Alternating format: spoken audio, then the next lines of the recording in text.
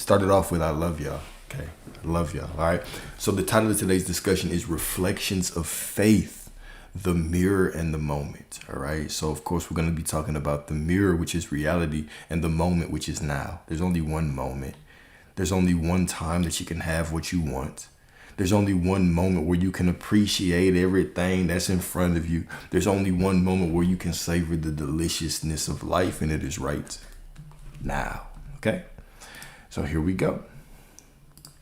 Before I forget Instagram. There. All right.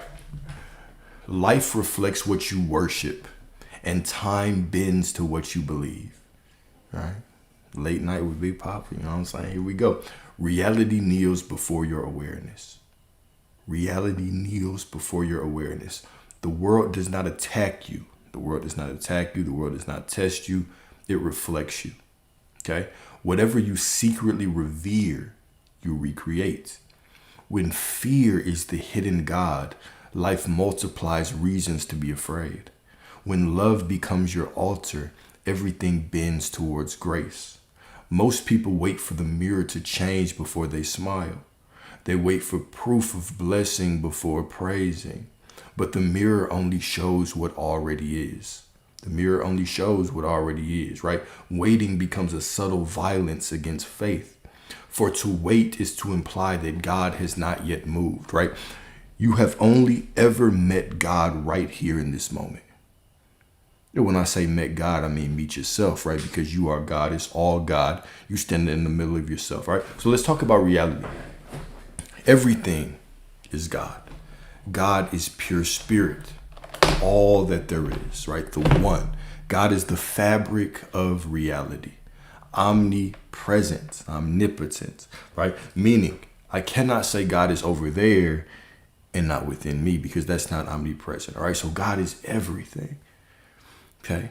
And so this divine spirit decided to experience itself and was made manifest within you. Okay. So now you have this individualized perspective of reality, of all that there is. You sit in the middle of yourself. So you are God in the middle of God. You just have this blessing of an ego. And what the ego does is it gives you the ability to perceive separation, to have an individualistic view of yourself, right? So the ego puts a boundary in between you and the outside world, and it says me and you. It says us versus them. It says them versus me. It says me here, the tree is there. Me here, the person I want is there, right? So the ego creates this boundary that allows you, that gives you the divine opportunity to walk through life and have the experience, the illusion of separation. What is the benefit of the illusion of separation? What's the benefit? Well, if you are love, which you are, how would you experience yourself without the illusion of separation? Okay. If you are prosperity, which you are, which your divine ass, how would you experience prosperity without the illusion of separation? So we see that this ego is holy, it's sacred, it's divine. Right? It allows you to have a human experience. Okay? A human experience. Right? So when we talk about the ego, it's not something to cast away. It's just simply something that allows you to perceive the fullness of yourself from within yourself. All right? So the mirror principle. All right? So I kind of was talking about this, flirting with this verse before we even hit the record button. But Proverbs 27:19. As water reflects the face, so one's life reflects the heart.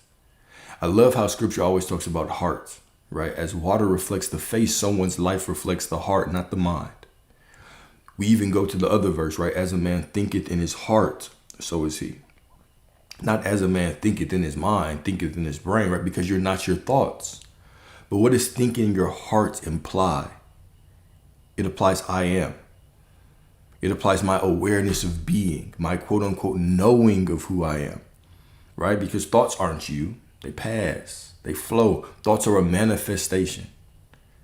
Emotions are a manifestation in themselves, right? But you are the I am, okay? You're the unshakable, eternal, divine I am. And what you say is what you are, all right? So as water reflects the face, so one's life reflects the heart, the knowing of who they are. Now, what's interesting, if you truly start reading scripture, if you don't understand it metaphysically, it will kind of contradict itself, right? So one's life reflects the heart. The heart is the knowing of oneself. Now, it also says the heart is deceitful above all things. Who can know it? Y'all know what I'm talking about, right? The scripture says that as well. What is the difference? What's the difference between that and this and that? Well, when we talk about the heart is deceitful above all, who can know it, right? We're talking about your emotions, your feelings, right? Your emotions can flow, right? You get cut off in traffic, all of a sudden you are in a bad mood. Does that mean that you are bad? Does that mean that you are less divine? No. You're still perfect. You're just having a human experience, okay? And so if thoughts don't help, there needs to be an energetic transformation, yoga, tantra, etc., right? These lectures are cool, but that's the missing link. I mean, if that is your belief, then you can do that, right? You're all welcome to your belief, but don't project on me that there's a missing link. There's no missing link. There's absolutely no missing link. You are God. How could there be a missing link? You are already all that there is, all right? You're already all that there is. What you say you are is what creates reality.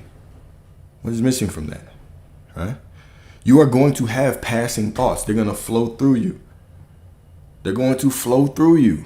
You're going to have passing emotions. They're going to flow through you, right? Now, we can say that, yes, I need to transmute them. But now you're just putting another condition on top, right? You just are God. What you say you are is what it is. Simply accept your desires as truth and allow them to be made manifest in your life. All right. So Proverbs 27:19, as water reflects the face, so one's life reflects the heart. Your life is not a collection of random events. It is the perfect mirror of your inner world. Every experience, every encounter, every outcome, right? Every outcome is a reflection of the tone of your heart. The knowing of who you are, right? If I'm someone who knows that I am God, no matter what, I know I'm prosperity, I know I'm love, no matter what. And guess what? The ego, of course, is going to have thoughts and they're going to run sometimes. The emotion, of course, I'm going to feel some kind of way sometimes. That's part of my natural human experience. It's still a perfect part of me. And if my thoughts are opposite, it's just an alarm that goes off. It's a reminder. It's an opportunity for me to remind myself that I'm still God. That I'm still closer to God than ever right now, even when I perceive separation. Because separation is an illusion anyway. All right? Cool. Okay? Because I want to be very clear even when we talk about thoughts, right? Because we'll often say, like, our thoughts create reality. And I'll say, okay, well, how about you go binge watch Breaking Bad? For 2 weeks, binge watch Breaking Bad. And only speak about Breaking Bad. Speak about it with your friends, speak about it with your family. Your life doesn't turn into Breaking Bad. Why? Because they're just thoughts. You're not identifying with them. To you, you see them as something else. This is another reality.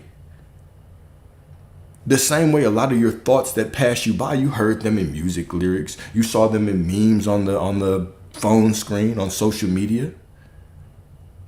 You can simply decide, no, this is not me. This thought, this is an old version of me, but who I am right now is God, is perfect. Okay?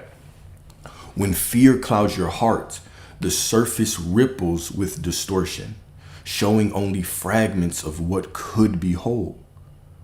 God placed this mirror in creation so that you might see yourself clearly, not to punish, but to awaken. The outer is never separate from the inner. It is your consciousness taking shape before your eyes. The outer is never separate from the inner. I'm going to have to slow down. It is your consciousness taking shape before your eyes, okay? This is why the wise do not fight the reflection. They purify the source. They do not curse the mirror for showing a storm. They calm the waters within, right? I don't curse the mirror for showing me something I don't like. I don't fight against the reflection when that person or that situation shows up in a way that I don't want. I simply know it's just a reflection of me. Fighting against reality is like me standing in front of the mirror and yelling at my reflection to change the shirt. It would do no good. I would drive myself crazy. But when I remember and know who I am, right? I simply change my perception. I no longer have to, I don't bend reality. I don't bend the spoon. There is no spoon. I simply change my perspective. I simply know who I am. I simply purify my mind and I allow reality to follow. All right? So to change your world, you must first change your worship. To change your world, you must first change your worship. Life does not reflect what you wish for. It reflects what you revere, what you worship, okay? Whatever you hold most consistently in the sanctuary of your heart becomes your visible reality. When the heart remembers its divinity, the mirror clears, and you recognize the world not as your adversary, but as your echo, right?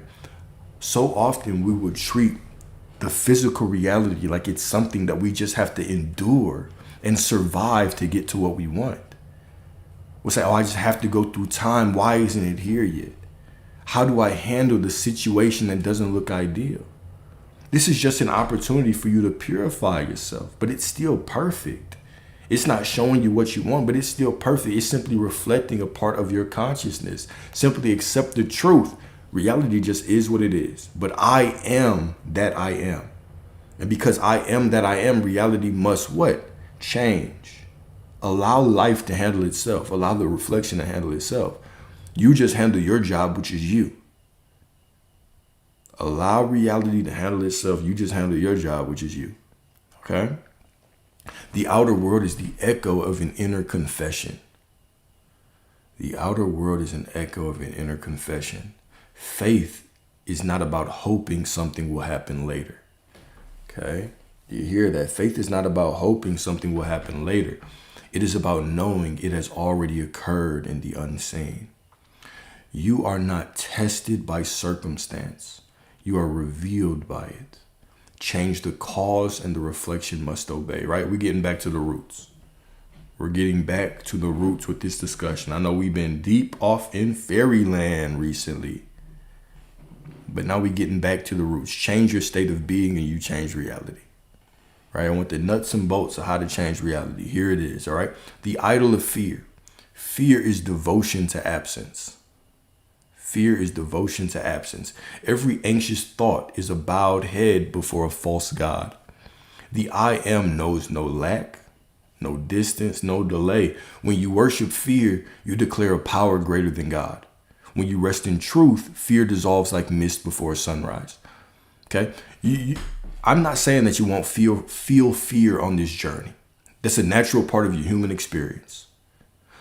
But you're going to have two paths. You have your fear that tells you you are not what you desire to be. And you have the God within you whispering to you through your desire saying, yes, you are who you desire to be. And you get to make a choice. Which God will you serve?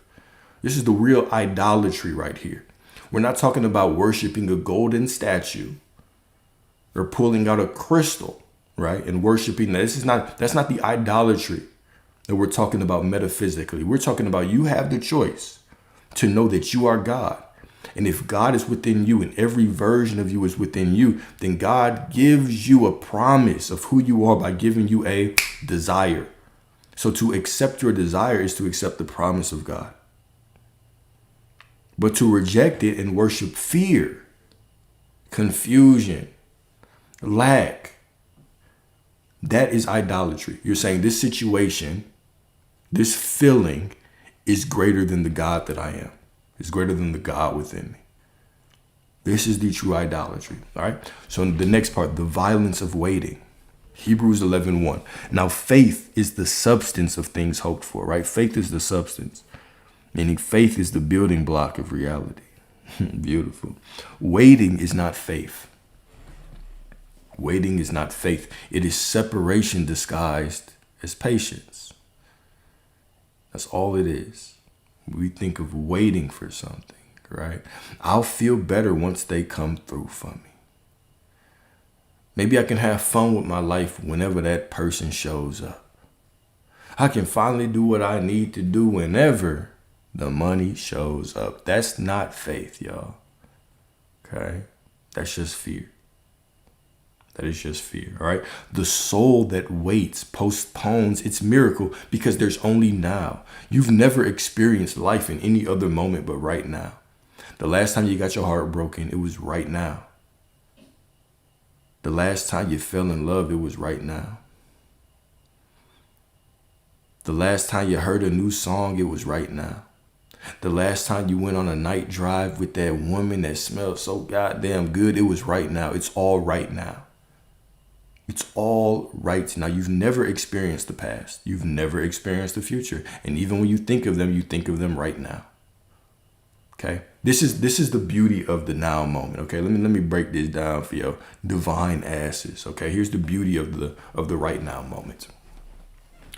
Being in the present implies that you have what you desire. Because if you had what you desired, you could only enjoy it in the present moment. Let me take you through the SP journey. The triggering SP journey of how this could work in your life. And you can apply money to it. You can apply whatever to it. I just like SP because it seems like people are SP crazy. Right? SP stands for specific person. All right? Specific person you want in your life. Now let's say that you meet this beautiful God. This beautiful goddess. Right? And when you first meet them, life is absolutely beautiful and divine. Can't get enough of them. Constantly thinking about them, right? When I'm with them, it is as if time just slows down, right?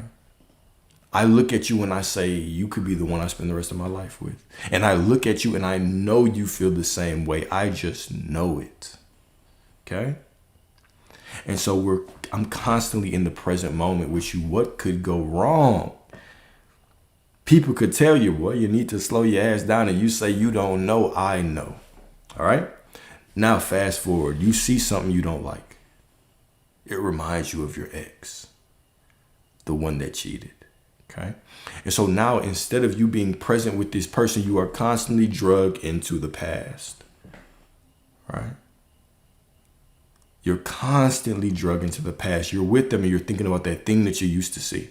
Damn, my other person did this. Now, when they're not there, you're thinking about all the possible things that they could be doing. Then when you're with them, you're thinking about what they could be doing when they leave you. You're not in the present anymore, so you can't have them. And what happens is they leave.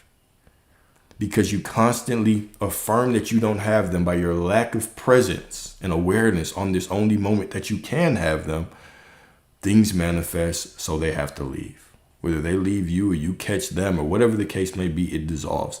And then you come on this journey, right? And you're like, oh, I can manifest them. Let me click on this video, manifest a special person in 3 days. Okay? But even then, right, you hear this. And you start doing all these techniques, but you're still not present. You're thinking about the past and all the things you could have done better. You say, well, what about this? They were like this. What if they were this? Man, I wish I had done this better. I can't believe they did this to me. You're constantly in the past that doesn't even exist. So you're not even in the present having them anymore. You're still doing the same thing you did. And then when you come to the present, you're like, oh, I can't be here. I don't like it. I have to think of the future with them. So you long for a future with them and you completely disregard the present. You can't have them. A lot of people ask me, Alex, how do you get the shit you want so damn fast? How does shit just show up? Because I'm always present. There's the key. Because I stay in this moment. I simply focus on the knowing that I'm God. That's it. I know that I'm God. I know it's going to all work out. I know that I don't need it, but I want it. And that's enough to prove to me that I already have it. The magic moment is the present moment. Because if somebody says, well, you can't receive it if you don't have it. You can only have what you give to yourself. You can only have what you have. The universe only gives you what you have, right? And then we actually dig through this. So we say, okay, well, I could only have it if I was in the present moment with it. Well, now the present moment becomes sacred ground for a lot of reasons. For a lot of reasons, right? Isn't this what I am that I am? said to Moses at the burning bush, right?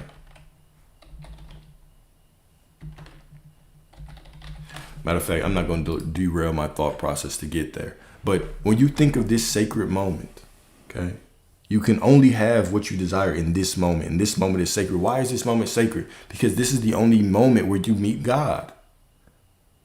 God exists right now in this sacred, generous, giving present moment. All right. You are the temple of the Most High. So everywhere that you stand in this present moment is sacred ground. When you go into your imagination right now, you are communing with God in this sacred moment. Everything about this moment is divine. If God is everything, everywhere, everything, all at once right now in this moment, right? Whenever I talk about somebody or think about somebody, this is a sacred moment. All right. Cool. All right. So waiting is not faith. It is separation disguised as patience. The soul that waits postpones its miracle. Divine timing is not delay, right? It is now recognized as sacred, right? This is what divine timing is. When is divine timing? Divine timing is right now, okay? Right now is divine timing. Coco. All right? When you stop waiting and start knowing, time bows to your conviction and mirrors fulfillment. Whoa. I almost fucked that up.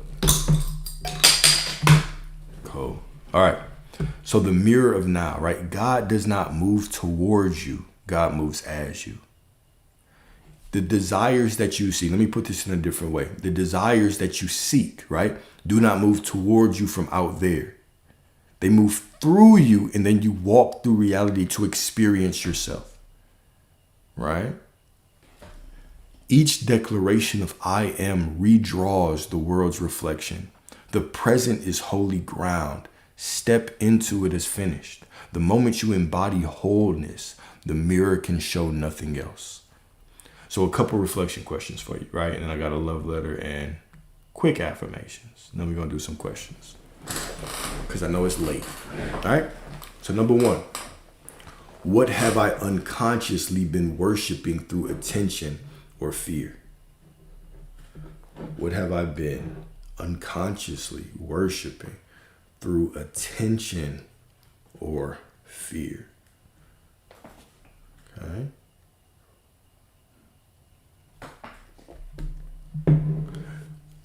Number two, where am I mistaking waiting for faith? If there's only now, where are you mistaking waiting for faith?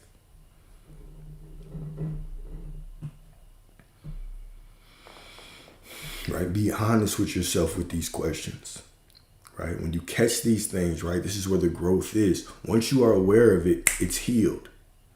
There's no journey to go down. Once you are aware of it, it's healed. Now it's a choice.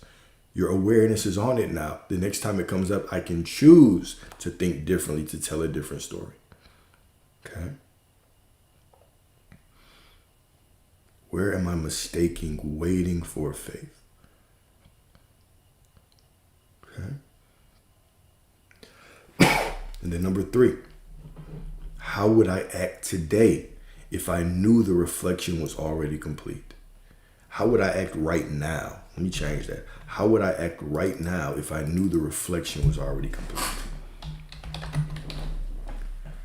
How would you act right now if you knew it was done, right? Remember, life takes care of itself because life is God and God can handle itself. You don't have to micromanage source. You simply know who you are. You simply have to decide that you are.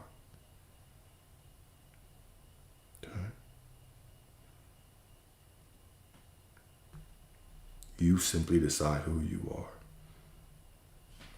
Okay. So now I got a reflection for you, okay? Remember, right? If they're already with you, you wouldn't need the apology. They're already with you, you wouldn't need the apology. Right? Exactly, right? I mean, you can only be a mom, and that is perfect. And that is perfect and divine and enough, right? We often tend to look out and think about all the things that we quote unquote cannot do instead of simply acknowledging all the things that we can do absolutely perfectly, right? Don't make it a story of what you can't do. Make it a story of what you can do, right? Focus on what you can do, right? It's just water. It's just water. I just put it in a beer bottle, but it's just water. I can feel a fake account typing right now. All right, so here we go. Here we go. My beloved self, the world has never been your enemy. It has only ever been your mirror, faithfully reflecting the prayers you whispered beneath your breath and the fears you dared not name aloud. Every shadow was just your light misunderstood, waiting for you to remember its source. You have never been punished by life, only answered. Every circumstance bowed to what you secretly believed about yourself. You have spent lifetimes waiting for the mirror to change, not realizing that it was waiting for you. Every not yet was your own disbelief echoing back to you as delay. You called it divine timing, but God was never late. Time only bends to faith, and faith lives now. The moment you said, I will be, you left the throne of I am. The moment you said, I will be, you left the throne of I am. So stand again in the temple of awareness. Reclaim your altar from fear and place truth upon it. When the mind trembles, whisper all is now. When the world resists, remember the mirror obeys my seeing. Life does not respond to what you wish. It responds to who you are being. You were never meant to wait for miracles. You were meant to recognize them. You were never told to chase God. You were told to be still, to cease striving and know. Let your knowing become worship. Let your knowing become worship. Let your stillness become your prayer. And as you rest in this sacred recognition, the reflection will soften, the noise will quiet, and reality will begin to look like you again. I'll say that one more time. You were never told to chase God. You were told to cease striving and know, to be still and know. Let your knowing become worship. Knowing who I am is my worship of the divine. Let your stillness become your prayer. When we talk about stillness, we're talking about presence. We're not talking about freeze tag, all right? Let your stillness, let your presence, your ability to be in this moment become your prayer. Whenever I am present, I am letting God take control. I simply enjoy the beauty of this moment, knowing that God in reality is taking care of the rest. Let me say that one more time. That was a gem.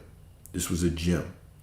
When I am present, I am showing my faith, because when I am present, I am acknowledging that this moment is perfect, and I am allowing reality to be what it is and unfold perfectly to match me. I'm letting God do what it does without me trying to micromanage it. Do you hear me? Okay? Let your stillness, let your presence become your prayer. And as you rest in this sacred recognition, the reflection will soften, the noise will quiet, and reality will begin to look like you again. You are not behind. You've never been delayed. You are the reflection of eternal completion, remembering itself, right? With love, I am that I am, right? No matter what. I am that I am, no matter what. No matter what. Okay? So a couple affirmations. We got 1, 2, 3, 4, 5. 1, 2, 3, 4, 5. All right? So these are short. These are very short and sweet. Okay? Number 1. I no longer bow to fear. I rise in faith. I no longer bow to fear. I rise in faith.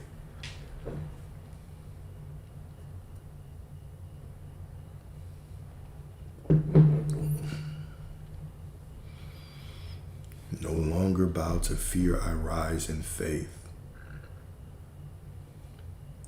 Number two, I no longer wait for the world to move. I move the world by being. By being what? By being God, by being still, by being present, by being love, by being prosperity, by acknowledging myself as all of those aspects of the divine, right? Life is a sacred dance of being and doing. Okay, we had a discussion the other day where we talked about the sacred ego. And we talked about the illusion of separation, right? And the illusion of separation is this: if you truly felt unity and oneness at all times, meaning if you merged into the chair and every single other human and the birds in the sky, your mind would collapse. So in order for you to experience yourself, you have to descend into the illusion, okay, of duality. This is represented in scripture by what? By the eating of the tree of the knowledge of good and evil. The whole story of the Garden of Eden, being kicked out of the Garden of Eden, it was not a fall from out of punishment. It was simply a forgetting, going into this world of duality, right? Into this illusion of separation, like the good brother said. Okay? So as you're walking through this illusion of separation, because on a soul level, you know that you are connected to source, you are going to feel a quote unquote lack sometimes. You're going to feel this separation sometimes. But that separation is just your soul reminding you that there is no separation. Even when you feel separate, it's just a reminder that you are simply experiencing separation for the sake of this illusion.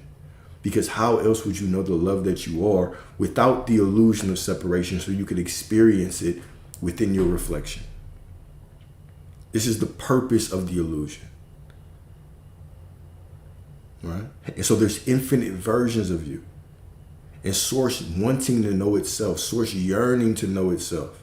Source reminding you of who you are simply gives you these desires. And oftentimes we'll perceive them as lack. We'll look at the desire and we'll say, I just feel this lack, Alex. I just don't know. Do I have to want the desire less?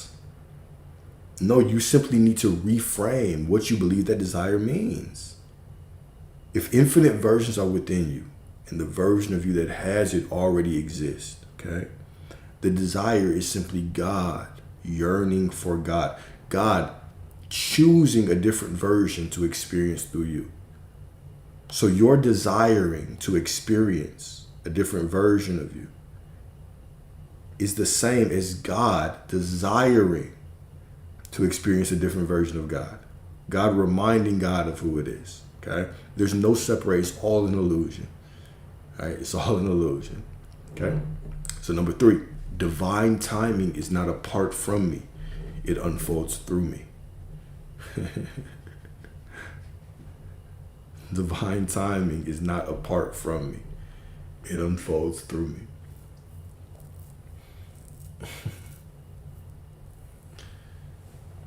I had 4 sessions today.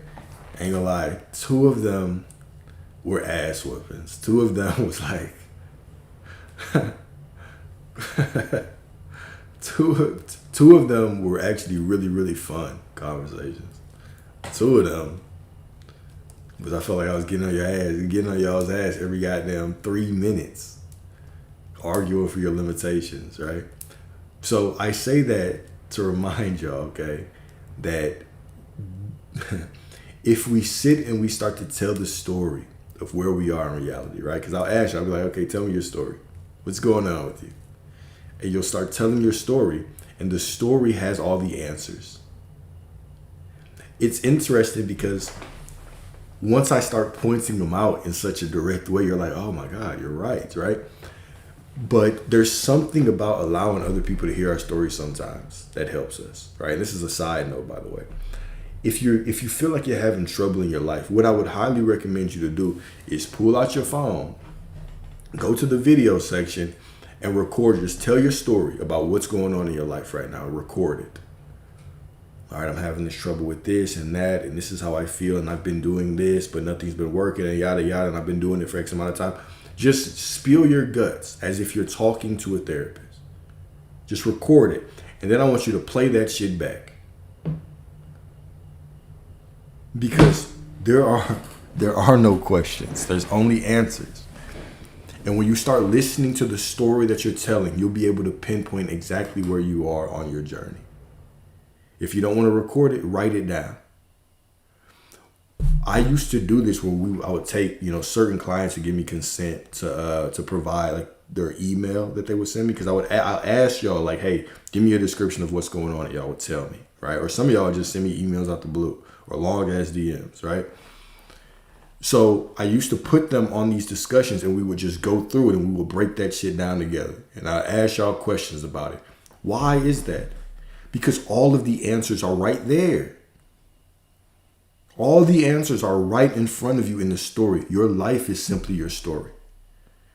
And so when we start breaking it down, okay, well, I know that my thoughts or my beliefs create reality, but I just feel, right? All of these things highlight what you believe. They highlight how you see reality, how you perceive yourself, and the answer is always hidden in those things. Okay? Damn. So if you can have the awareness to look at these things, okay, I'm telling you, you can fix a lot of things in your reality simply by paying attention to you. This is why I'll constantly tell you, right? Awareness is your best friend. Consciousness. When we hear consciousness, we think of intelligence and reading and shit. That's not what I'm talking about. That's just intelligence and reading and shit, all right? When I talk about consciousness or awareness, I'm talking about your ability to actually listen to what you're saying, to listen to what's going on up here. Right? A couple of y'all, I've played back videos from last conversations and be like, you know what? I'm tired of this. We're saying the same shit over again. Let's start listening to this. And when you start listening to it, because I tell y'all to watch the videos back, and some of y'all are like, no, I watched it, Alex. And I'm like, okay, bet. Now, if we start having the same conversation a couple minutes into it, let's pull up this last video. And then you start hearing yourself and you're like, oh shit, I'm just arguing for my limitations over and over again. You would be amazed how just listening to yourself, right? Just say what's on your mind, tell your story, and then step out of it and objectively listen to yourself. It's worth it. It's worth it. It's absolutely worth it. Okay? Do it out of love. Do it because you deserve the life that you desire. You have the answers. Right? You have the answers.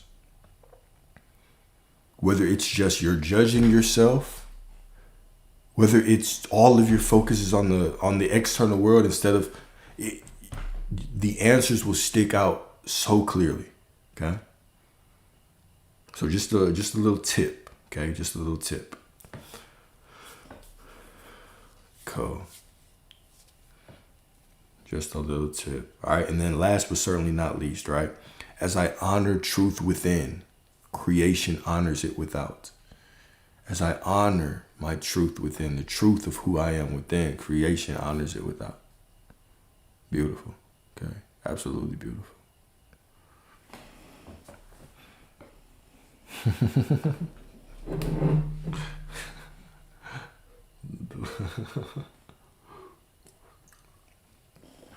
The liquor is wild. Sometimes I think y'all believe I'm just a drinker. I mean, I am, but yeah, that's the whole discussion for today, right? It was short and sweet, right? So we can do Q&A now if y'all have any questions that y'all want to talk about. Hell, if y'all want to join, go ahead and join as well. But yeah, we'll just do questions for the rest of this until I get sleepy, I suppose. Man, look, y'all, I've been riding this high for like 3 days. Okay, before these, I told you I was kind of having these down days. Still perfect, right? But emotionally, I was having these off days for no reason, not because anything happened. Right? No SP talk. All right, okay, I got you. I'm gonna take that. Let's take that bet. Let's see how long we can go without talking about SP. Let me set a timer.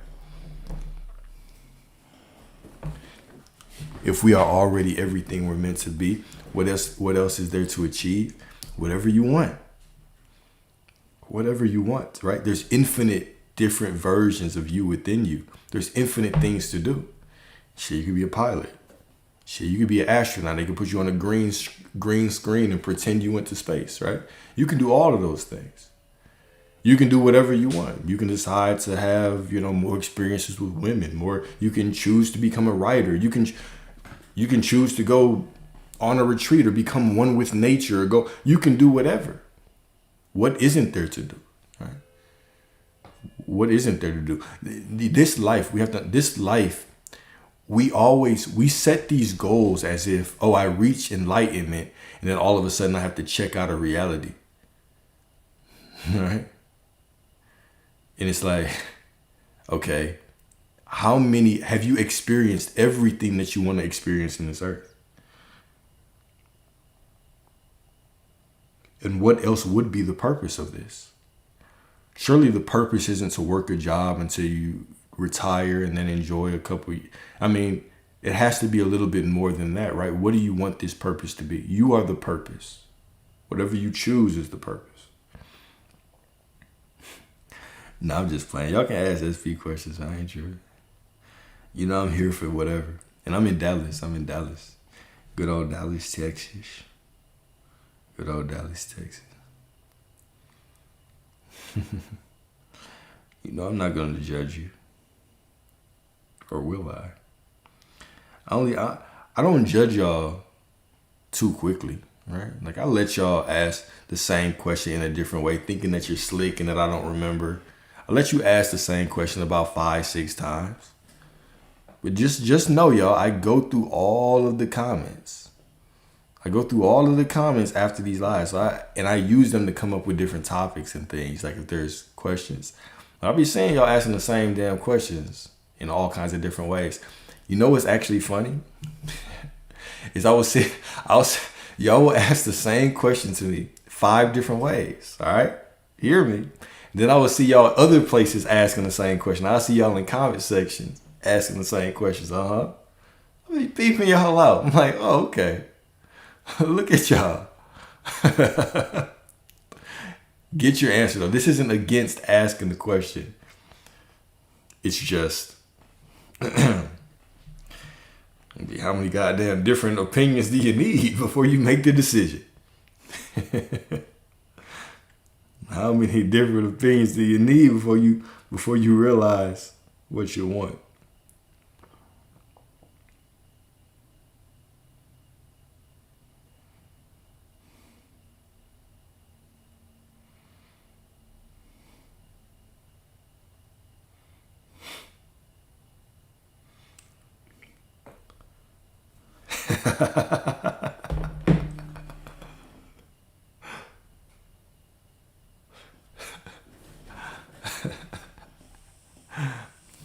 What's up? Hi, Alex. How you doing today? I'm doing pretty good. How are you? I'm always blessed. It's good to hear from you. It's nice to hear from you, too. I've been seeing you do the lives with the guys early in the morning sometimes. Yeah, early in the morning, that's my thing, man.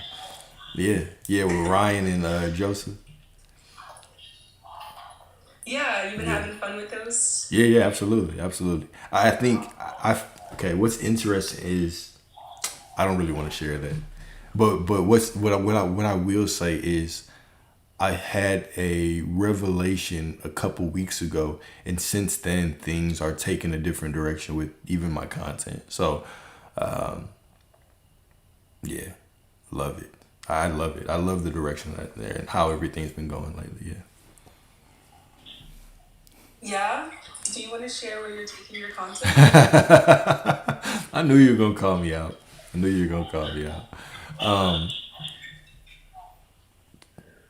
Not really. Not right now. It's not gonna be like a big change.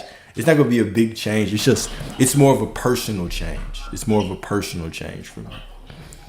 It's something that's very personal to me with how I'm delivering my content and what I'm like the message that I'm trying to get to.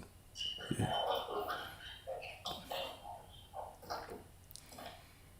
Oh, okay, like the message of remembering that God is within. Yeah, yeah. So what you got going on tonight, man? That's What you doing? man, I don't know. I just opened TikTok and you were here, and I'm like, this is so awesome. Like, I love when the timing is right. Yeah, it's always right, isn't it? When is the timing not right? I share. But wait, I had a question. It's kind of like a maybe convoluted question, but a question nonetheless. Okay, okay. Okay, so what do you think about the patriarchy? In general, Yeah, like, do you believe in it? Do you think that it limits women? Do you think that it limits men? Like, what's your perception on the dynamic between men and women? I mean, do I think that I guess at a time there was a time where I thought on both ways. I was like, oh, it limits women. There was another time where I thought that it was just kind of an imaginary thing. I will acknowledge right now that whatever truth you accept, anyone accepts about it, is what it is. But my personal opinion is that I don't believe anybody is held back by anything. I think that we can name a lot of things right now in reality that should have a hold on us, right? And have kind of slowed down the progression of certain people, whether it's via gender or race or whatever throughout time, right? But but okay. Most of those items, I have to be consistent with my message, right? Most of those items at this point in time are mental blocks. They're mental prisons that we put in.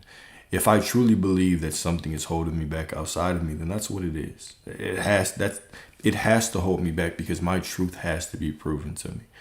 Right? Now, am I saying there are or are not physical advantages and disadvantages in reality to certain genders or races? I'd be crazy to say that there's not certain things in physical reality that are set up.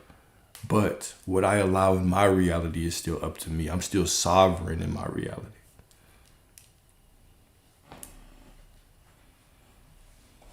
Interesting. What's your perspective? Interesting. I don't know. It changes almost every day. Honestly, because I don't know. It does change. I don't know. It's very complex though, I will say. I think social media kind of clouds the judgment. At least it clouds my judgment sometimes. Like seeing how men act on social media, seeing how women act, seeing like sometimes it seems like men don't humanize women, and so it makes me question like how much can you kind of choose your reality versus a system that's been set up for thousands of years. Like I don't know. I was Well, no, curious that what you makes thought about sense. it. That makes sense. But there's all okay. So we have two layers of reality. Okay, we're gonna have a collective consciousness, which we can call those social facts, right? We can call those social facets, right? And like you said, right, we're above any kind of social construct, absolutely. But we have a collective consciousness, meaning that if a majority or a select few people put in a system to force people to abide by this system for their benefit, right? What keeps most people in this system is most people believe in this system, all right? So this system can operate and it can remove certain or it can add certain limitations to people. Sure, absolutely, right? But in my reality, in my walk of life, in my day-to-day life, I still have the choice to decide to be free, to decide to receive the reality that I want. I can look out there and I can judge everything out there. This is even why we have media and programs. Because if you really think of the nature of these things, the amount of suffering that we see when we turn on TV, it skews our perception of reality. For instance, most people will never truly see a war zone. Most people will truly never see real poverty. But when we look out on the TV and that's all that is fed to us, we see all this suffering. We start identifying with, hey, the world is bad. Well, certain things that are being shown to us, yes, and I'm not going to deny their quote unquote existence, right? Because if God is all that there is, and all that there is must exist, what do we expect not to see if all that there is God, right? But if I turned on off the TV, how much of that oppression and suffering would I truly experience in my day-to-day life? That's always the interesting question. We'll say, well, the world is so bad and all of these things are happening. And I'll say, okay, well, how much of that do you truly achieve in your day-to-day life? And if I have this perception that the world is this way and all of these things are against me, okay? Now, how do I take that and implement that in my day-to-day walk? Now, does that stay at the forefront of my mind? And does that even impact me when I'm going to get a coffee? Does that impact me when I try to put in this job application? Right? How does that impact me on a micro level? So we see how the programming is meant to kind of get into our minds and impact us. Even when it's not impacting us directly, it's still impacting us mentally, which impacts us directly. So the fight that we all are kind of in is for our own consciousness, right? Since we are a collective, can one person sit here and just manifest world peace? No. But in your reality, you can have absolute peace and bliss and joy and fulfillment. You can live a life that's completely free from any kind of oppression in your reality. I'm like, does that mean that those things aren't out there? Well, if you don't see them, we can go to the observer effect and talk about that, right? If you don't see them, do they exist, right? That even brings up another point. It's, if a tree falls in the middle of nowhere, does it make a sound? Well, there is no tree. If I am constantly focused on the suffering of others, does it actually help their suffering or increase their suffering? If I'm sitting here and I'm constantly focused on other people's suffering,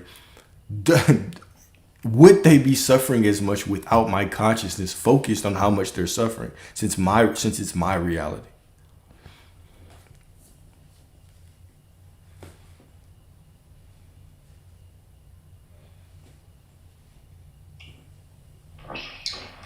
Yeah, pretty deep. Yeah, it goes, and I wouldn't say it's a way of justifying ignoring the reality. Oh, go ahead. Oh, no, I think my timing's off. What were you saying? I was reading that comment. It said, isn't that a way of kind of justifying ignoring reality? Well, I mean, that's a blunt way to put it, but, honestly, when I think about it, I'm like, well, if that's what you want to call it, then sure. And then I would say, okay, well, what would be the negative about that? Like, let's say that it is just saying ignore quote unquote reality. Then I would say, okay, well, what is the problem with that then? What would be the downfall or the detriment, or what would be the negative impact to your life about that? Well, I wouldn't be as informed. I mean, I think Go ahead. for me, like, it sucks to look around you and kind of see the world on fire, or to see like people getting hurt at the hands of a system or people within a system. Like, there's a book, Women Who Run with Wolves, and there's a story about a lady who wanted to stay out of it, right? And she lived in the woods by herself, but there was a man who refused to let her live by herself, and he wanted to dominate her, so he ended up unaliving her. And the only reason she got justice was because her hair was golden. And the hair that was planted when she was in the ground, it turned into instruments, and her song, her spirit could get out there to tell her truth. And so I'm like, there's women over the history of the world that have been oppressed by men. And it's not just like they're living in their own idea or their own bubble. It's something that's coming to them, even when they try to mind their own business, Okay. Trying to mind their own business and knowing that there's all this suffering in the world is different than knowing that my world is peaceful and the suffering's not going to come to me. That's still two different things. Like me hoping for some woman to change my mind on women and hoping that she'll show up and be good, but still having this expectation that all women are like this and cause suffering. It's the same. So I hear that, right? And y'all that's listening, it's not to push y'all in any direction. It's just to offer a different perspective. It is, if your consciousness creates reality, right? And these are people in the world suffering. Does placing your focus on their suffering help them? Does it help them? If there's nothing that you can do, does it help them? Now, we can say, oh, yes, no, well, like, I could do a cause, or it's just because I'm empathetic, or we could do all of that, right? Does that help them? Okay, maybe it does in your perspective. So if it does, then continue to think that way. Does it help you? Does it help you to constantly focus on all the suffering? This is how the world will trick y'all. This is how the world has tricked us, not y'all, us, okay? Is that we're constantly bombarded with these images, with these, you're not supposed to know, humans are not supposed to know these concepts, like the concept of even things like a serial killer. Like this, like we have this TV that's constantly saying all of this stuff is going bad. The economy is going bad. There's war in all these other places. But in your reality, it's already perfect. But us bringing that mentality into our life just causes more suffering for us in our life. And now we can't show up the right way for other people. Now it bleeds into the way that I look at my ability to receive a job. If I am God, okay, then there is no societal construct that should be able to hold me from getting a job. If I decide I have it, I should have it. If I decide I'm prosperity, I should have it. Right? So this is the only thing I'm trying to push, right? I am not denying that there are certain things that are happening, right? But I'm denying, or what I'm pushing is the perspective of what are you actually using your consciousness for to help those things?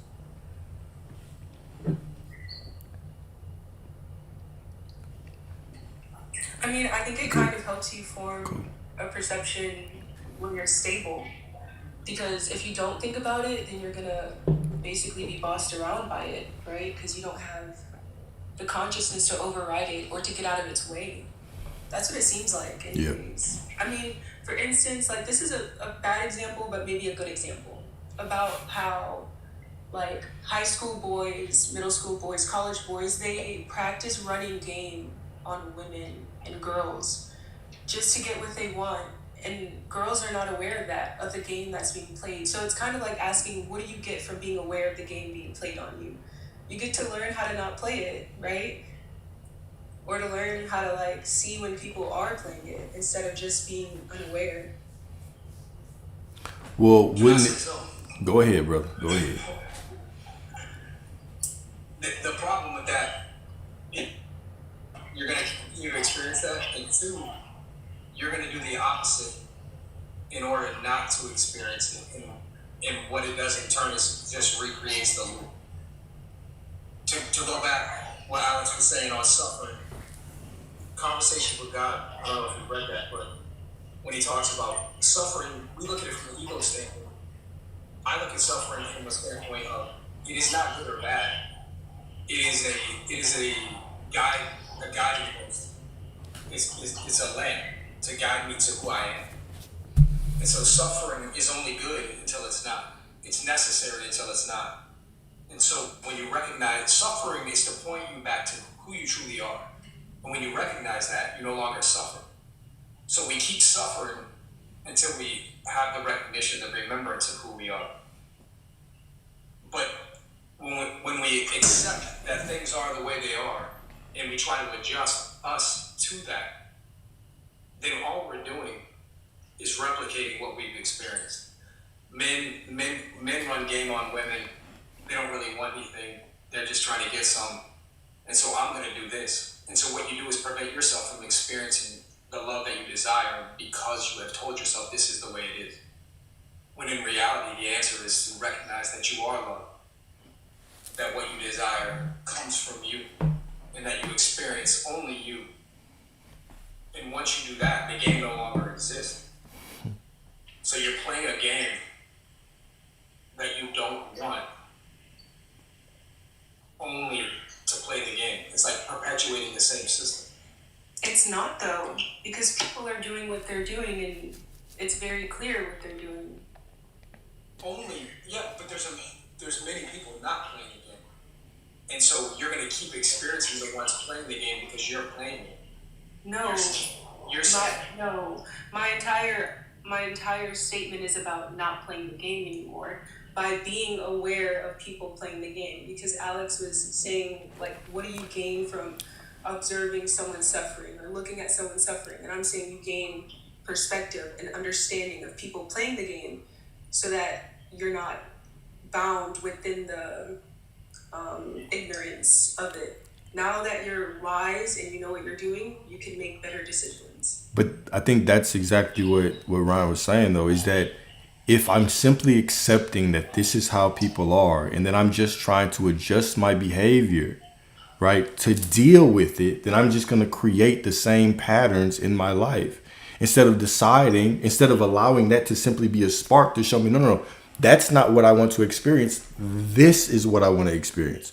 So when I shift my focus onto what I want to experience, now I can pull that. So it's like everything that we see is simply this divine alarm. It's showing you what you want to experience, right? It's not that you have to focus on, men run game on women, and I have to focus on men that do that and avoid that. It's no. I need to focus on what I actually want. And then what I actually want can show up in my reality. So just right. So that's what I'm saying. To know what you want, you have to understand what you don't want to some extent. So that's what I'm saying. I'm not saying I'm understanding it to change my behavior. I'm understanding it to understand my role within all of it. Because what you're ignorant of, you just don't know.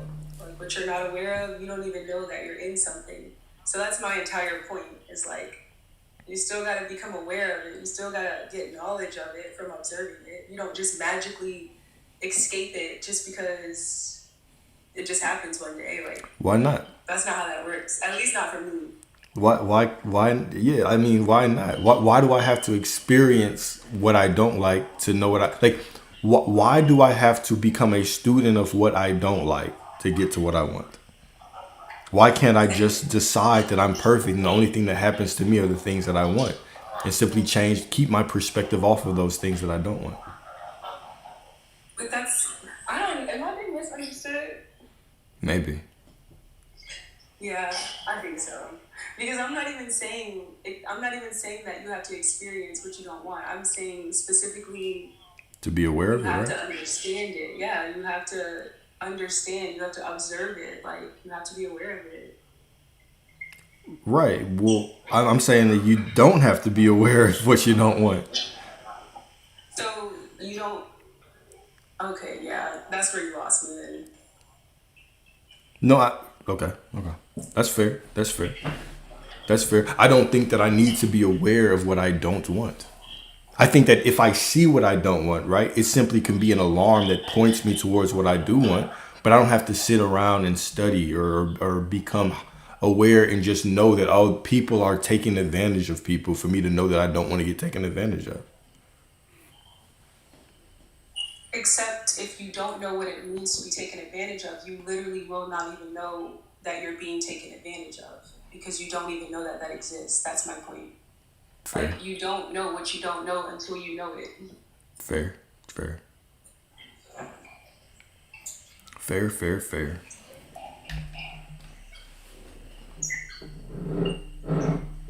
offer a couple perspectives?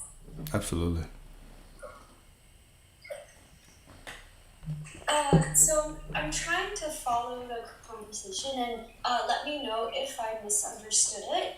But in the example of how do you know you're being taken advantage of, like if you just don't know, then you don't know. And yeah, I think I can use my life as an example of that, where I currently I'm honored and I love being able to parent my parents or reparent my parents. But yeah, for like ever since I was maybe in like 5th or 6th grade, I started doing garden work. I started babysitting, and like even like as far back as even like 3rd grade, like I had this like intense mindset where like everything I earn, I'm gonna give to my parents. And I did not have the awareness as a child that, my parents they were extremely blessed in that they had a child that like wanted to take after them. The older I grew, and even currently, like people tell me, actually now that I think of it, no one says this to me. No one has said that in a year. But there was a period in my life where everyone around me was saying that's financial abuse, that's child abuse. Your parents are taking advantage of you. This is not fair. Like you are you are giving them the life that they want, and you're not getting to live your life. And I get that. Like I've paid off my parents' credit card debt over $30,000 3 times. I'm currently on my 4th right now. And like my friend, like a really good friend from junior high, looks at that and goes, "Oh my God, like, do you know what you could have done with $100,000? You could have started your own business. You could have been a millionaire, but you gave that up to help your parents." And there was like, yeah, this was literally in 2023, probably one of the most depressed times in my life when my friends were saying this to me. But it's a perspective shift. Like, and it comes from me now. And that's probably why no one has the balls to say that to me now. I am so happy. I am blessed. I am prosperity. I am abundance. I am I'm living. My inner child is so happy right now. I have my childhood dream job. Getting to dance at Disneyland, I get paid to make dreams come true. And my motto is, or when you get hired into Disney, you're told the mission statement of every employee at Disney is, I create happiness. That's what I get to do. I would do it for free, but I get paid. And where does that money go? It still goes to my parents because I adore them and I love them and they're perfect because I'm perfect. And so, it's a choice. I think I go back to what Ryan and Alex say, that it's a choice. I don't care, no matter what people think of me. Don't get me wrong. That friend from junior high still exists in my life. Also, has not talked to me, interestingly enough, in like a year and a half. Like ghosted me. That's fine. Like I'm happy for him. Like if he appears in my life again, open arms. The prodigal son is returning to me. But yeah, I've made a choice. I love my life. It is perfect. So that's perspective number 1. I'm going to take a break. I did have another idea that was creeping up when you were talking, but hopefully I understand the context of the question. And it's just my perspective. This is just my answer. Beautiful. Beautiful, Glow. I think you understood it. I think that was a great point. I want to hear the second one.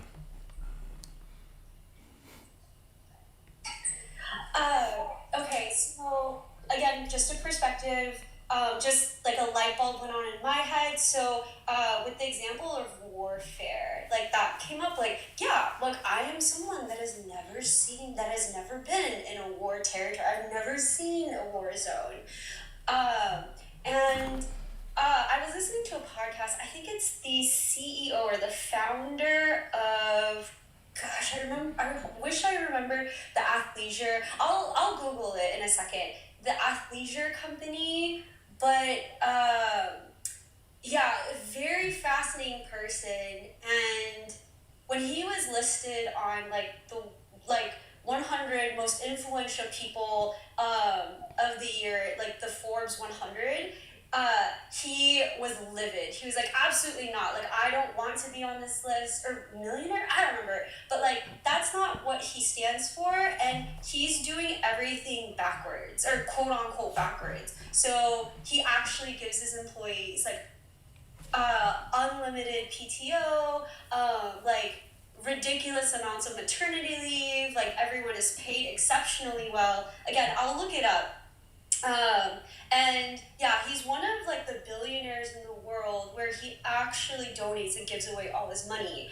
I don't think that happens without awareness. You have to have awareness of what is going on in the world to make the choice to change it and to say that I'm going to do the opposite. I'm going to do something different. So if you are in a war zone or whatever it is, like, it's like, you have a choice of, like, oh, that's not my reality, but also because you were exposed to it, now you can implement beautiful change in the world and you can create miracles. And so there's gratitude, deep gratitude there of, wow, I was exposed to this for a reason. There's a purpose. Wow, like I can do something. And so again, that's just what popped into my head when you started bringing up war and things. It's like, wait, there's beauty there. There's beauty there in the human experience of that. I can make a choice now, and like I can create peace and miracles in my reality for those people or myself if I am also experiencing that reality. Beautiful perspective. Absolutely. Beautiful perspective. Right. It's in that contrast that we kind of get the clarity on what we can actually do to help. How we can show up differently. Right. How we can, whether it's choosing to help others experience a different reality or choosing for ourselves to experience a different reality. Right. We go through contrast and we can get a lot of clarity on that. Beautiful.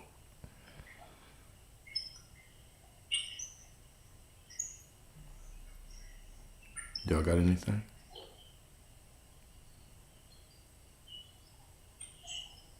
I appreciate you, Glo. I always appreciate your perspective.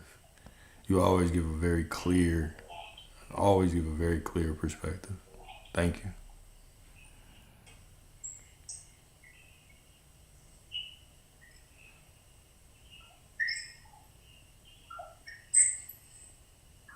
Thank you. I'm really curious to hear what Ryan has to say in response to. In response to what you said, what you just said. Yeah, the two perspectives that I wanted to offer everybody here. Yeah, I think it's beautiful. It was very, like you said, there's a lot of clarity in it. I think that it just goes back to what was being said earlier. I think that it's through our awareness that we color everything.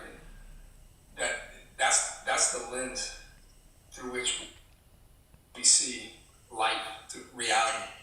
And so whenever we become aware of something that is not who we're being or that we desire, the reason that we end up experiencing that is because we are actively searching it out, whether it's subconsciously or consciously.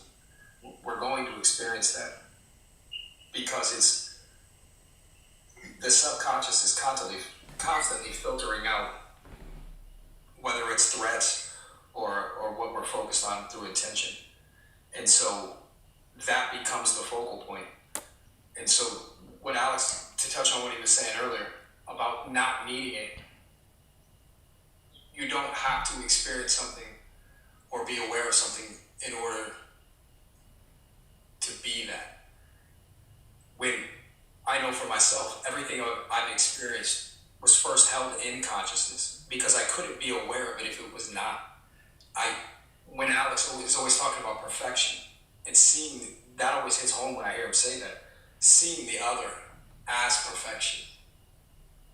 That is the greatest service to God, to the God in you, is seeing that other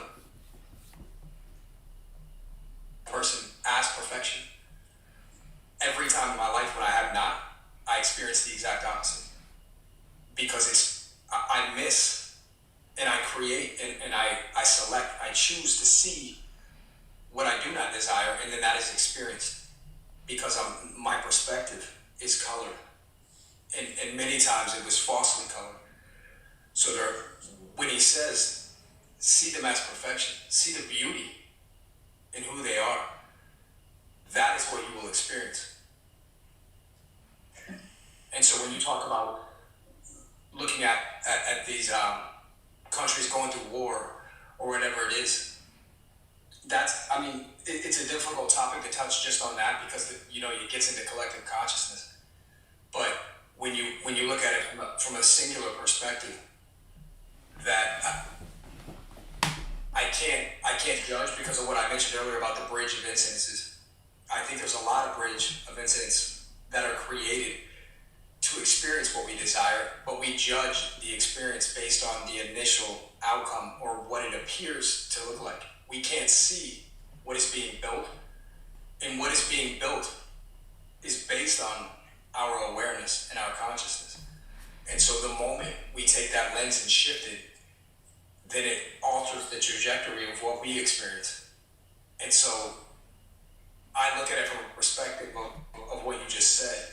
When you see the peace that is created from it, when we look at things that have happened in the past and then the peace that came from it, and the possibilities that were created for so many people involved, I always choose the perspective of the beauty in what is evolving. So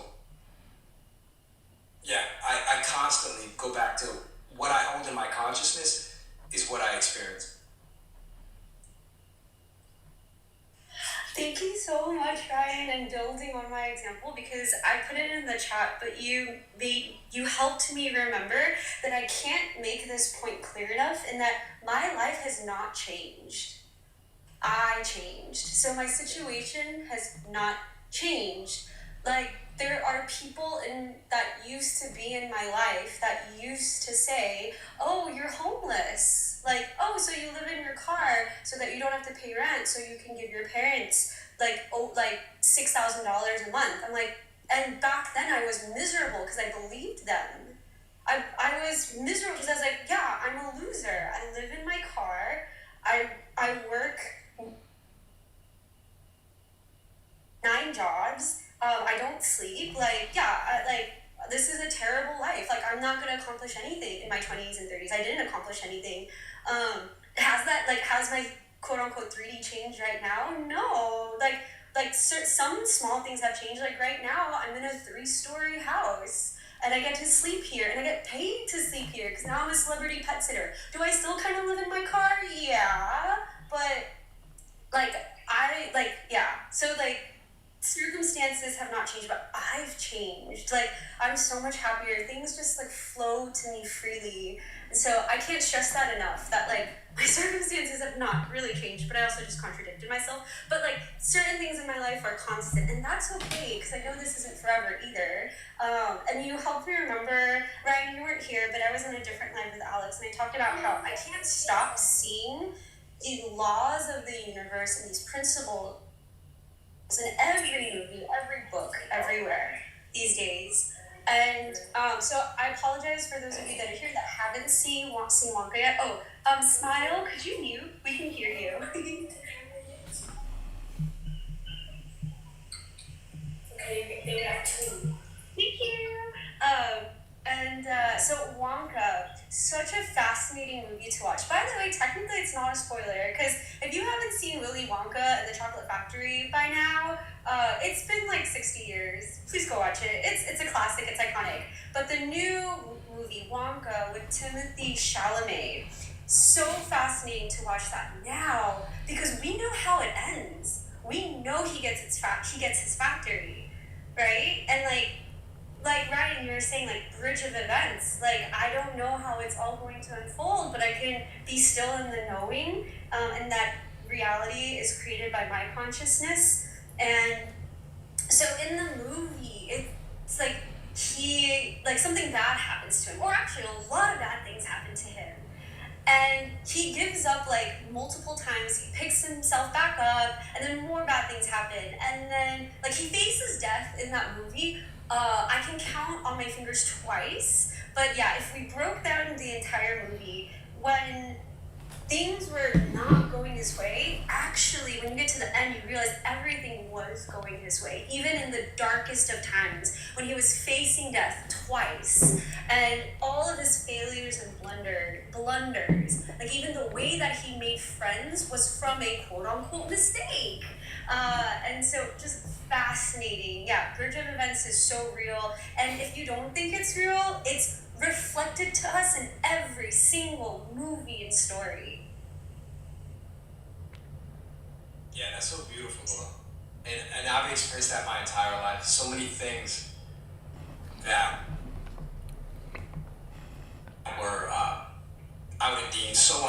so negative suffering, and it's all led me to this beautiful place where I'm at now. And so whenever I talk to anyone, it's unfolding perfectly. When you are the awareness, when you're the observer, when you recognize that you are an extension of God, an extension of Source, then everything is always working out perfectly. And you don't have to understand every single thing. It's so nuanced, it's so layered. We're experiencing this in our 3D avatar, and we have our 5 senses. And so it's impossible to know outside of the awareness exactly how it's unfolding. But that's not our job. And that's why it doesn't matter what ancient text we look at. There was always an aspect of the realm above the ego or the personality. And that's what we're really honing into when we become the awareness. Is that intuition. It's that knowing outside of the ego. It's that knowing outside of trying to survive. And that's when we really, really find that peace. That's when we're able to love outside of what the ego needs, what the ego is desiring. We can't see perfection from the ego. We can't see another's perfection because the ego is always going to be protecting and defending, always searching how to keep it, how to control it, how to create that certainty. And so it's outside of that. It's in the awareness, in our higher consciousness, that we see the perfection in others. So yeah, it's beautiful what you said. Thank you. It's really helping me too. That no matter what, like, had only Wonka knew too when he was like his chocolates were getting stolen, or the chocolate cartel poisoned his chocolate, like all of those things, like the reason why his chocolate was stolen, well, that became all his workers. That's how he met the Oompa Loompas. And like when the chocolate cartel, when they poisoned his chocolates, like and then people burned his store down, right? Like, that had to happen for him to get to, like, the Willy Wonka that we know in the next installment, in the next movie. Just wonderful, wonderful, wonderful. And I saw this once, so I can't take credit for this. But yeah, it's like when you watch a movie, like you still feel anxious and you still feel fear, like when there's a jump scare in the movie, right? Like, why do we watch movies? Because we're trying to suspend our belief. We know it's fake. Like, my mom has ruined scary movies for me for the rest of my life. Because when I was like 3 or 4, she told me all scary movies are fake. It's manufactured. And so, don't get me wrong, I still get scared, but like I know that it's because just in that moment I'm so present that I've suspended my belief that I think I'm in the movie, so I feel all of the emotions. But I also know at the end of the movie, like I'm still gonna go to bed. I'm still gonna be alive. And so, why are we not treating our manifestations that way? Like, remember, you're watching the movie, but you also know how it's going to end because it ends with I am. Yes, indeed. Yes, indeed. Yes, indeed. So my question is, if we know the chocolate is poisoned, we can't just tell ourselves that the chocolate isn't poisoned. That's kind of what it seems like we're doing here, is saying just ignore the reality. And it's like, I don't know, I'm kind of trying to figure out what's the difference between bypassing the truth of reality versus acknowledging something is poisoned and then not eating the poison. No, I don't think that's the point of it, because you're right. It's not that we go and do something that expedites what we do not desire. I think it's the fact that instantly looking at our desire as being diminished or impossible now that the food is poisoned. It's seeing it from the perspective that the bridge is always unfolding, that everything perfectly. And so not getting caught up in the problems that, again, as she mentioned, it's not that you're going to eat the chocolate that's poison. It's that from the ego perspective, there's now a massive problem from you attaining your desire. The difference is remaining in awareness, knowing that your desire is fulfillment, and that you are fulfillment. That is your birthright. And so remaining there, not getting caught up in what appears to be a problem, because the problem was the bridge to your desire, to your fulfillment, to the experience of your desire. So that's the only takeaway I would get from that. Ooh, okay, so I can build on the specific movie example because I love Wonka. Like, I've been rewatching it over and over. And so, okay, I understand your question, but please clarify for me if I'm not understanding it the way you want me to.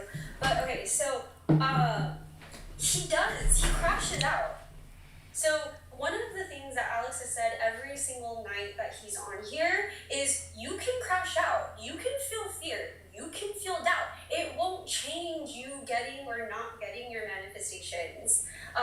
So Wonka's dream is just to make, his Willie's dream is just to make chocolate and make the world smile with his chocolate. That's it. That's his dream. And so when his chocolate gets poisoned by the chocolate cartel, that dream literally burns up into flames. And so crashes out, he takes a bribe, and then they try to kill him. They try to blow him up. He escapes just in time. And then when he confronts them about it, then they try to drown him, death by chocolate. But all of that had to happen because then he was able to steal the book of like all their wrongdoings and showed it to the public, and justice was served. And that's how he gets his factory. And so it's okay to crash out, and it's okay to, like, whether you do it or you don't do it, whether you say, my chocolate's not poisoned, but people are throwing fire in your store, like, you can deny it, or you can just go with it and be like, it is poisoned, stop eating it, stop buying it, and they're gonna get mad anyways.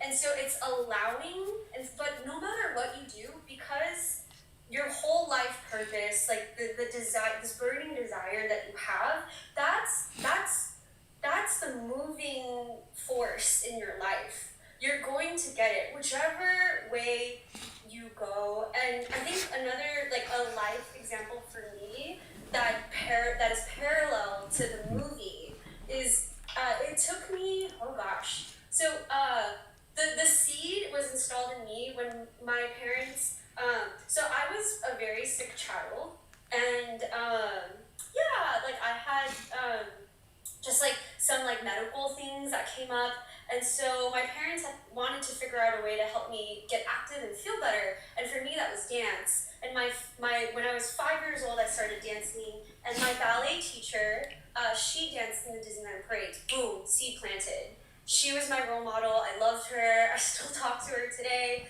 and I was like, I'm gonna do what you do. I didn't get that dream until I was 33. But just like Wonka, I zigzagged, like, I crashed out at, like, anything and everything you can imagine I went through, but it's the desire that got me what I wanted, and it all unfolded perfectly. Certain things had to land the way that they landed for me to get to where I am now. Did I want that dream when I was 16? Absolutely. Did I get it? No. And that's okay. Like, I appreciate what I have now, and like, it's all perfect. Like, I can't imagine who I would be right now if I had gone to my first Disney audition at Disneyland Parade's audition at like 17 or 18 and I had got it. I would not be who I am today. Yeah, it's beautiful. And chat is wild with the wish Mexico had a chocolate cartel.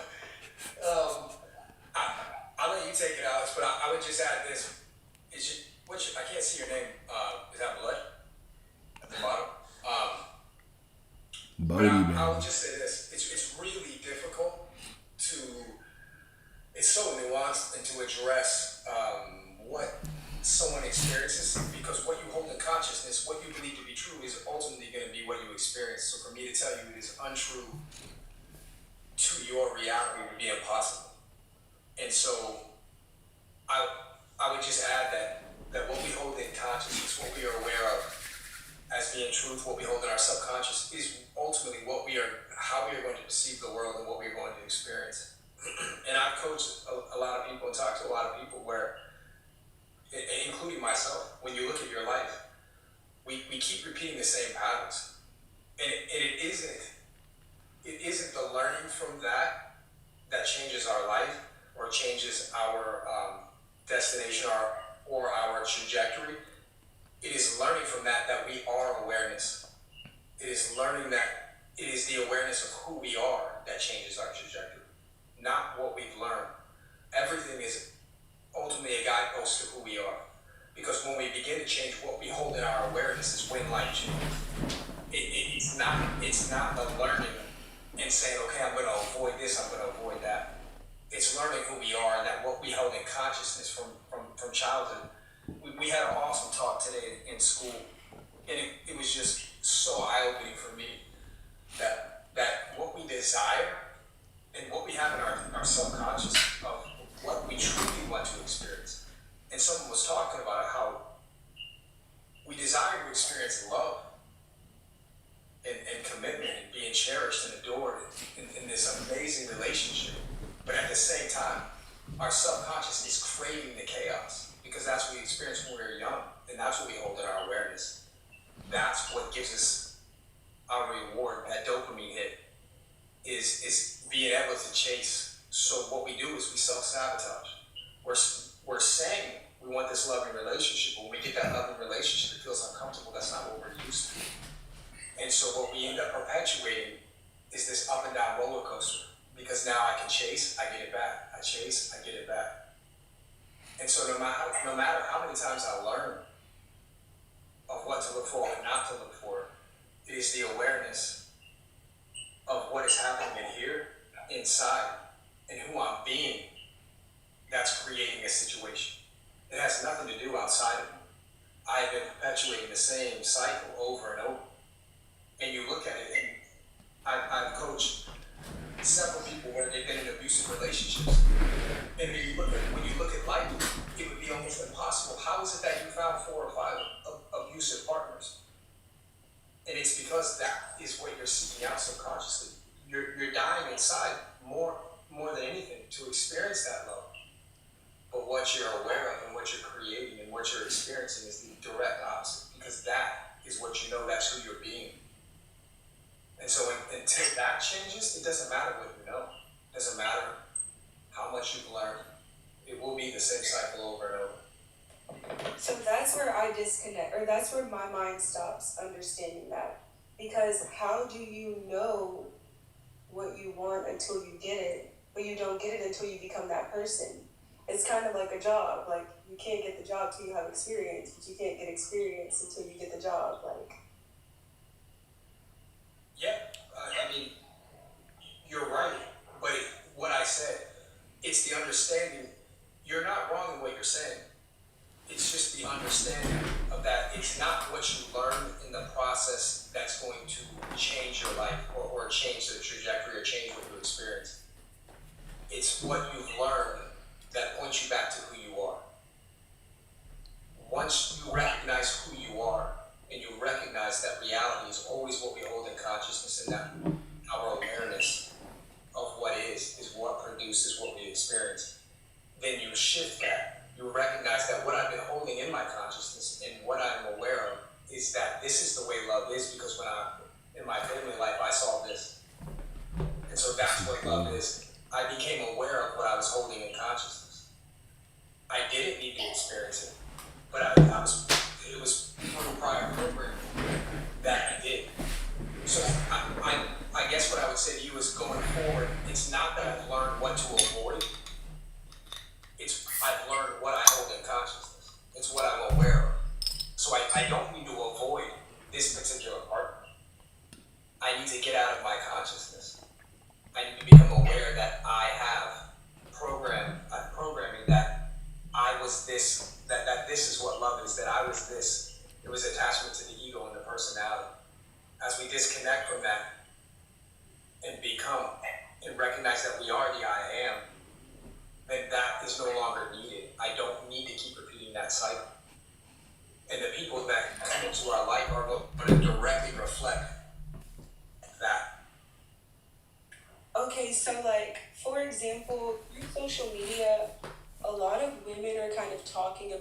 relationships with men.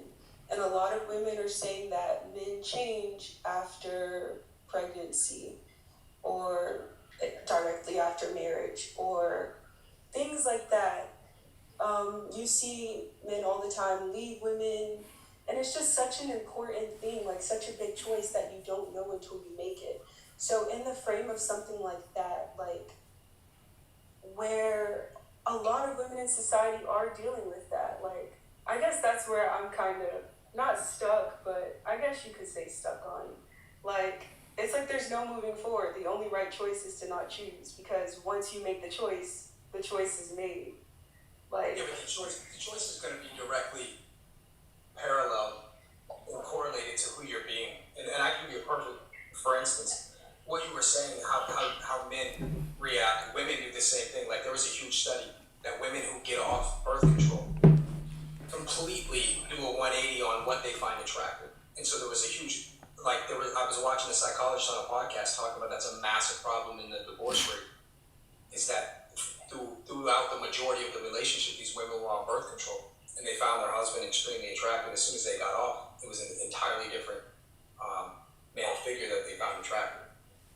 Mm-hmm. And so you can go back to the same thing you were just saying, whether it's men or women, but what we hold in consciousness, how we view that person, determines the trajectory of that relationship.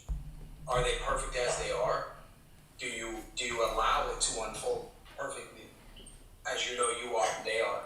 Or do you sit there and now we get into the ego and start to judge the situation and try to protect ourselves and make moves based on what the ego deems as necessary? And so that's where the difference would come in. Maybe say it in another way, because when you say ego, I'm like the personality. Because when we whenever we identify with the personality, and when I say that, it's like, my name's Ryan, and so Ryan has a history, Ryan has a story, Ryan has all these experiences that I've attached to the personality. Whenever I do that, I start identifying with different things that I've experienced, and that there are truths that are not absolute truths, but they become true because I'm identifying with them. And so now I need to protect and defend these truths. And what that does is just perpetuate the same life that Ryan is capable of. It's until we get outside of that you experience something new, until you experience who you truly are. So as long as we keep identifying with the same patterns, with the same programming, nothing changes. And it's impossible to change. Yep.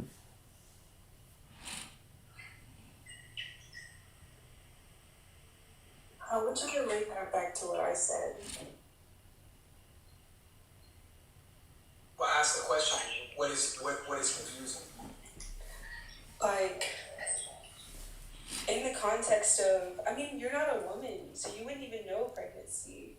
So I guess even that's like the difference, but, so I don't know if it'll make sense. I really Well, I would relate it back to what you said earlier. What I said earlier is that I couldn't tell you that your truths are not true to you. That would be impossible, because what we hold in consciousness and what we are aware of is true. And you've heard it, I'm sure, on social media, that the only truth is what the subconscious deems is true. And so the only way to get an absolute or objective truth would be the sum of all experiences. And since that's impossible from our limited viewpoint, you're going to experience what you said. But you could come at it from the opposite angle, where there have been many remarkable, amazing relationships that have made it through that and a million times worse. Bingo. And so then you ask, what was the factor? What was the major factor in that? And it was how they saw their partner throughout the context of the relationship. If we hold certain things to be true, then yes, the men in that regard, what you're describing, are going to react according to their truths. But they're also going to react according to what the woman going through the pregnancy deems to be true, because that's her reality. And so until we shift what we hold to be true, there cannot be any really changing factor in that entire situation. And so that goes back to you, recognizing that the personality's truths are very, very limited. Until we get above that, it's going to be the same thing.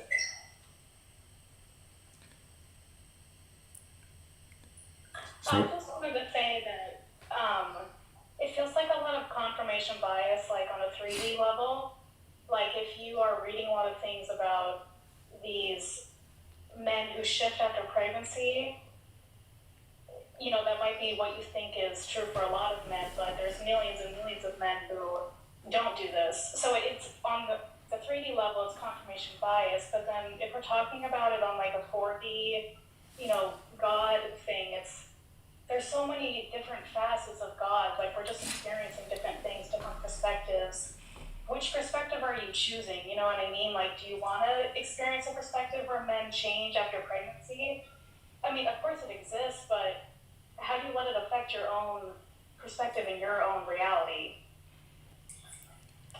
The truth is, I don't give myself enough power to change people. I honestly let people be who they are.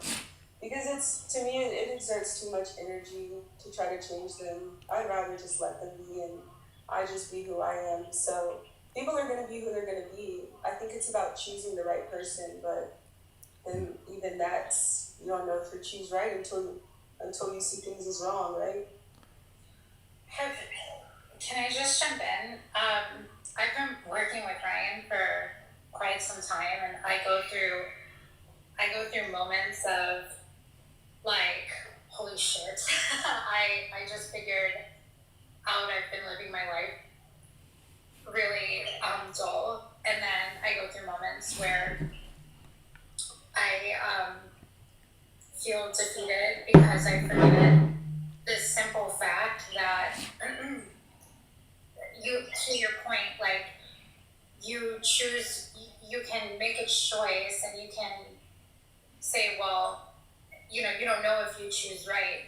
That's actually that's a condition, right? Like you're conditioning things, and I think in this whole process, like the most valuable piece of it that I still am taking time to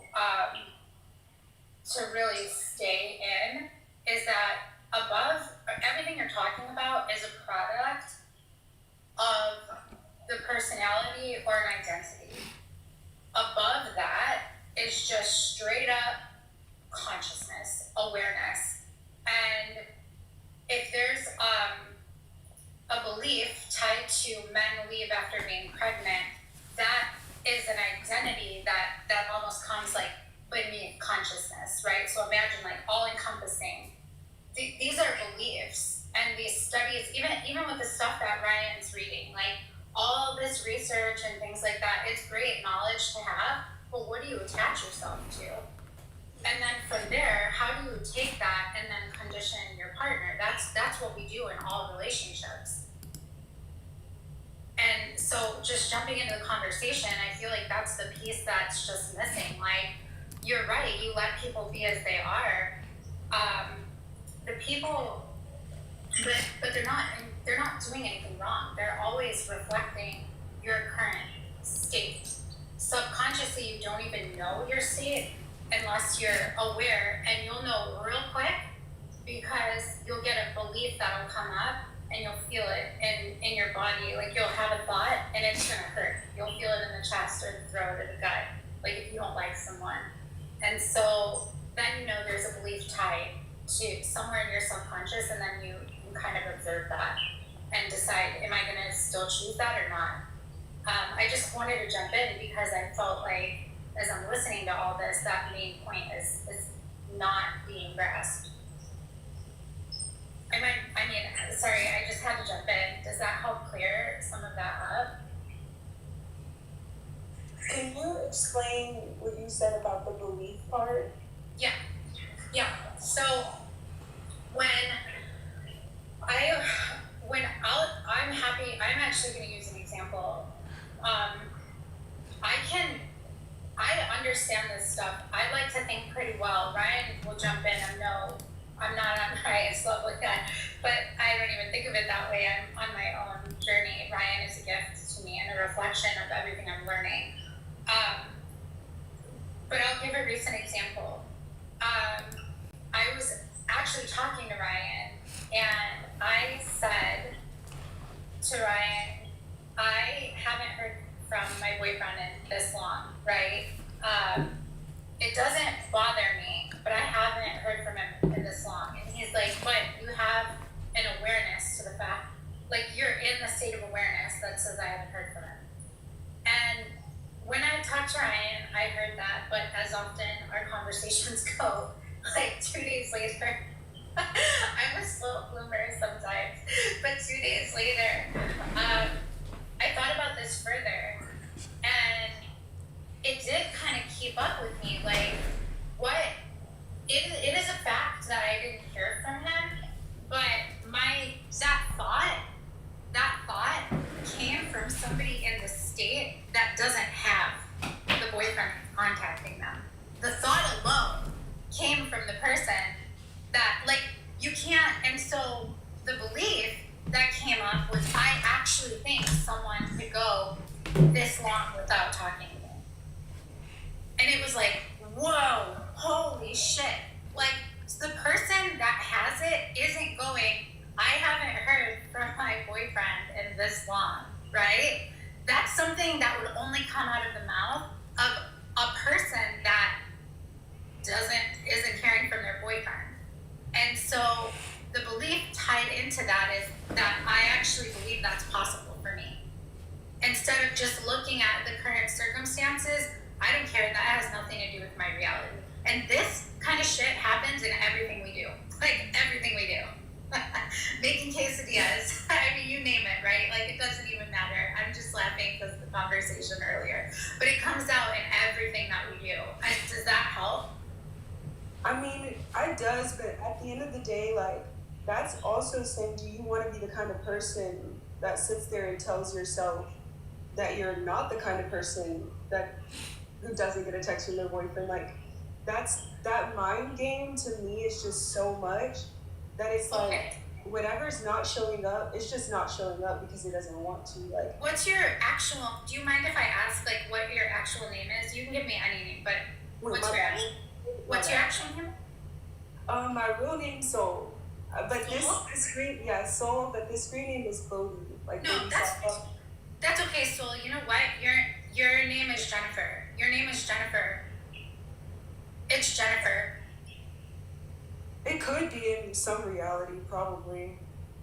But here's the thing. The reason I say that is, you know, your name is Soul. You know what you just did? You allowed the 3D me to tell you who you were. No, I just let what you said be, and I just said that it could be. So you're right. My name is Jennifer in one reality, so I'm just affirming what you said. I mean, that's one way to look at it. But you also, I mean, that's the thing is, I think we see, the point that I'm trying to make is that I think we see these 3D circumstances and we allow the 3D to tell us who we are rather than stay in our knowing. It's not a mind game. This isn't a game of pretending. This is literally realizing that awareness comes before, imagine this, like, don't even imagine it, because it is the way it is. Like, the conscious and the subconscious are products of all of awareness. It is all of awareness. It's totally separate. Like, there's no subconscious without awareness, because the subconscious is a product of the mind. The mind is material. So anything that happens, you know, people get all caught up in subconscious reprogramming, and I've been a big fan of NLP in the past and stuff, or whatever, but the mind is no different than a circumstance in some ways. Like, anything that is made up of matter doesn't, like, we allow that to tell us who we are. Like, if I find $100 on, you know, walking out of the grocery store, did I find it and now I'm wealthy? Or did I find it because I'm wealthy and money is always finding me? So if your name, if I call you Jennifer and you're like, yeah, whatever, I don't care, I know my name is Soul, great. But that's not what you said in the call. That's the thing, is we can't allow the 3D circumstances to tell us who we actually are. Yeah, that's valid. That's definitely valid. Like explicitly. I guess my mind likes to play with reality sometimes, and I can go in between realities and say, well, I can pretend to be Jennifer, and then I can come up with this entire reality where that is my name. Like the Rick and Morty episode where they live like 40 years in one day. Like my mind can do that. So I get confused sometimes. But I hear what you're saying. I really do. I love it. I think Joseph Rodriguez had a video recently, and he said like these 3D circumstances are for us to play with, but not identify with. Even if they're good, you could get $1 million, and you could also identify with because I have $1 million. This is what this means. I'm gonna go out and buy this. I'm gonna buy this. I'm gonna buy this. I'm gonna do this. I'm gonna take all my friends here, and then have nothing left. But when he got his first million, he got rid of everything so he could go travel. So it's how you identify. The 3D is really just here to play with, and we identify how we want as long as we have the knowing of who we actually are, and we disidentify with anything that isn't aligned with what feels good to us. And I didn't mean to hijack, I'm sorry, but I was listening to this and I'm like, oh my God. So, It's yeah. beautiful. It's really beautiful, your perspective. It's difficult sometimes because it's so nuanced. Like to encapsulate the entire discussion around being and reality creation and manifesting, it's difficult. But yeah, your perspective is beautiful. Yeah. Yeah, no, for sure. I appreciate your perspective. I think it's helping me to get there because everything is just so complex. But you were saying how consciousness is above like the beliefs or stuff like that. And I guess it just gets complicated because we have our individual reality, but we collectively have an individual reality too, where if we're all at the park and there's one person in the middle of a circle, we can all identify that person as who they are. But it's like that kind of changes in your own mind where maybe you see that person as someone else. So you're creating, I don't know, it's so weird. I don't know. That's exactly. Yeah. You're 100% correct. You're spot on. I was like, actually, yes, you're spot on. Yeah, that's entirely true.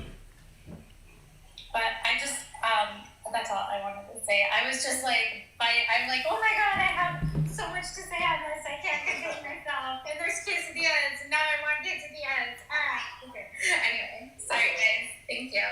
That's beautiful stuff. Well, Ryan, I've been working with Ryan for quite some time, and he's been there through all my, I don't get this, I don't understand it, this seems complex, but it's actually kind of freeing. It's very simple. It doesn't mean I don't have moments where I get patient. I mean, just a couple days ago, I was like, I need to let all this go for a while. But I know the moment I do, well, one, there's no going back. Once you get this information, there's no going back. Or you can, and you're gonna find yourself in repeating patterns. But okay, that's all. Sorry guys, thanks. So you're telling me like if say there was a circle and there was someone in the center, I could with my mind choose who they are. I could imagine them with the red shirt even if they have a blue shirt, and I could literally live my reality as if they have a blue shirt even though they have a red shirt. They'll show up tomorrow with a blue shirt.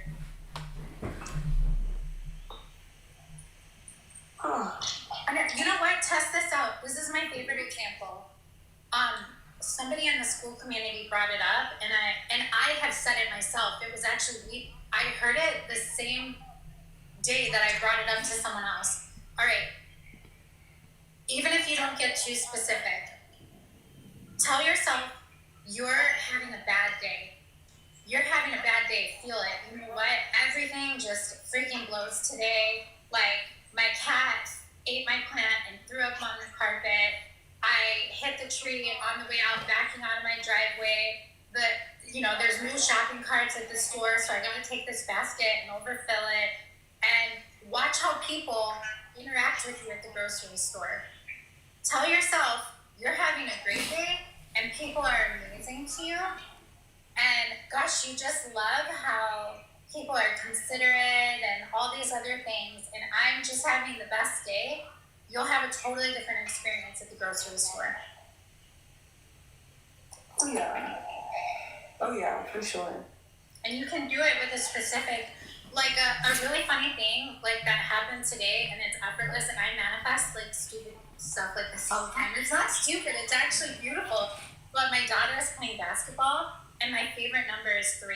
And every team she's been on, her number's been 3. Normally I have to request it.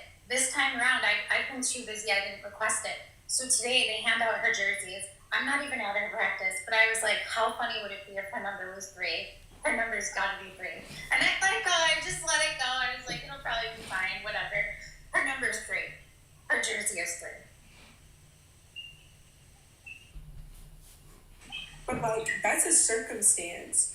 I'm wondering how much can you I don't want to use the word manipulation, but like how much can you choose someone else's reality? Like choosing what shirt someone wears. What if someone else is manifesting for them to wear a different color shirt? You're living in a different reality. Ryan, actually, I'm not the expert here, but this is where it gets, I think, into like parallel realities and quantum physics, and I watch a ton of documentaries, but I think Ryan is the pro.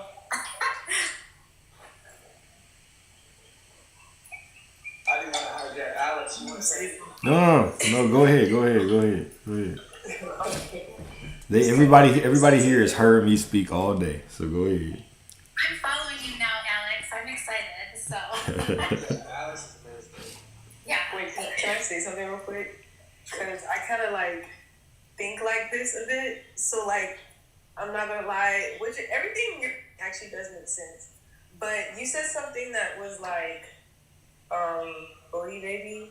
You said something where you were like, you find it's more like successful to think of it, like to only think of controlling yourself instead of trying to control the outside world, or like you said something along those lines where you're like, it's too much energy to try and like control somebody, so you let people be who they are and you focus on being like just who you are.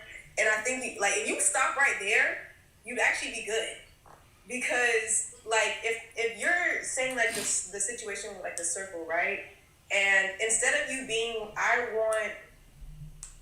instead of you telling this person like put on a red shirt and they have on a blue shirt, you kind of could just be like, you know, they would look really like I think that they would look really good in a different colored shirt, and that person will show up in that way because that's what you're focusing on. Like you're literally focusing on yourself experiencing the outside world in a different way. So like instead of you trying because I understand like how you're saying like, oh, is that not manipulation? But it's like it's manipulation if you try to make the outside world like move instead of you like experiencing it as like a personal reality to see something manifest essentially. Cause like it literally like I'm telling you, when you had said the thing about like, oh, you'd rather not exert the energy to change people, it's like, well, if you are so focused on only changing yourself and controlling yourself, then certain things won't come into your field or will come into your field because you're so centered in self. Like if I have this mindset that like everything is amazing, it always works out in my favor, instead of me saying like, oh, this thing outside of me means that I have everything that I want. But like I already think in myself, everything that I want works out in my favor all the time. So it doesn't even matter like what I'm experiencing, because I'm just like, oh, like I'm already having a reality that I'm experiencing that is like everything's good, everything's fine. I'm not really dealing with anything that's putting me at a disservice or a disadvantage, if that makes sense. It does actually. What came to mind for me is like when you were saying, you were like, I think that person would look good in a shirt. I'm like, if you told them that, they would probably feel good about themselves and they might want to wear the shirt just because you inspired them. So like there's different what I saw with what you said was like people might also desire what you desire. Yeah. Yes, like it's literally like I think more of a sense of center of self and alignment, because like I kind of was that same type of way where like when I first heard all this stuff, I'm like, first of all, this is manipulation, and two, I'm trying to teach an old dog new tricks, and it's just like I just don't have. I personally don't have the patience.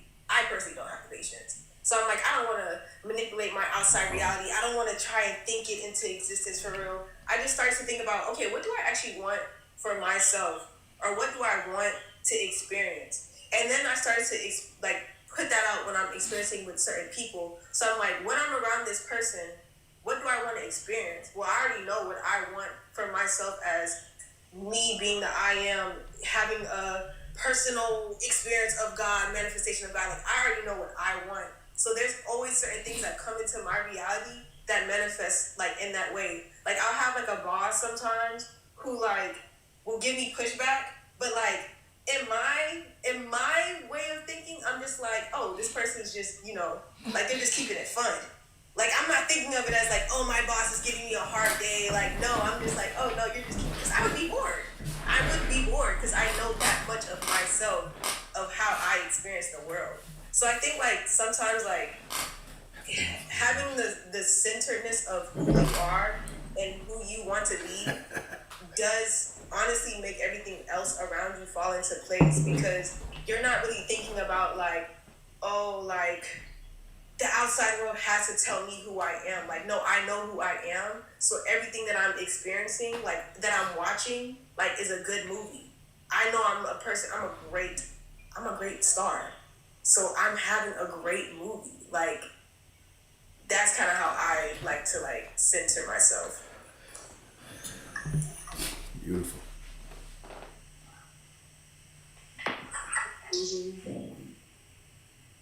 That's amazing. I mean, I guess that's what it comes down to. Is like, you are who you are, and everyone is experiencing a world with you in it. So it is what it is.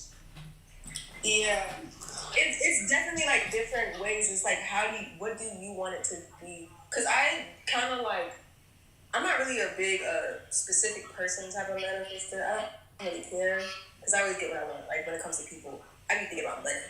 But one thing that I did realize with interacting with people, like that I guess as I matured in my beliefs, I realized that like certain situations that I thought were bad were actually like, yeah, like how she was talking about the Wonka thing, like they all did work out for my favor. Because I'm like, you know, now that I know myself, like now that I actually took time to like really like be like, who am I for real? Before I even try to call in anything, who am I? What type of magnet do I want to be? Because I don't believe in the opposites attract thing for real. Because essentially, two magnets are attracting to each other because they're both magnets. Like, whether it's negative or positive, doesn't matter. They're both magnets. That's why they're able to, like, come together. So it's like, if I know who I am and what I want to attract into my energy field, I'm able to be like, you know what? Wait a minute. I was literally, like, having bad experiences because I was visually seeing stuff that people were doing, and because I didn't know enough about myself, I'm thinking they're doing something to me. When it's like, no, you're literally just mirroring me back to me. It's like, I'm not gonna lie, like the rest in bitch face thing, will be like, smile. And you're like, I'm not smiling, but you're allowing somebody who's telling you to smile that you're not happy, cause like your face is whatever. So they're looking at you and they're like, oh, you're not happy, what's wrong? You're like, nothing, cause your face is in the resting bitch face. Like, things like that. It's like, you can't let those outside things tell you what your inner state is, because if you know what your inner state is, everything that you're experiencing is going to reflect that, no matter what. Whether it be people, money, the day at work, going outside, like, all that stuff literally, like, is based off of you being centered and aligned.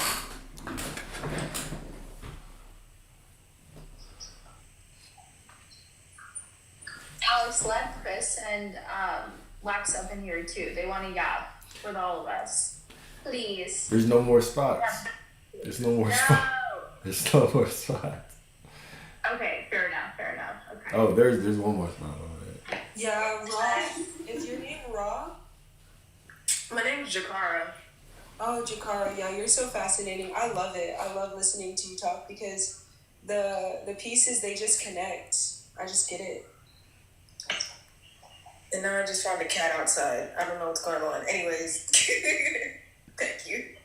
No, that's why I said, like, I was like, I completely understood what you were saying, like, when you were asking the question, because I'm like, yo, this makes sense. I know, and I'm like, it's making sense because you were saying things, but then you're like using logic in a way where it's like you should just have the certainty in self beyond the logic. Cause even when I think his name is Ryan, he gave the example about the birth control thing, and I thought it was funny because I'm just like, I came up with like 5 reasons as to why that statistic could be true. But then it's like you have to think of it like a newspaper, like there's a left and a right side. So if I go out and I want to portray whatever type of news, I'm going to have like, I know exactly the type of people I'm going to probably add to get whatever statistics I want. Like, that stuff literally happens all the time. So it's like, even with you doing your own like research about like the men changing after marriage, like I would hear that all the time, like from my mom and stuff like that. But I've also like allowed myself to be like, I honestly want to experience happy, healthy relationships around me. And I started to like see more of that instead of me seeing the thing of like, oh, this is like, marriage is a scam that the government got us, capitalism, type thing. And it's like, if you really just think about always, because you really are, I don't want to say, you really are the only thing you can control, but it's your world. So you really let that be something where you feel centered in and you know what you want to attract and what you want to see. Focus on what you want more than what you don't want. Because the more that you focus on what you don't want and like the misery of it, you're going to attract that instead of actually like extracting the beautiful things, because you're so focused on seeing the negative in what you're experiencing. Yeah, and I would say, especially when it comes to relationships, that ultimately what you're always desiring to, your desire is really pointing you back to you. So what you desire to feel is a particular version of who you are in that moment, who you are in that experience or relationship. And oftentimes what happens is we get caught up in a 3D or circumstances, and we look at it as that circumstance or that person, that object of desire, is preventing me from being who I desire to be. It's preventing me from being that version of myself. And so that's where we get caught up. And then we start telling the stories and we start running down the rabbit hole. But it ultimately comes back to us, and that there is nothing outside of us that can ever cause us to be unaware. It is just when we go unconscious and we start running the mind chatter, running the program, that we see it other than what it truly is. And that is that we are an extension of Source, that we are already who we desire to be. We are perfect as we are now. And so it's just staying out of the mind chatter. I like to call it mind fucker. Yeah, there's a lot of it. Like, I mean, I guess a maybe universal experience is cheating. Like, I feel like men kind of get away with cheating, justifying it in different ways, or I don't know, it's just brushed off easier. And then the idea of like a woman being in a happy marriage, she has to be happy despite cheating, or happy despite not helping in the home, or happy despite all of these things. And then, I don't know, it's like, it just, I don't know. I don't know. Y'all are wild here. Not cheat back, but like, I have a sixth sense for things. Like, with my ex, he never cheated. That was never a problem. I would know when he got home. Like, my sixth sense is so strong. Whenever he would get home, I would text him and we'd be like, I just walked through the door. I don't have no tracker, nothing. I just know where he is at all times. Like, that's just what I got. That's called manifesting. That's what manifesting is right there. The same way that if you assumed that he was cheating, he'd be cheating. The same way that if you assumed that he was doing whatever, he'd be doing whatever. Nah, like, because we all have free will. There was things that he was doing that I didn't know about. They don't have free will. I mean, you don't think we have free will? No. You have free will, yes. In your reality, you do. Yeah. But no one else does. No air tag. I did not have an air tag, but I don't know. It's the idea that other people don't have free will is the idea that I created them and I didn't. It's not that you created them. It's that you get to experience the version of them. Hold up. I'm hearing all kinds of echoing. My bad, John. It's not that you create a version of that, or it's not that you created them. It's that in your experience, you get to create the version of them that you interact with.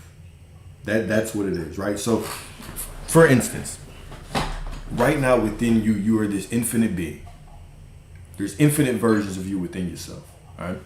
Within me, there's infinite versions of me within myself. Which version of me do you receive? Well, that's based off of your expectations of me.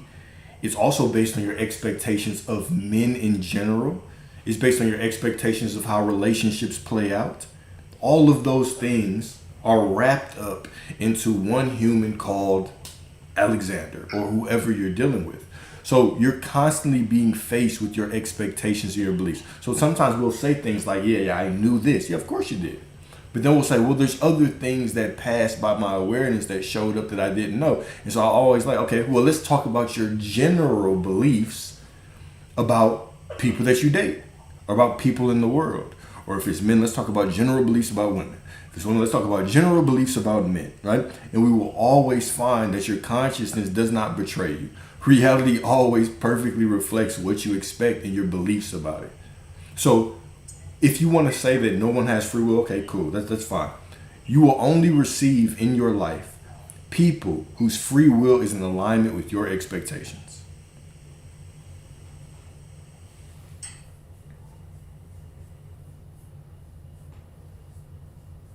That's deep. I mean, that's the only way it could like be. What we were saying earlier about the blue shirt. Yeah, exactly. Sorry. Yo, go ahead. I don't mean to steal the spotlight. I've been talking all day. Go ahead. No, you're good, man. I was going to add to that because he's 100% right. And a lot of people will say, what he said, you're experiencing a version of them, right? And so does it mean that you control when they go to the bathroom or when they want to walk the dog or go to the gym? No. But how they show up, your beliefs around, like you said, to generalize, your beliefs around men, how men treat women, there's so many things, nuances that go into that. But the version of them that you experience is what is selected. It is what you hold in consciousness. It's complex because, as you mentioned, there's so many different beliefs and assumptions we have that are entailed in the relationship. But it is that version of them that you experience, that show up to you. Exactly. Yeah, I guess it's kind of like if you have a door and they have a door, but you get to choose your path, and they can only step on the path if they align with certain things of your program. Yeah. This is why life can seem like a time loop for certain people, right? Where they have these overwhelming expectations or assumptions about how people show up, whether it's how their parents show up, how lovers show up, how children show up, how friends show up and betray them, right? And people will cling so hard to these illusions that all people are like this, and they'll constantly have to confront their beliefs over and over and over again, because your beliefs are simply giving you your beliefs are giving you an opportunity to know yourself in reality. But then when you see those things, it's giving you another opportunity to say, okay, do you want to continue to experience this or choose differently? So yeah, like you said, right, you have this expectation, and the only people that can step in your home when you have this expectation is people who are in alignment with that expectation or that assumption, right? If you think of the human experience, we're very rarely surprised when people show up a certain way, unless we desire to be surprised, right? People typically show up in perfect alignment with our expectations of them, right? It's just law, right? And then even if you think about it deeper, how many times do we see, or how many people live the same exact week or month or year of their life over and over and over again? I do the same things every day. I have the same type of food every day. I eat the same types of things. I go to the gym at the same time. Like everything becomes this routine, and they stay in this time loop in all areas of your life. You start to see that life is very fractal. It's very, very fractal, right? The daily routine is reflected in the weekly routine, reflected in the monthly routine, reflected in your relationship with women, reflected in your relationship with friends. Since we are such creatures of habit, sometimes things can slip under our awareness for so long that we don't even question them. We just say, no, this is the way reality is. But at every moment of the day, we're constantly just being confronted with our beliefs over and over again. But that the divine part of that is we get to make this choice. Okay, do I want to continue down this path of experiencing this? Well, then I'll tell the same story. If do I not? Well, then guess what? I can tell a different story.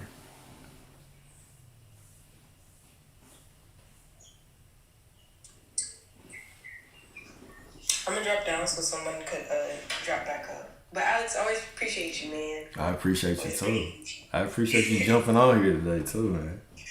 Y'all been shy lately, so thank you. Yeah, everybody have a good night. You too. Don't stay up too late now.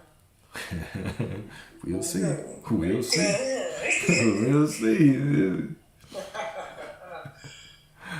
Appreciate you. All right, Miss Pris, I made you a promise. See, I always come through on my promises. 50% of the time. Yes. There she is. There I am. Hi, guys. What's up? What to do? You know, it's just 1:30 in the morning. Where you at? Where are you located? I'm in Florida. Florida. Anybody else on the East Coast? Yeah, I'm in Nashville. I used to live in Florida, nice. West Palm. Oh, bro, you're in that. I didn't know you were in Nashville. I actually was going to go to Nashville instead of LA next week, but I decided to go to LA because of That would have been awesome, man. because of Glove. Yeah, but I'll be in Nashville soon, man. I'm glad you said that. I'm glad you said that. I'm in Atlanta. Atlanta ATL. I was just in Atlanta. I'm sorry. Man. You were here? Yeah, I was there like maybe 3 weeks ago. I was in Atlanta. No way. For Yeah. what? Yeah, shit, I was just there. I was just there. Wait, whoa. What's the week for? What week? What you talking about? I think my the camera was glitching or something, you know. Oh yeah, for sure.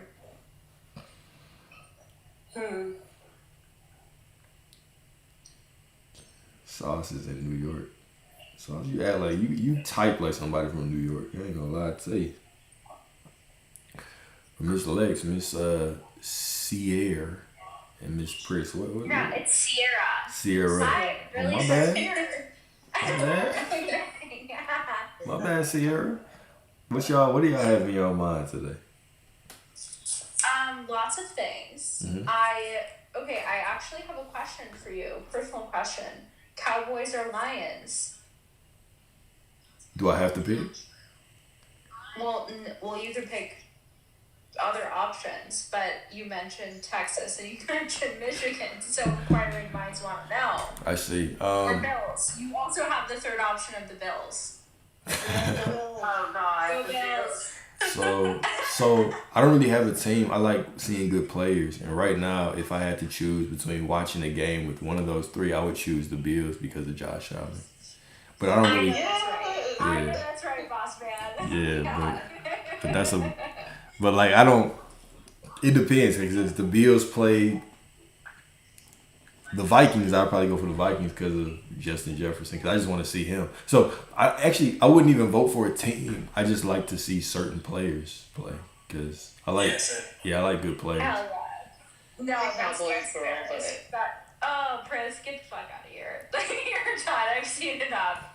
Okay, I was just curious. I was curious because I know you said Texas and I know then you mentioned Michigan. So I was like, I'm just, again, inquiring minds want to know. But I figured I'd ask. Man, a Cowboys fan, bro, that's a rough life right there. That's for the We brave. don't talk about it, but I'm intending that they go far. Okay. Y'all intend that they're gonna go far And every they year. get eliminated from the playoffs. It's week Oh, are they? 7. Oh shit. That's just a lot of unintended suffering. Right. I choose struggle in my life. Let me be a Cowboys fan. All right, cool. I mean, go Bills, right? I don't know. Yeah. Since I'm at Sierra, I'm like, go Bills. Yeah, that's still kind of suffering too. But the Bills have had like 2 good years in their history. Well, since like the back in the day with. You're about to get her started. Oh my gosh. Suffering's 4 Super Bowls. and That no they wins lost. is different. That they lost, right? In a row? I'm throwing hands. What if I weaken this way? I'm That's pretty fine. sure there was like 4 Super Bowls they went to in a row and It lost, was. right? It was Yeah. 4 Super Bowls in a row, 4 consecutive years. Yeah. But they've had more than 2 solid years with JA-17. So if you want to go there, we can go there. The 4 Super Bowls I do not claim as my own because Okay. I wasn't alive. But hey. Okay. That's fair. That's fair.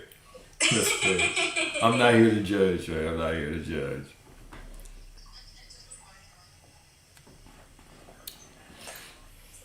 What else should I get? I gotta say, man, your community is cool as shit. Everyone that manifests the community is always wiring. Yeah, it's pretty dope. I love it. Yeah. I love it. I love it. I remember when I was doing these lives, there was 3 people on. Man, they were telling me to. All 3 of them was like, "Shut up," and they just left out. Right? But now it's pretty cool, right? It's a community. Everybody. I like how I don't even have to respond to certain things, and people will just respond to each other. It's pretty dope. I love it. Yeah, it's beautiful, man. I love it.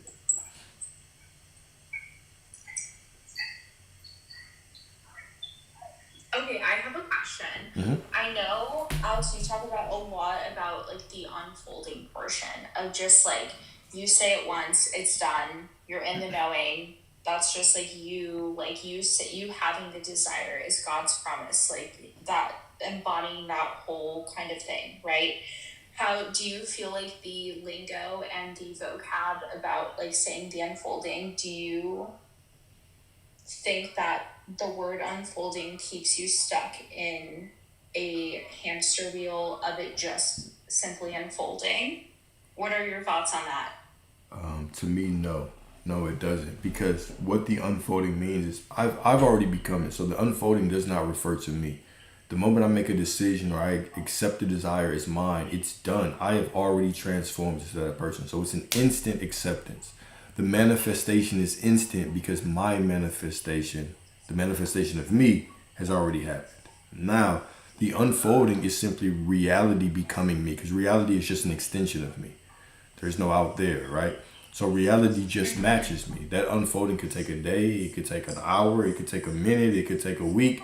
I'm not concerned. I just know that it's mine. So the unfolding is just a reminder that I'm already it, and reality's just rearranging. Will I run into speed bumps or hurdles along the way? Maybe, maybe not. But to me, no. The only thing that can keep you away from your desire, if you're saying unfolding, is if you believe that the unfolding means that you're waiting for something, or you're looking out there and you're waiting for it to prove to you that you are it. But I'm already it. So unfolding is just unfolding. It's reality matching me. And here's another way that I'll think about it, right? When we hear the expression that time isn't real, okay? The purpose of time is meant to be an experience, okay? It's for you to experience yourself, right? So right now, let's say that somebody isn't able to pay their bill, all right? And then they decide, okay, I am prosperity. Now, for reality to unfold, you're going to have things that are going to show up. They're going to prove to you that you're prosperity. But eventually you'll get to a point where reality just shows you that you're pure prosperity. But that is going to take time. That time is supposed to be an experience for you to enjoy the unfolding of yourself, right? So if I'm looking at time as this experience where I know it's done, I've already become it because I declared it, and now I'm simply enjoying life. I'm enjoying the ride. Now it becomes much more enjoyable. right? I actually enjoy time because time is simply God experiencing the becoming of reality to match itself. Absolutely beautiful when I think about it like that. When I think about time as something that, oh, why is it taking so long? I needed to show me that I really have embodied it. Now it becomes suffering. Now it becomes torture.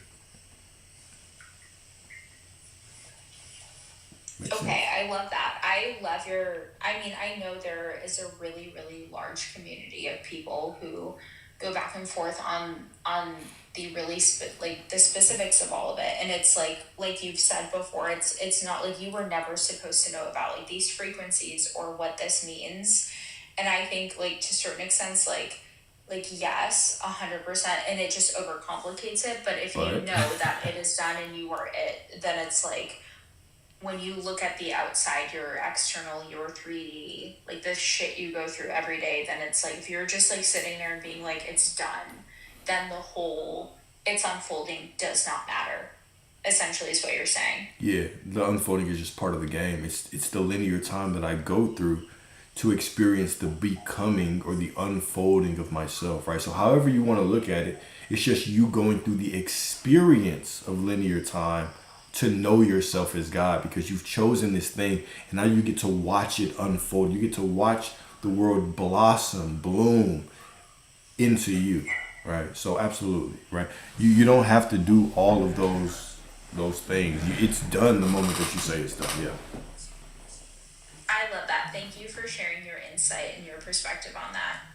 Absolutely. I love what you said about enjoying, because I always say that it's by reclaiming our power to choose our response to discomfort that we even access our power to manifest, because it's solidifying who we are being in that moment. And when you say enjoying, that's such a strong outward declaration of who you are. Because the circumstances, anything that's happening, the unfolding is not moving you from your position of who you are. So yeah, that was beautiful. Yeah, I mean, we have to let reality be what it is. I feel like I've been on that. I've been yelling from that post for the last like 3 or 4 days. Reality just is what it is. It's gonna do what it does. It's gonna unfold the way it unfolds. You get to decide who you are, and then that unfolding simply becomes an enjoyable time or an enjoyable process that you just watch without judgment. If it looks bad, it's the perfect unfolding. If it looks right, it's the perfect unfolding. It's all perfect. It's all becoming me. Yeah. So there's this TV show called The Mysterious Benedict Society, and it's basically these little kids who get like tested because they're really really smart, and they gotta save the world from the emergency. And the emergency is basically everyone's under mind control, but everyone is scared. They're in fear. So bad things are happening all the time, and the kids have to get down to the heart of the emergency.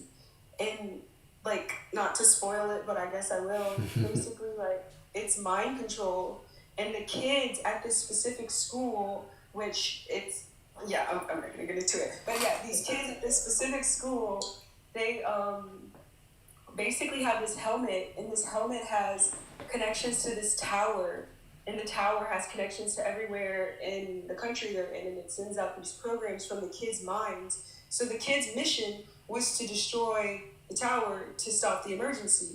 And the kids were like, some of the kids had to go through it, and there's this one boy that was really smart, and it helped him to become smarter. But there was this one girl who she's so rebellious. She was not going for anything. And the way she stopped the machine was like, you can't destroy it, right? Because you're like, destroy the 3D, like destroy the machine physically, like pour water on it, whatever, because it's electricity. But she destroyed the heart of it because the heart of it was to program someone. So she deprogrammed it by basically saying no every time it tried to program her. And like, basically the machine would ask, what's your name? What's your favorite color? Like, and then it would say XYZ, and then the program, like, it would get transmitted to everyone. So she would basically just say, no, I'm not telling you my name. No, I don't have a favorite color. No. And then the machine could not like control the backlash of her saying no to it, so it destroyed itself. Like, I say that all to say, I don't know, it connected to me. Like, you gotta, because I was thinking about mind control. Like, what happens when people are controlled by things outside of them? Like, what kind of power do they have over it? And then they still have the power to say no. It's just most people are like, okay, so there's one example in the movie, in the show, where the kids are told to tell people to go get a blue hat. What's happening in this society? A red hat, right? Like, it's the same. It's our reality is the same thing as that. They're just showing us through TV, and that's why I love it so much. And the crazy thing is, these kids literally get trafficked into an underground school on an island. Like, it can't get any more clear what's happening. So, yeah, that show, I'm telling everyone, like, go watch it. It tells everything. Like, the kids are the answer, but it's really your inner child. It's called The Mysterious Benedict Society. I'm trying to Google it now. Yeah, like, when it comes to mind control, I guess we just gotta keep saying no until the program destroys itself, and then our program takes over.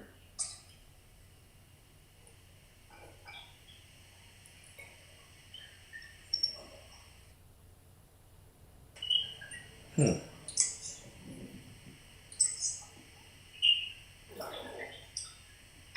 I have a little question.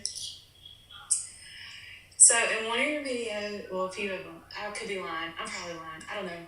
Okay, listen. Here's my question. So there's a certain. Oh, sorry, I got a sick baby. There's a certain. Oh God. Hold on. Girl, take your time. Take your time. There is a fine line between, like, manifesting a certain something out of a certain someone and control, right? Because I know you've talked about control before. Where, like, how do you know where that line is? Like, does that make sense? No, it makes sense. Have I said there's a fine line? Is the line that fine? If I'm doing it, okay. Right now, okay, let's say that look at y'all trying to control people. All right, so let's say right now that you want this version of something. All right, there are, I guess, two ways that you can really look at it. Number one is I can go through physical reality, and if I want him to show up differently, let's say that you're talking to a dude and he's not hitting you back fast enough, and all of a sudden you say, well, I'm gonna teach him a lesson and I'm just gonna stop responding quick too. Now we're just both gonna be responding slow until he catches on, and now he responds faster. That's manipulation. Okay? Why? Because it's going purely through physical reality, trying to change something in the mirror to get a different result. What is reality creation? Reality creation is what? It's me deciding that you could tell me, hey Alex, I'm a bad texter. And I'm gonna say, you know what I'm saying?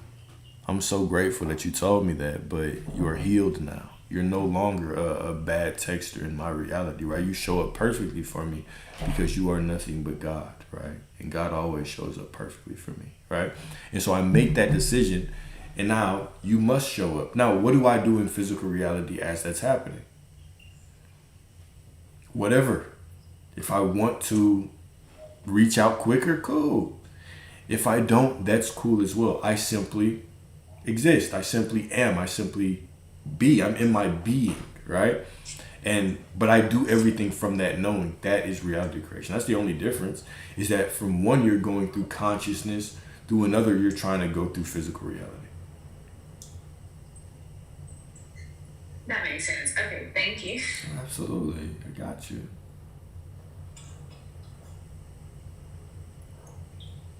Y'all act like y'all had so many questions. Now y'all come over here and y'all had 2.5 questions. Well, no. Whose was the half? Whose was the half question? The football question was the half question. I think that was Sierra's question. Which one you like, the Cowboys or the Lions? It's Chris's turn. It's Chris's turn. Well, no, Chris. Go ahead, Chris. The floor is yours if you want it. Oh, I don't have a question quite yet. I'm trying to gather You my just thoughts. wanted to be on here with us. Just wanted to Look vibe at with y'all. y'all. You just wanted to catch a vibe and yeah. That's Okay. perfect. That's perfect. Okay, I well, just enjoy watching and listening to you and really just opening up my consciousness, to be honest. Like, you are very good at what you do. I appreciate you. I appreciate you, Miss Pris. Thank you. Just having FOMO. Handle FOMO. I feel you. It's a real thing. well, I'm gonna rip another one at you if Priscilla doesn't have a question. Go for I it. remember you did a live Oh. 2 weeks ago, and you said, I remember I popped on there like I always do, Yeah. and I said, what do you do during stillness? Like, for example, and I'm trying to word this correct. I don't want to go out of my way to word this correctly, but and when you're in the stillness and the perceived silence that is created, like the silence is being perceived by the ego, the external. What do you do? And you said, take a trip to Vegas, go to Vegas and enjoy the stillness. And it was so funny because when I was listening to you that morning, it was like 2 Fridays ago, I was packing, I was leaving for a flight to Vegas that night. And I was like, oh no, like I'm scared. Like we truly are all one consciousness, like crazy shit. You know what's How even do you know what's even crazier? I don't remember saying that. Dog. I remember it's so funny because I talked with Lex and Chris, and I told them I was going to Vegas. I was going on a girly trip with my friends, but this was like after, my man came in and all the musty fucking SP shit. Yeah, of course. But I digress, right? When you said like take a trip to Vegas and enjoy the stillness, like I was like, oh man, like throw this in the Bible absolutely immediately. Yeah. Like I'm scared. How do you, like when you're going through those pieces of it, are you just telling yourself like this is the perfect unfolding, like I'm exactly who I say I am and this is just what it needs to be? I want to say yes, but what do you mean by going through which pieces? When you say stillness, what are you referring to? Are you referring to times where you don't see things moving, or what do you mean? Yes, like when I say, if we're talking like external 3D reality, like, and I remember I slid up in the live that you were doing, and I was like, this happened and blah blah blah, but there has been like external, silence essentially. Yeah. Okay. And you were like, just enjoy, but that is what I'm referring to. So Gotcha. during that space, is it just like everything is like reality's integrating? What do you Question think? mark? What do you think it means? Yes, I think that's the answer. That's Of what it just is, like huh? just keep doing what you're doing. Yeah, like, but I'm asking you. That's what I said already, isn't it? Like okay, Yes. you can assign meaning to things however you want. Whatever you say it means is what it means, all right? So let's say that I don't see anything. I could just as easily say, or I could easily say, bruh, nothing's happening. Or I could say, well, this means everything is happening behind the scenes and I'm about to be divinely surprised by something, right? Whatever I say is what it is. There's only consciousness. There's only my story. So what you tell about the exact story that you say does not really matter, right? It's making sure that you are speaking as if everything is in your favor. Speak everything as if it's in your favor. See everything as it's in your favor, because it is. All right. So the stillness just means everything is still moving. Well, what if it doesn't look right? What if it looks opposite? Well, it's still moving, and this is the path of least resistance. It just looks funny to me. But that does not mean that it's not the path of least resistance. The path of least resistance is always happening, whether I see it and it looks perfect, whether I see it and it looks shitty, or whether I see nothing and it's all happening behind the scenes. Okay.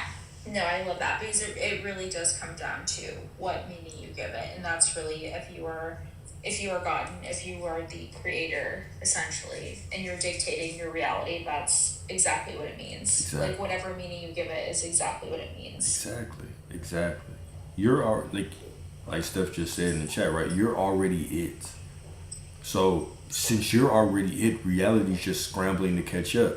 Because it's scrambling to catch up to your divine ass, right? Sometimes it looks great, sometimes it looks shitty, sometimes it looks like nothing because everything's behind the scenes. Either way, it's sprinting after you, right? Just think about it like that. Allow everything to be for you. I love that so much. Thank you. Honestly, that shifted something in my brain chemistry. I love that so much and I appreciate you. Thank you. Beautiful. Thank you. Thank you. Are y'all all like friends for a long time? So we actually came from Danny. We all met through like his Discord, and then us three just kind of like bounced out, and then like started finding you, and then we're on Best friends ever since. Yeah, friends ever we're since. locked in with it. Gotcha. Are y'all from the same place or y'all just all over the place? Y'all just connected across the United States? Gotcha. Yeah, connected. I'm from Alabama. Alabama, okay. I'm from Buffalo. Alright. And then Dallas, right? Now, I'm originally from California, but I moved to Florida 2 years ago. Dang, you a Cowboys fan. That's fine. That's cool. That's fire. That's fire. That girl chose, well, let me choose the most difficult path. The Cowboys fan. All right. I choose the least, I'm on the top of least resistance. In everything except for football. Gotcha. I understand. I If understand. anything, go Bills, like I said. Nah, I feel you. Go That's what's Bills. up. That's what's up. I love how I just love how I just watch these relationships just start. Not y'all's, but other relationships within kind of this space just start evolving. It's pretty cool. It's pretty cool. It is because you know what I will say, and we kind of bounced off each other, but I manifested and I prayed for friends that were actually awake, and I know that these friendships that I have are truly like meant to be because we're just. It's fun to have friends that are awake with you, that are going through the same things, that are expanding their consciousness and not asleep. No, seriously. Thinking you're woo-woo crazy. Mm-hmm. So what do you think was the assumption that actually got you to that point, right? Because they're simply all of y'all are simply a byproduct of one another's assumptions. So what was the shift? It's funny because I was thinking what you were saying. I was thinking about the assumptions, how they shifted. Right. That's on you, Chris? And yeah, it's a big question. why I asked that is because I talked to so many people and they're like, I just want more friendships, and once we get to it and shift that assumption, the friendships flood in, or the connections flood in. But I'm go ahead. I guess I'll say for me, I've noticed that some of my regular friendships have, I don't want to say died off, but it's a good thing because, well, I guess I could just kind of talk about it. I went back home a couple months ago and I noticed that my regular friends were very much still asleep, like very much in lack. And when I came into Danny's group and met these girls, it was something in there that I was just like, you know what, we vibe, we connect, and then we just started talking, and things just shifted. And I trust them with my life. But it was more of me just, not in the sense of I need more friends, because I'm fine being alone, but these friendships, seriously, I talk to them more than my regular friends. If you see our thread, Yeah. it's just us, but it's all day, like, connecting and talking about awakening and consciousness and regular things, and you can tell it's on a different level. That's so beautiful. I love hearing that. I love them. Missing. I agree. I totally agree. Like when I joined, I know Alex, like you're familiar with Danny, like, and he has like his like Discord and his group and that kind of stuff.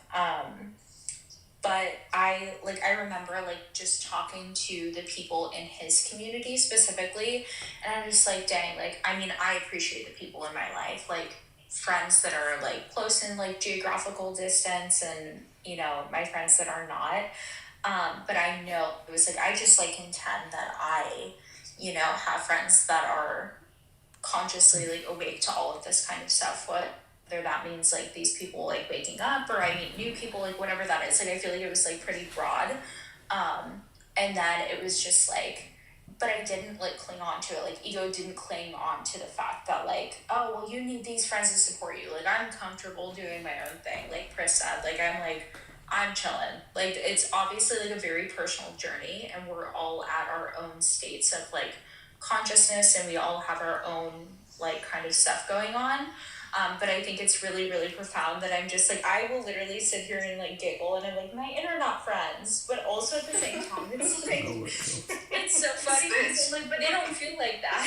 No, but I don't consider them my internet friends. I'm like, even coming into your lives or whatever the case may be, I'm just like, it's so like, it's so wonderful. It's such like a beautiful gift to be just surrounded by like-minded people, whether it's, you know, in whoever's comment section or whoever's live, and it's just like, damn, like these people really do get it, and like we are truly all expanding our consciousness, and I think that's so like, it's so cool. And I'm like, people that, you know, perhaps that I like, you know, maybe won't ever meet in real life, or maybe I will, I don't know, but it's just like we're all just doing the same thing of like, you know, wanting to expand and like grow on this whole thing. And like you always say, like we're all in this together. Like it's so true. Like cue the High School Musical soundtrack or whatever the hell you want to do, but it's but like it's so true. Yeah. Vegas trip. Honestly, I miss Vegas, and mentally I'm in Vegas right now, Steph. So be it. Come to Vegas next week, man. No, say less. No need to tell me twice. I love me some Sin City. It's so fun there. I love Vegas. I'll be in Vegas for next Friday to shit. I don't know. Friday to something. Friday to whenever I go to LA. Like Friday to Wednesday or Friday to something like that.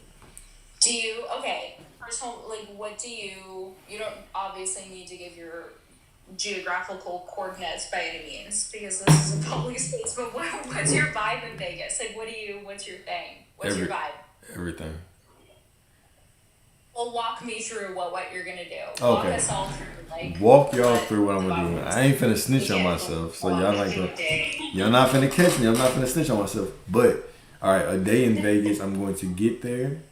I'll go to the casino for a little bit. So I'm staying. I don't even remember where I'm staying. I think I'm staying at the Aria. So I'll check in. I'll put my stuff down.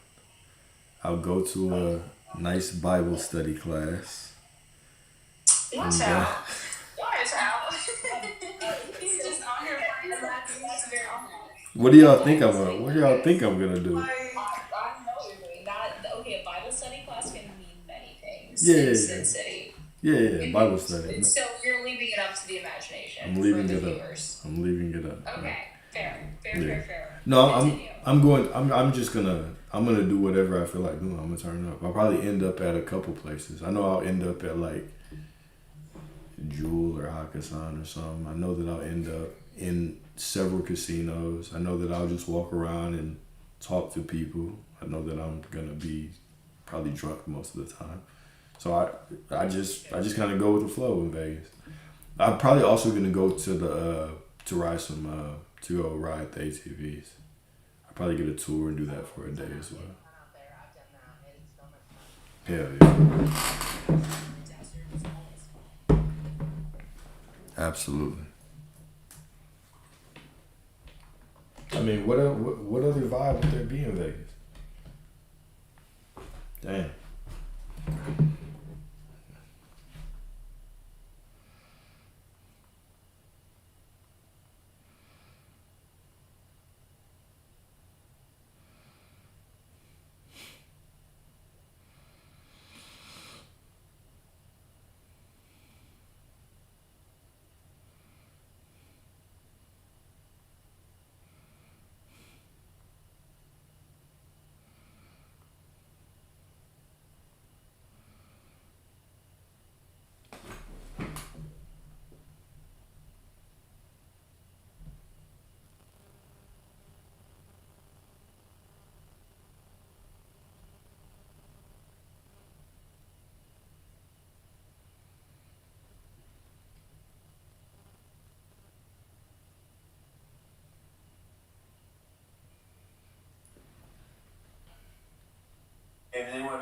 as your jujitsu cousin comes back on the TV?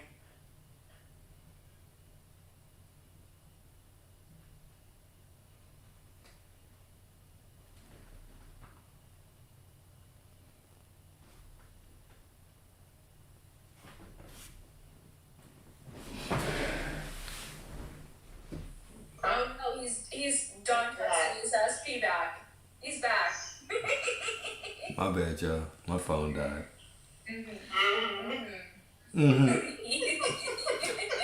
What's up? He said I have to go hit my SP up. The musty dusty SP. No. I'm not hitting SPs. That's okay.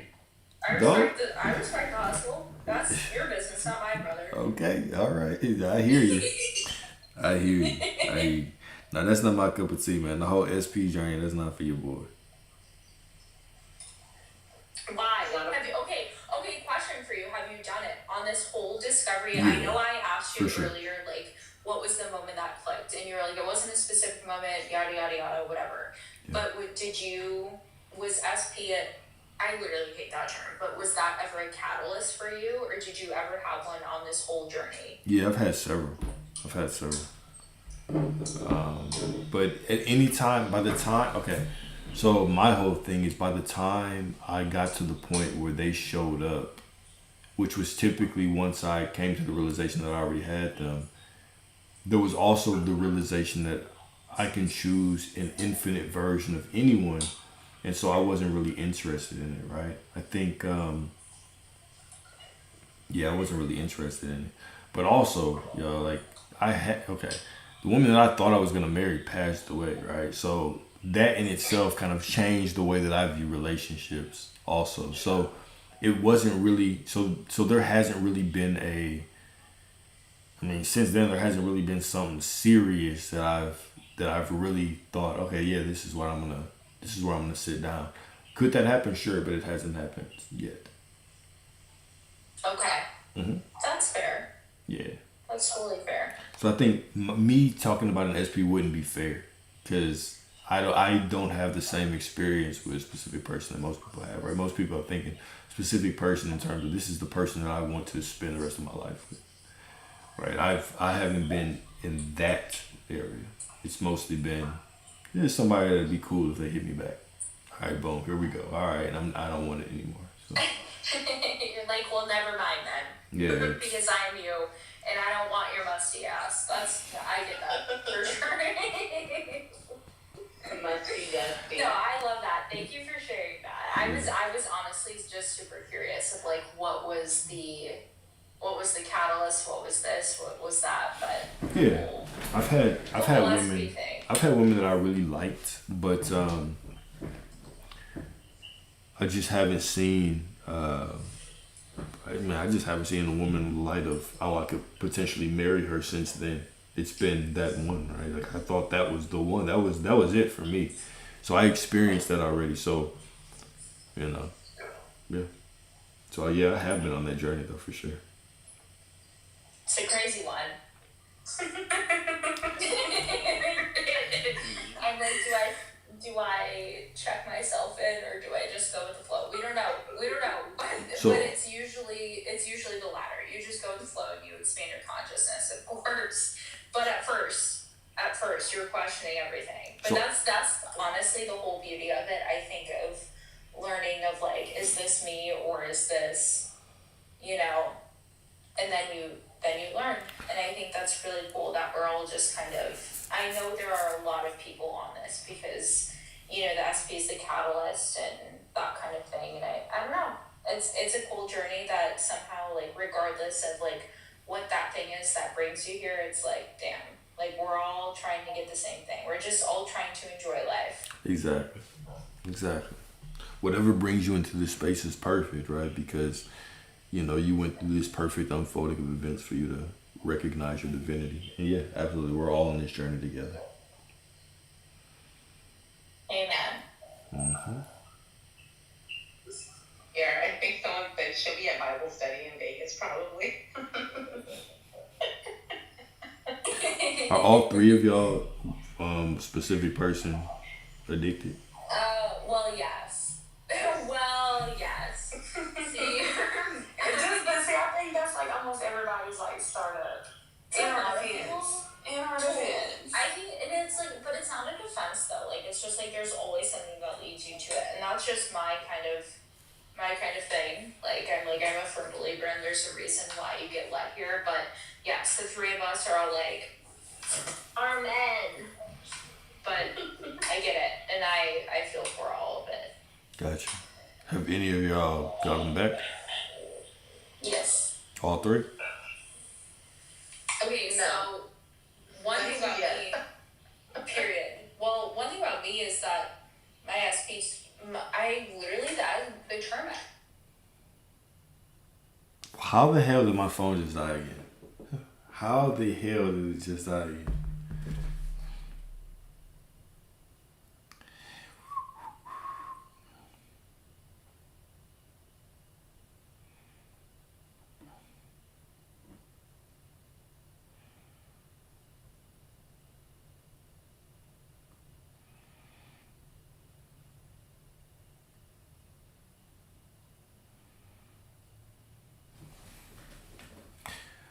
La-di-da-di-da. I'm just gonna go on.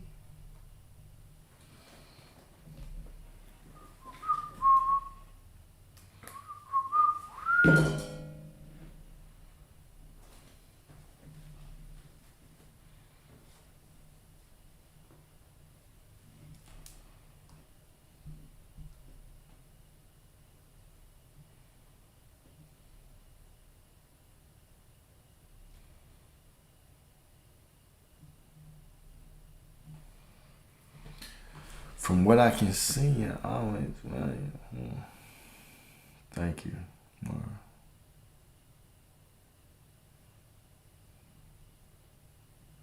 Okay, who is, what do you mean by he is drunk? He is not drunk. Unless you're talking about another he. Unless you're talking about another he.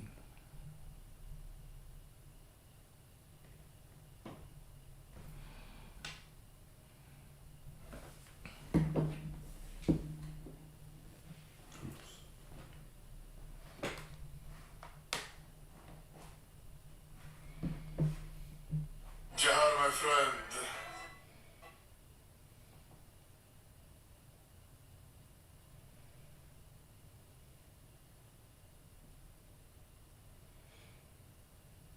He's amazing.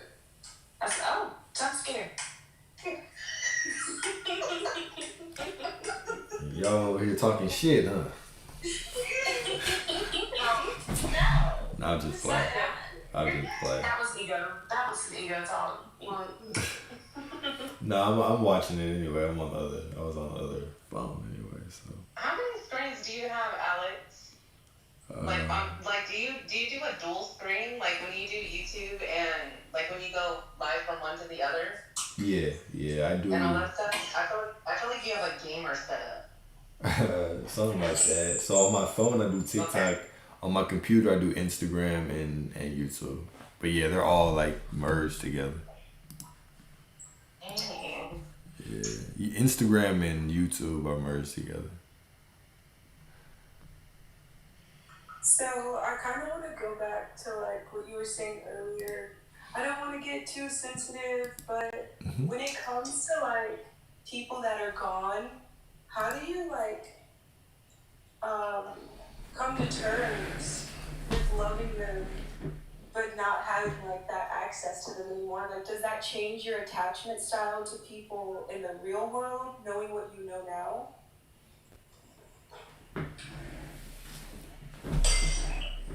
I'm sorry, you asked that one more time? Is it difficult for me to work with people in the real world? Like, attached to them in the same way, knowing what you know now?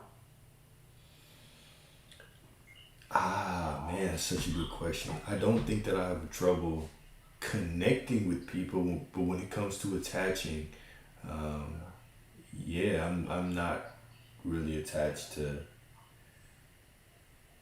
many new people that I meet. Yeah, that's a good ass question. I would love to hear how some of y'all answer that. Or, if I can ask, are you talking in the sense of like death, or are you talking just in general, like loss?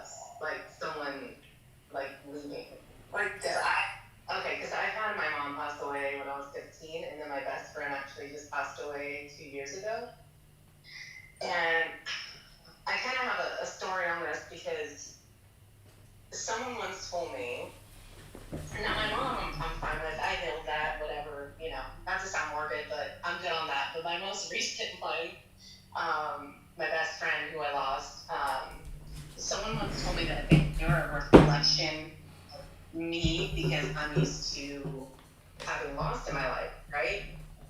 So then that really got me being upset, and I was like, wait a minute, hold up. That just did not happen because of loss. She, unfortunately she passed away, and it sucks. But I think, to be honest, I've had the most peace about her death because either I'm just really awakened, or the things that I have healed when I lost my mom, it's just brought me peace within myself. So my perspective on that is, I know that she's here no matter what, but I'm okay with losing, like, with her. I don't even know how to make it sound okay, like it sucks, but I'm okay with it, if that makes sense. Like, I'll cry about it, but it's not in the sense of like, oh my gosh, like, it's just more of like, I have her pictures up on that wall and I'll look at her and I'm like, yeah, well, yeah, such a good friendship. Like, I will cherish that forever. But it's not from a place of, damn, like, did I do this? Is it because of this? Like, I don't question it.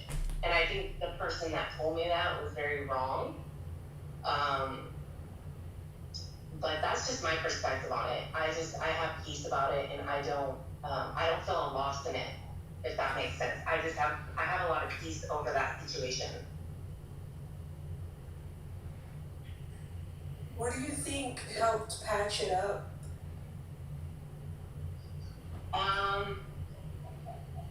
With the sense of losing her? Yeah. I think, to be honest, it's been my faith that I've had, and just knowing that no matter what, she is okay. Like, I've had dreams about her. Like, I was actually just talking to the girls about this. Now I'm beginning shaky, my voice. Oh gosh. It was probably about a couple weeks ago, and it's weird because I'll have dreams of my mom, but it's like this for both of them. I'm still aware that I know that they're gone. So when I see them in my dream, I'm like, they're not supposed to be here. But I'll see them and I'll be comfortable and I have peace about it. But I'm just like, what are you doing here? It's weird. But I just think for me, I don't know what it is. I have an overwhelming sense of just peace about it. I don't know how to explain it. It's not like, I'll get sad about it, around her birthday, or her passing actually just happened in August. And I'll reflect on our friendship, and I'm very thankful for the time that I had with her. But it's not something that I feel a loss about. Like, it is unfortunate. She lost her life due to a motorcycle accident at 32.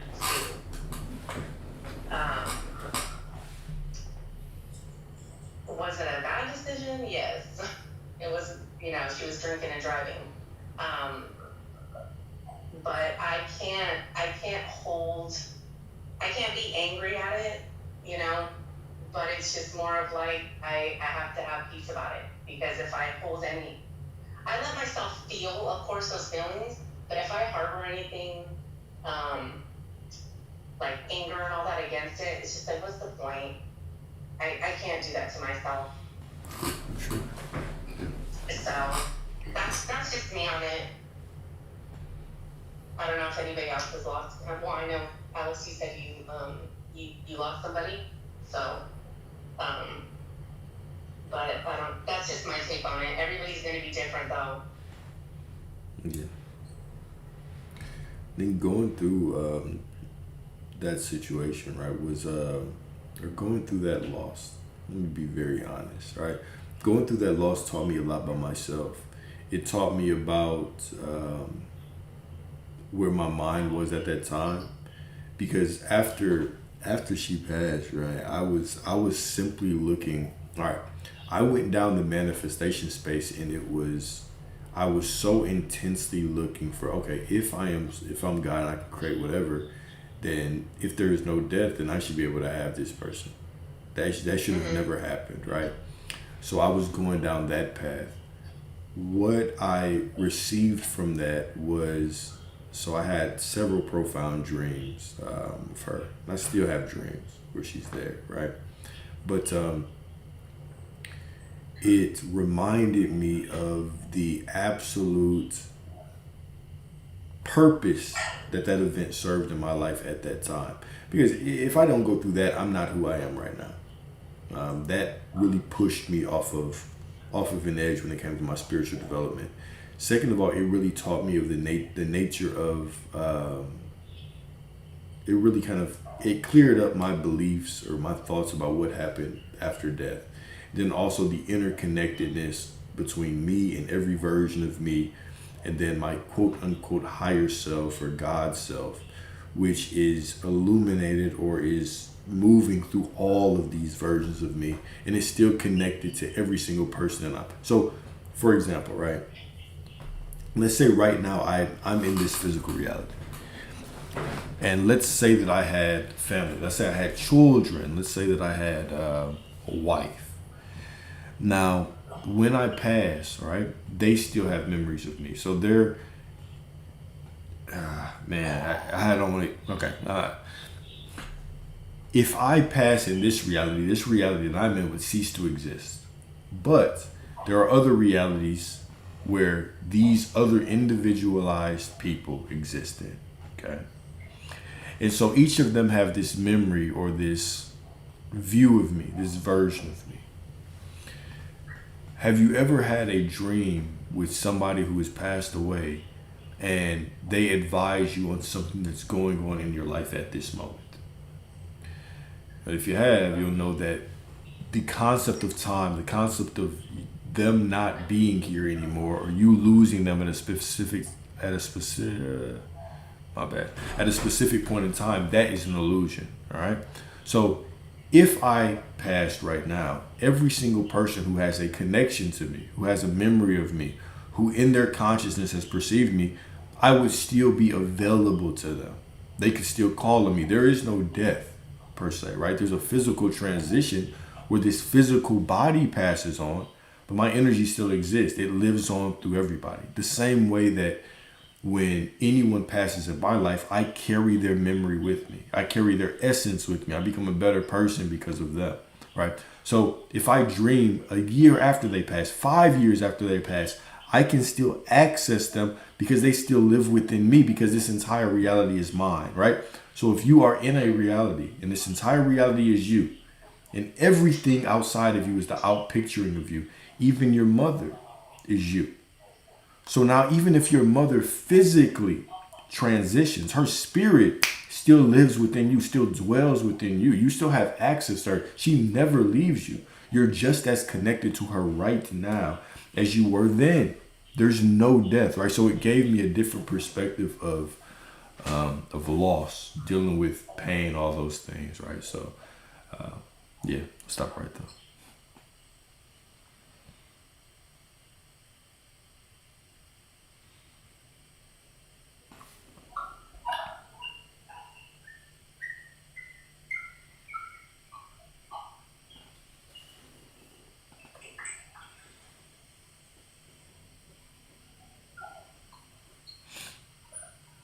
Don't tell me everybody wants to get quiet now. I mean, it's just such a deep and complex topic. I feel like we should tread lightly. Or I feel like I should tread lightly. Okay, that's fair. I will respect It that. was a beautiful explanation of it, though. I've never heard death explained that way before. Or however you presented it like that, it just gave me a whole new outlook on everything. And my whole heart goes out to you, right? But that was the most, I don't even know the words, like beautiful explanation of death. You never hear nothing like it. You know what I'm saying? You just hear like, oh, they're in a better place, you know? Yeah. You never hear like the depths of it or anything like that. Because I know my dad passed, like that messed me up. Me and Chris were just talking about that the other day. And I was just like, yeah, you just deal with it in time. But it's never been broke down like that deep and beautiful. And for you to experience what you did and still see it that way, you have my heart. Let me stop. I'm a crier. Let me I stop. appreciate you. I mean, because we have to see, right? Everything is an opportunity for us to find love, right? In every situation that we go through. Okay, whether it's losing a spouse or a child or a parent or a friend or whatever, right? It's still a sacred, that moment is still a sacred place where God is showing up and saying, even here, right? I'm still, even here I am with you, right? And so when we begin to look at life that way, and if we really start to embody the meaning of oneness, of unity, that everybody is within me, well then there can be no death. So what does that actually mean in terms of my relationship with everybody, right? So that just led me down this path of kind of realizing these things, or having those perspectives revealed to me. I wanted to say truths. They're my truths, but they're my perspectives, right? Which are revealed to me.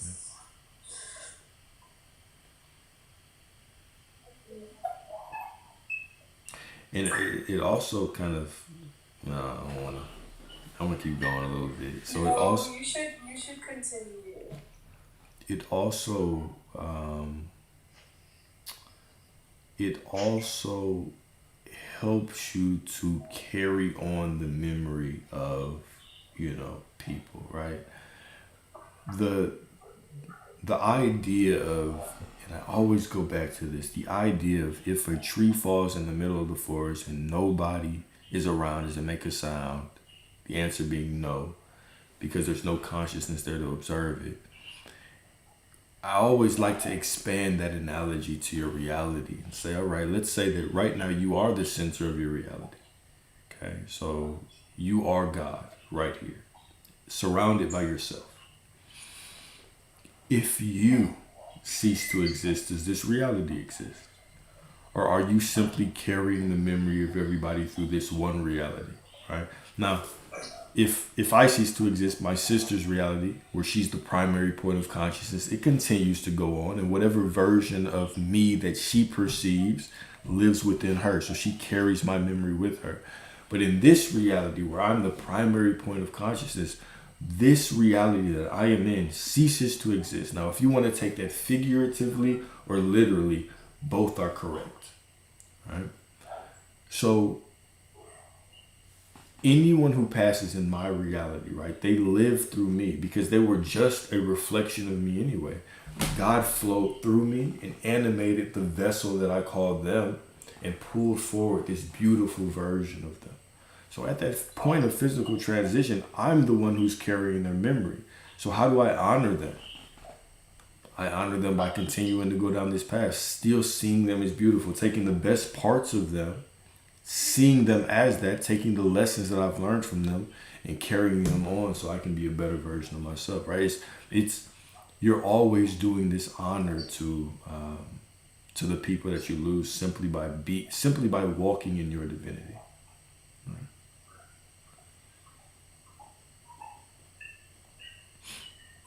I love you too, Lex. I'm slinging my feet. You better watch out.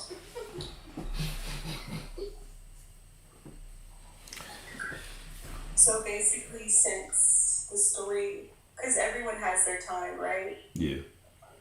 And that story's written, so the best thing to do is to just accept that it was what was supposed to happen, and then just say like as positive as you can about it.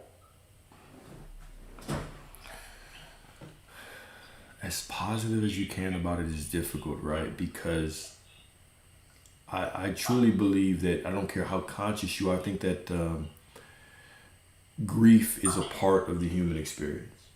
Okay? The same way that if I meet this beautiful woman today and I believe we're going to get married and then we break up and there was a version of me that saw the rest of my life with her, right? And I would grieve that version of me and I would also grieve her. I think that I truly believe that grief and sadness and all those things are just natural part of the experience, and they're meant for you to endure and deal with as best as you can. Right? Here's the thing, right? When the people that have been the closest to me that I've lost have been responsible for making me more present, right? Now my time with the people that I care about now is much more profound because I've experienced the loss of people that were close to me that felt like 1 minute they were here and the next minute they were just gone, right? And so that plays in my mind. Now, if I just tried to completely stay positive, could I have come to that realization? And could I have these deep connections in the present moment with the people that I run across? Maybe, maybe not. But me just being positive and pushing through it, I don't think that does justice to that person's memory. I don't think it allows me to honor what that person meant to me. I don't think that it's the most humane way for me to handle myself. Is that me loving myself? Is that me giving myself grace? Is that me knowing that my emotions are still perfect?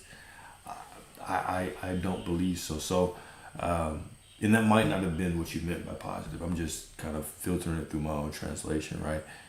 You handle the situation as best as you can and know that it's perfect, right? There are some people who might take a month to grieve. Some might take 6 months. Some might take 5 years. Some might take 10, right? Which way is the right way? So it's all up to that individual's perspective. So I would simply say when you're in that process, don't judge yourself. Know that you'll have days that are better than others. Know that you're still perfect through it, right? And allow yourself to have the human experience. Know that your pain or your frustration or your anger or your whatever emotion that you feel, it's just a reminder that love was real. That love was real, right? It is you simply remembering. It's you honoring someone who meant a lot to you, right? And that is noble. That's beautiful, right? But also know that person will continue to live through you forever. We honor the people that we lost by simply living, remembering them, and staying beautiful. Is it fair to say that it creates like a dual consciousness to where your capacity is like forever increased? Like your capacity for consciousness is turned towards someone else. Like you're almost living for them while you're alive yourself? I think you can push it that way. I think you can push it that far, right? Where you're living for someone else. I don't think that I've reached that point. I don't think I'm even anywhere close to that point. But their memory serves me. Their memory serves me as I guess, it's just a symbol of love. It's a symbol of love. It's a symbol of one moment people can be here and the next moment they could be gone. It's a reminder that you can tell someone you love them. You can kiss them. You can tell them good night. You'll see them in the morning. They can drive away. You can never see them again, right? It's a divine reminder to be present and enjoy every second. I don't believe that it's living for someone, but it is being present. It is being present. Okay, so that's where the bridge of non-attachment comes in, like presence regardless of physical embodiment. Presence regardless of physical embodiment.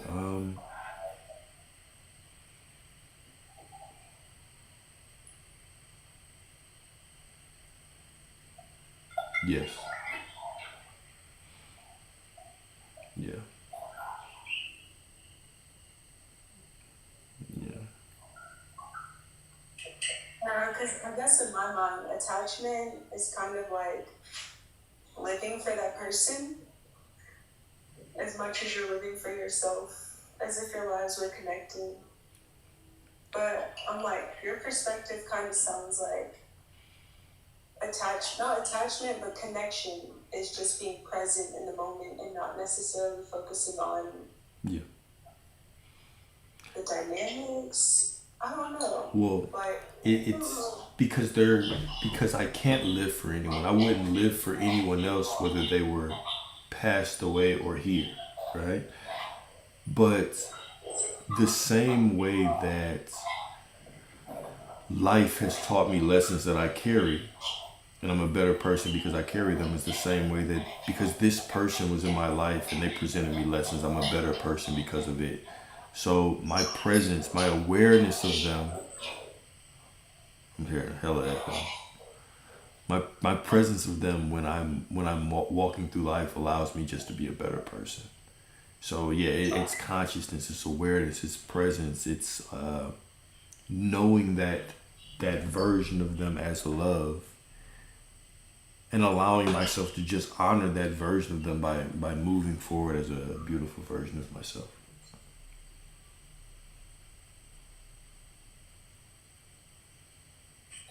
kind of like how we see like Martin Luther King or someone like that, like not idolized but memorialized. Man, that's a good point. I guess yes, you could say something like that, right? To where this person isn't, you're not living for them, but their memory serves as a reminder of this is where you've been, this is where you're trying to go, this is what this person saw in you. Yes.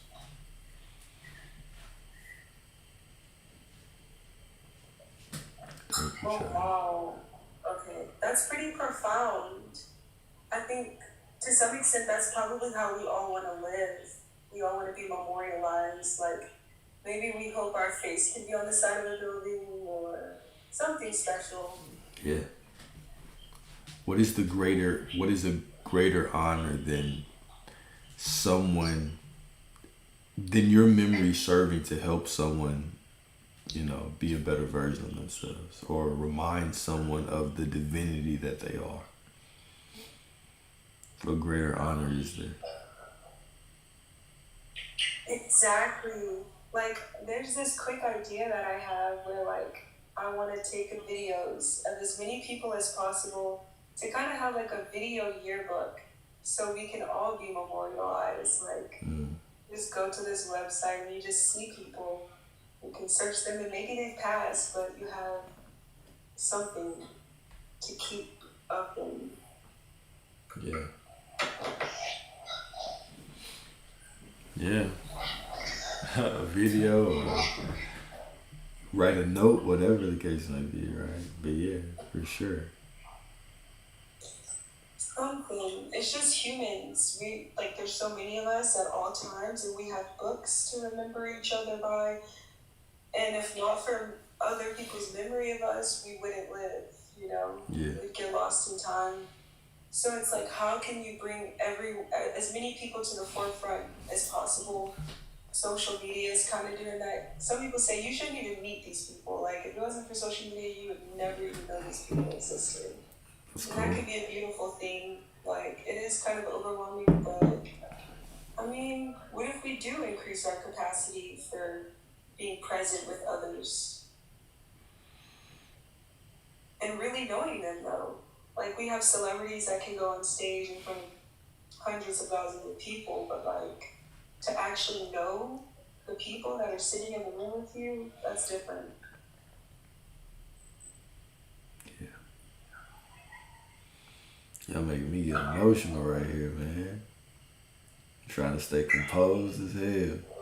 Oh, I'm crying. No, I'm not crying. Oh. I'm not crying. I was close though for a second. Y'all got me. Because I'm reading these comments too and I'm trying to stay. You got to stay focused, brother. Got to stay focused. And I just wanted to get up here and say,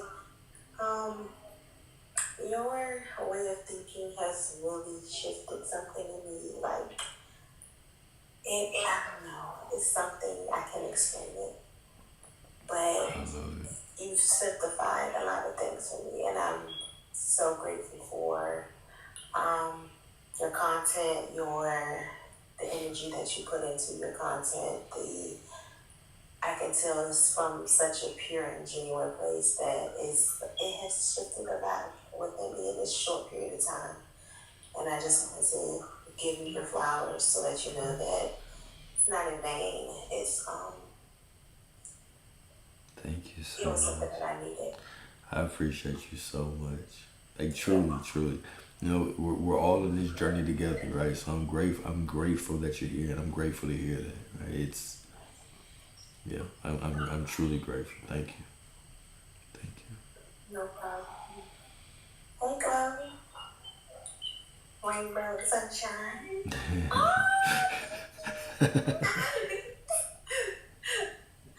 I like to think I am sunshine in human form. Yes, you are. You're so warm. I can't explain it. It's such a warm feeling. Every time you talk, I'm like, oh. Thank you. I hope we can transition to my question. I'm gonna bring us back to our SVPs. All right. But I already asked Ryan this, but I'm gonna change the question ever so slightly, because I already know what I'm gonna do tomorrow. Tomorrow's our 3-year anniversary. But I'm wondering what everyone else would do here. Other than go to Vegas. What I miss? You know what I was about to say, come to Vegas. Wait, what is she talking about? Oh, Go ahead. okay, hold on.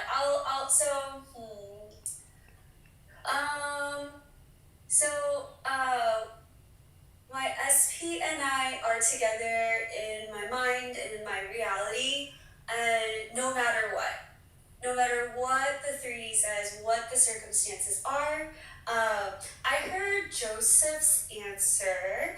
I don't think I heard Ryan's answer. I think he just said, "Yep, Joseph's answer. That's the one." But it was something along the lines of, I'm choosing that reality, go back inside, go into flow. So, because also, I'm not going to deny myself the human emotion of crashing out. I'm going to bring back Willy Wonka. Like, when things weren't going his way, he crashed out. And he did things that, he acted on those emotions and those temporary thoughts, but he always went back to knowing who he was. So, my 3-year anniversary with my SP is tomorrow. And it's bringing up a lot of emotions. I know what I'm doing tomorrow, and the answer has already been given to me, and I've already decided I'm going to allow myself to feel what I feel and think every perfect thought that I'm going to think. But I would like to know what everyone here would do. I would just go about my day. However the day unfolds, I would just go about my day. If it's something special to you, I'm not just gonna say like, oh, it's a normal day, because it's obvious it's something special to you. So whatever you feel like doing, honor yourself that day. Do something that you enjoy doing. Just let the day unfold how it's gonna unfold, and like you said, just feel your emotions, but just don't put too much emphasis on it. Let it just be a day. Wait, but what do you mean? Like, what are the choices? Like, what do you mean, what would you do? What should you do? Not necessarily, because I don't think I have to earn my worthiness or earn love or anything. But I think it's similar to the question that was asked in this morning's live of like I'm bored during the waiting. I'm not bored. My life is going the way that it's going. You're answering your own questions, and that's what I noticed. you answer your own questions. You don't need our input because you know. You just want confirmation, reassurance, it sounds like. But it sounds like you know exactly what to do. You just want someone to confirm it or validate it. But I would go for what you feel. So, like, are you feeling bad about your relationship? Yes, when I forget who I am and I float in and out, and like I'll be very honest here. Like sometimes I hate this person. Like oh the things that he did to me, and then I go back to but also like these really sweet things and like what a good person, like integrity and honest and truthful, and yeah, so there's like some swaying, so I take accountability for the swaying, and I go back to I know what I want. I wouldn't desire it if I wouldn't like God myself. I gave myself this desire, so I'll have it. But on like I think it's similar to the question earlier of like when my mom that's passed away, like when it's her birthday or like when like like her birthday or something comes up, right, the anniversary of her passing, then like you feel a little different that day. And so there's nothing I need to do, there's nothing I should do, but I also like I'm very aware that tomorrow is the day. Okay, so out of curiosity, if y'all did not know each other and y'all just met for the first time tomorrow, would you choose him? Knowing what you know, subconsciously.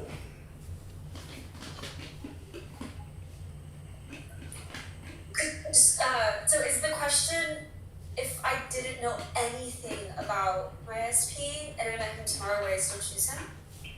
Like, you know, what's that movie with, oh my gosh, it's not coming to me, whatever. But basically, yeah, if you didn't know him, y'all didn't know each other, you crossed paths, and all you had to go on was a subconscious feeling. With that feeling, would your body still choose him?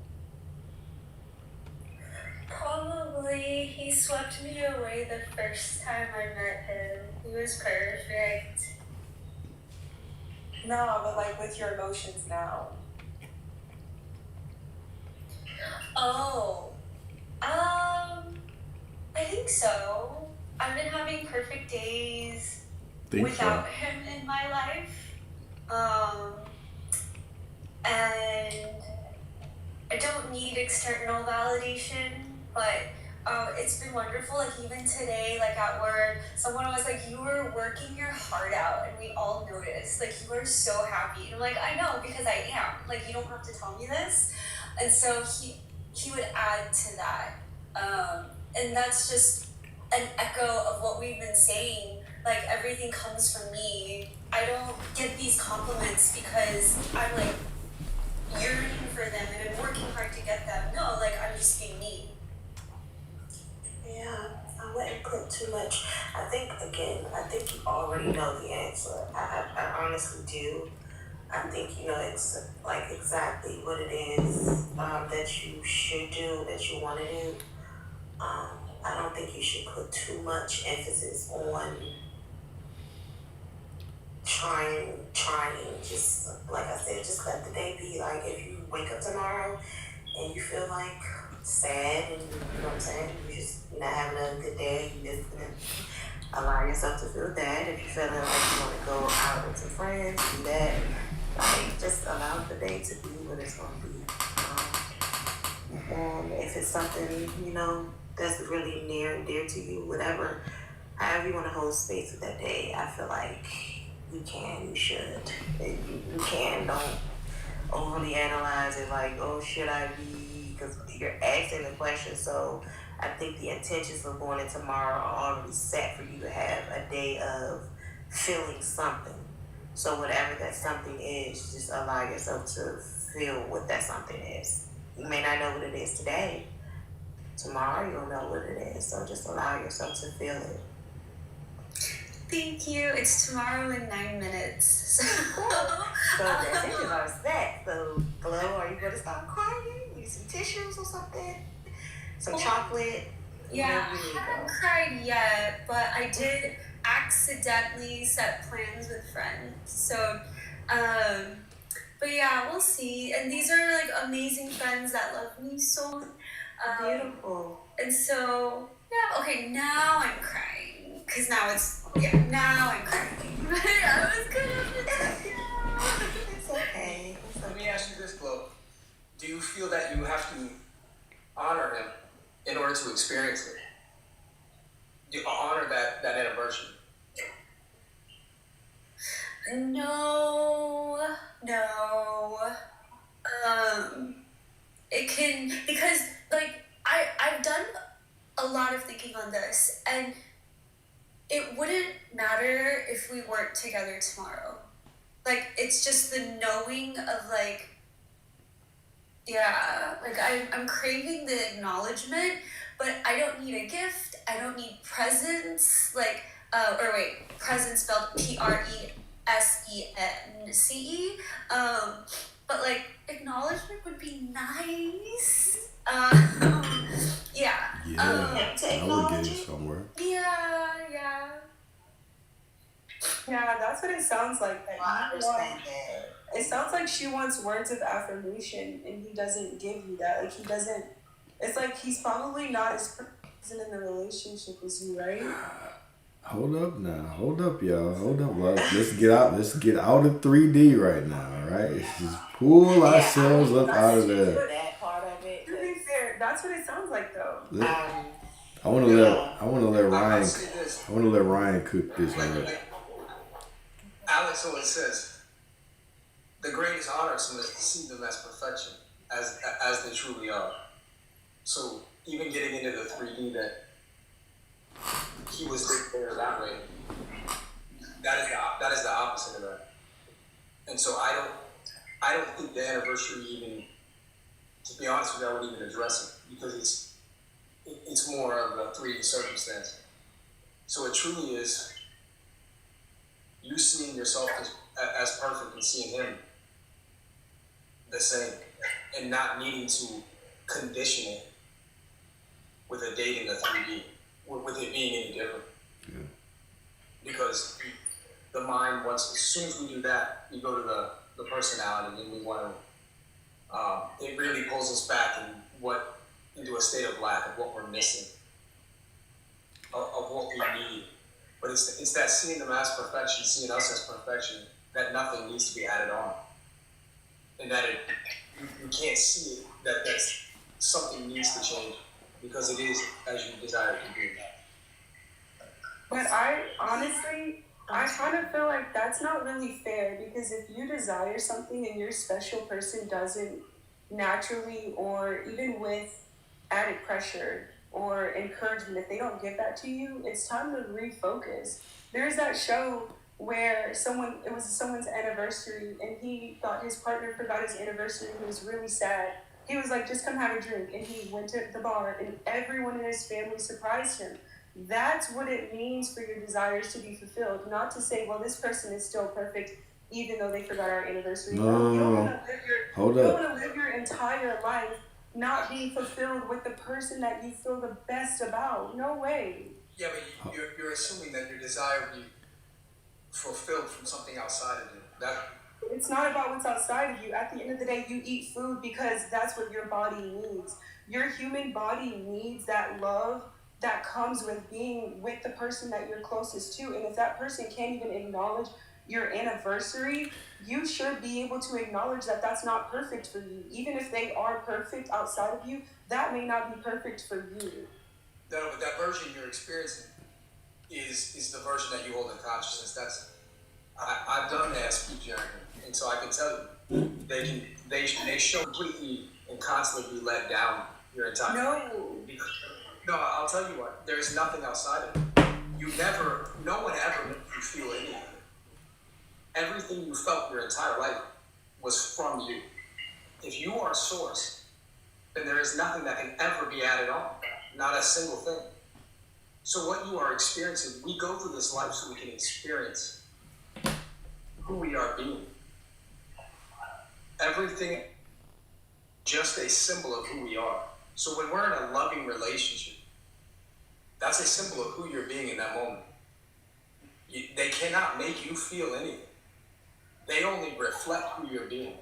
Yes. So when you say, I feel this because they did this, that's not It's true. not about that. It's if you are the type of person that accepts your SP not doing anything for your anniversary, then yes, that's what we accept the love we think we deserve. If you think you're deserving of that, if you think that's perfect, that's what you're going to accept. That's the loop that you're going to be in. Correct. I think for in this case on Glow's behalf, like she's already verbalized that this is a special day for her, so it's something that she holds dear. I don't know if the SP, the other person, if he's even a matter, but I feel like go ahead, Alex. Y'all are focused on the external reality so much right now. All the stories that you're telling are based on how the external reality looks. When that doesn't matter, that's just going to mirror your internal state of being. We got to go to the root. The root is our consciousness. The root is, I think we're just everybody's going through these different paths, right? Ryan's taking the path of consciousness, and then so you're taking the path of this is how physical reality looks and this is how it is. So there's no common ground here, right? So Glow's taking the path of consciousness here, and the path of consciousness is that yes, this date doesn't matter. I don't need anything added on to me. I need to truly see this person through the eyes of reverence. It's not seeing what they're doing wrong as perfect. That would be ridiculous. It's seeing that person, this version of them, right? This skin suit that they're wearing as simply a vessel. Vessels change. The vessels change moment by moment. Circumstances and external reality change moment by moment. But the God that animates that person is perfect and it's infinite. And there's infinite versions of them just like there's infinite versions of me. So when I choose to see them through the eyes of devotion and love them and see them as the altar of God, now they can show up beautifully and perfectly in my reality. It's not about accepting less, right? We don't do that. You're God. You don't have to accept less from anyone. It's about getting beyond the physical reality, seeing this person as perfect, knowing that you are perfect, and allowing those realities to mix, right? All right, once we talk about accepting and what's going on in the physical reality, we're no longer in the manifestation space. We might as well just go to self-help or go to somewhere out there that's talking about regular relationship advice, right? So I think we're just talking about two completely different paths. Yeah, I would just answer the question as the original question, which she asked, like, which should she do? So I'm just saying, like, of just experiencing the day how she sees fit, like whatever she wants to do on that day, because it's obvious that the day is already special to her. So there's no taking that away and saying no, like she feels it's an important day to her. So I'm just saying, like, just giving advice on what she should do on that day if she can, you know. If it's a light day, it's a heavy day, whatever the day is, that's what it is. But I don't get into giving advice on SPs because it's a tricky thing when you're speaking up, and it's like trying to explain it. Sometimes people like, are you accepting anything? You're just, I don't get into that. So whatever you see fit, Glow, I'm with your girl. Glow knows the law, right? Like you know. I think so. From my perspective, what I would say is this: tomorrow is a day that you have already marked out. All right, you're gonna have whatever emotions. Those emotions, like you said, are perfect. All right, you're gonna go through the day and you're gonna do whatever. But the reminder, right? What I want you to remind yourself, okay, is that no matter what happens, okay, you are still perfect, whole, divine, complete. You are the love that you seek, okay? And so from that remembrance now, I can walk through reality and whatever happens. but I know that I am perfect and complete. So reality must meet my perfection and my completeness. I will tell you something though, right? I'm gonna give you some big brother tough love, right? Even in this story of you knowing that you have this person, right? There was also this date in your mind, and this date in your mind could have potentially caused some problems for you, right? Because now it's all right, I have this person, but now even when you were telling the story about this date, the story changed, right? It was, well, I wanted to be acknowledged and I don't have him here, and you're already anticipating not having this person here. So I will tell you, okay, it's you are already making having this person conditional based on this date. All right? If I have him, but this date is coming and I don't have him. So what are you really affirming that you are? Who are you affirming that you're being in that time, right? So the path of consciousness is no matter what happens on this date, show up or don't show up. You're mine. I have him. You show up perfectly. You are absolutely divine, right? It's going beyond the logic. It's removing all conditions. Right? Ryan said it's just the same way Ryan said it. You are perfect without conditions. It's taking away the conditions to this. I am perfect. I have you. There's no conditions. It's unconditional because God is unconditional. Right? So that whole this moment in time, right? It just rises up like an alarm clock to remind you, okay, cool. Are you really it? Or are you saying you're it? Except for this situation where you see, all right, this person is not showing up on this situation. Right? Because if you really pay attention to your story, girl, that's what you were saying, is that you are, I have him, but this day is coming and I don't have him. No, you have him irrespective of the day, but you're going to deal with the day however. You're going to flow through the day however, knowing that you have it, knowing that you're already in the end. Does that make sense? Yes, and I'm already doing that. Like the whole day is planned out. We know where we're going. We know what we're eating. One of my amazing close guy friends is cooking for me, and yeah, it's not gonna be filled with love because I'm loved. Duh. Well, do you know what I'm saying about making not having him on this day the exception? Yeah, I do. Why would I add conditions? I forgot. Yay! Now I get to remember again. Exactly. Why would I make anything and everything conditional? But yeah, and I forgot, and it's a good alarm clock, and it's a good reminder. Exactly, guys. It's okay. Exactly, guys. It's You got this. Don't. I feel like glow too. Like it's when you have those emotions of just being in the human experience and feeling certain things, like just allowing yourself to feel that, even if you forgot and you feel like, damn, tomorrow is gonna be a fucked up day, or tomorrow I am. Like, don't. For me, I don't shy away from those feelings because those feelings are coming up for a reason for me.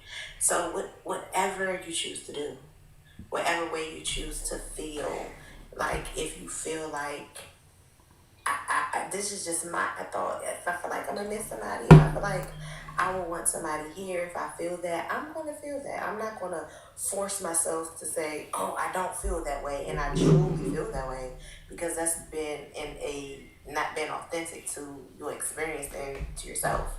So if you feel like that's how you feel it.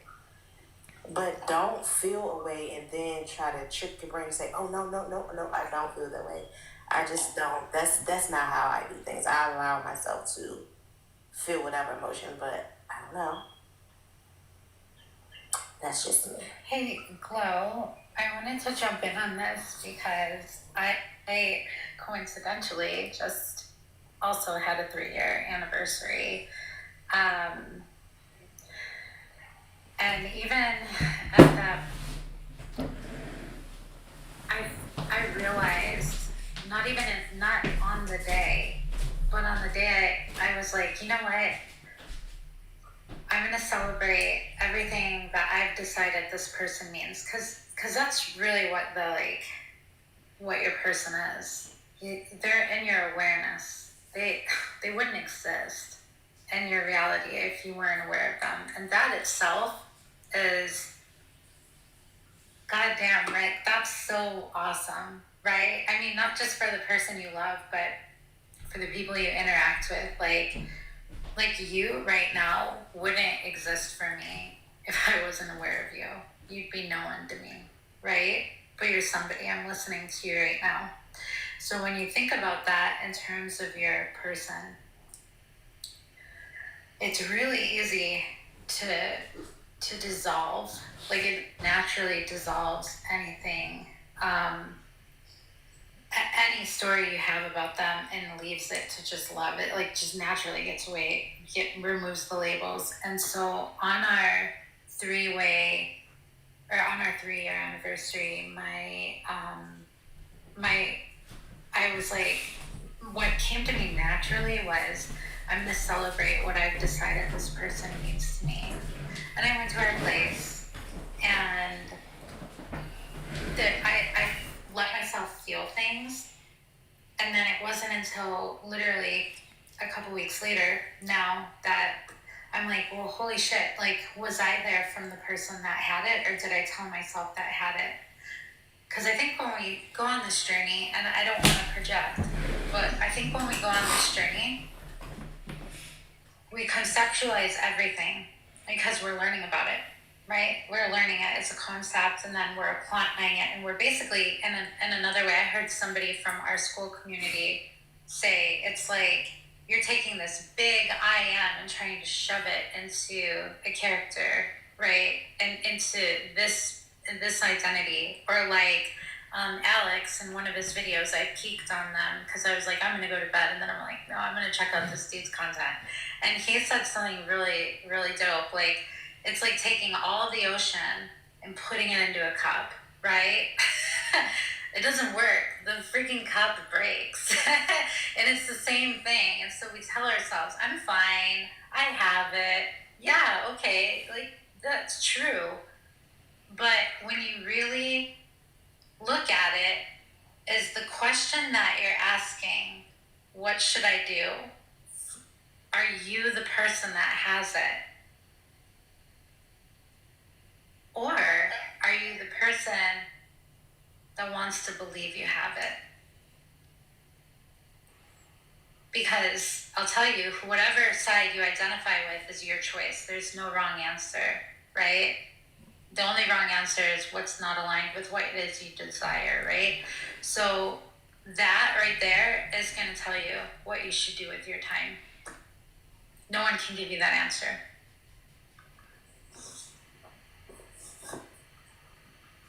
Oh, Glow, that's just so, I want to cry. I just love you, Glow. I'm so glad you turned on your camera. Yes.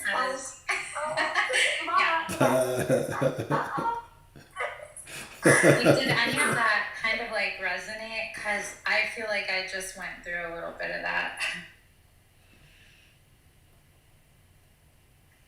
Sorry, the mute button is like this small on the camera.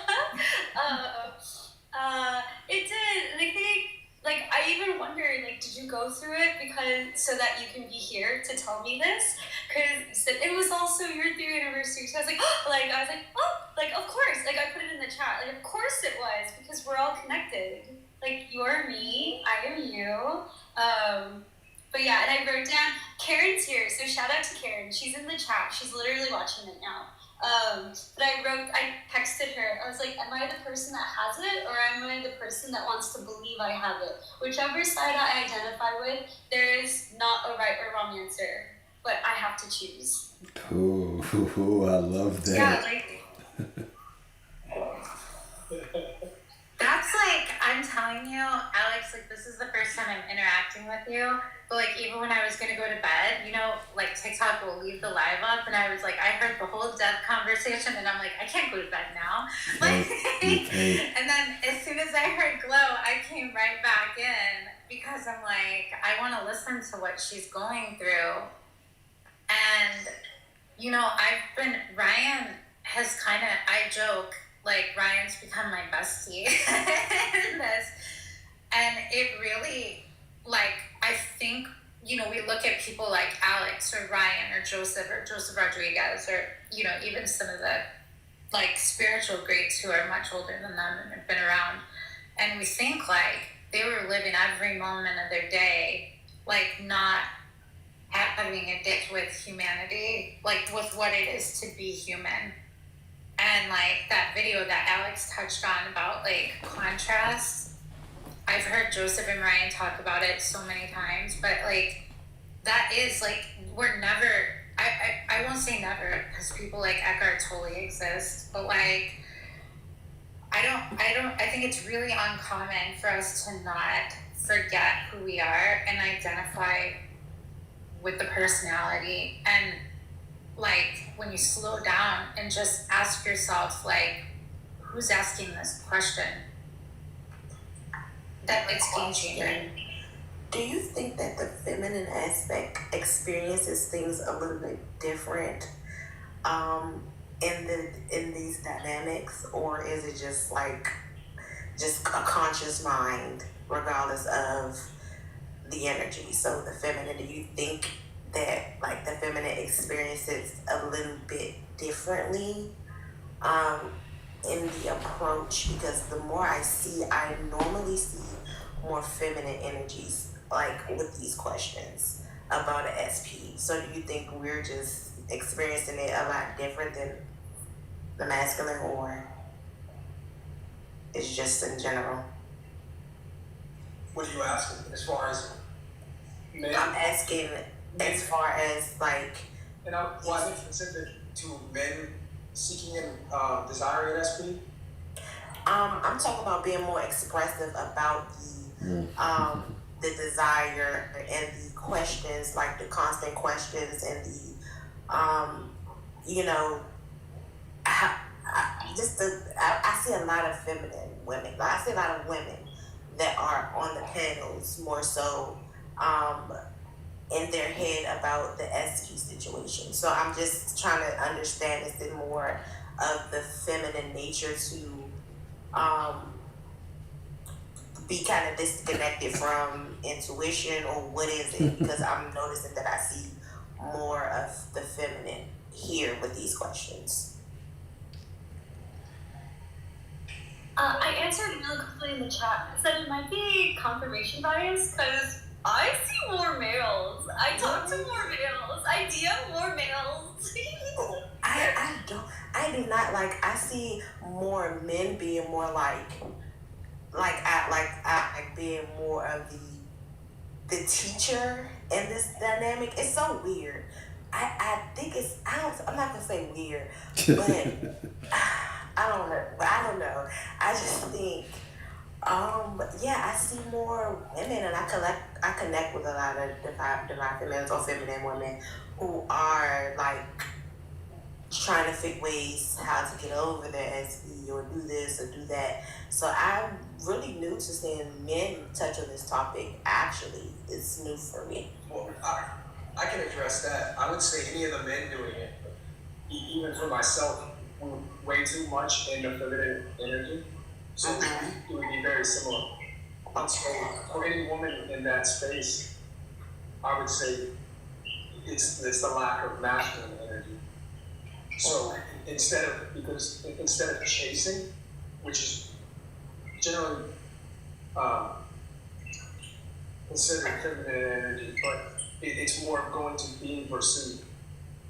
And so allowing your desire to come to you, that is the feminine energy, but then also the masculine energy of knowing and having that confidence and knowing who you are.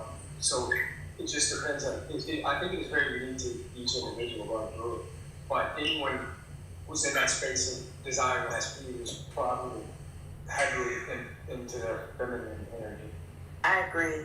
I feel like the feminine energy is very very heavy into the chasing and the wanting to know the outcomes and the expectations. Like I see it's the feminine energy, whether it's man or woman energy, is clinging on to whatever information that we can get. We're hopping on lives, we're doing this, we're doing that, we're trying to get some type of information to get closer to an answer on when this person is going to show up as how we want them to show up. So I see a lot of feminine, I see that energy, the feminine energy is in that space a lot. Yeah, I think that's an authentic assessment. Yeah. I think I've already told this story before, but I wanted to I'm rewinding quite a bit back because I got to sit and bask in everyone's perfect greatness and listen earlier. But Ryan brought up something important that I do not want to skip. And Ryan said, no one can make you feel a certain way. So whether that's my 3-year anniversary, by the way, congratulations, everyone is now a part of my 3-year anniversary celebration because it's a new day.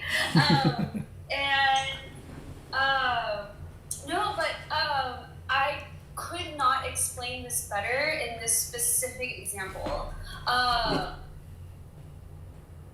One of my closest friends, I call her my work wife. I'm spending my 3-year anniversary with her too, so super excited to see her. But she got laid off at work and at the job that we worked together. And she texted me immediately when it happened.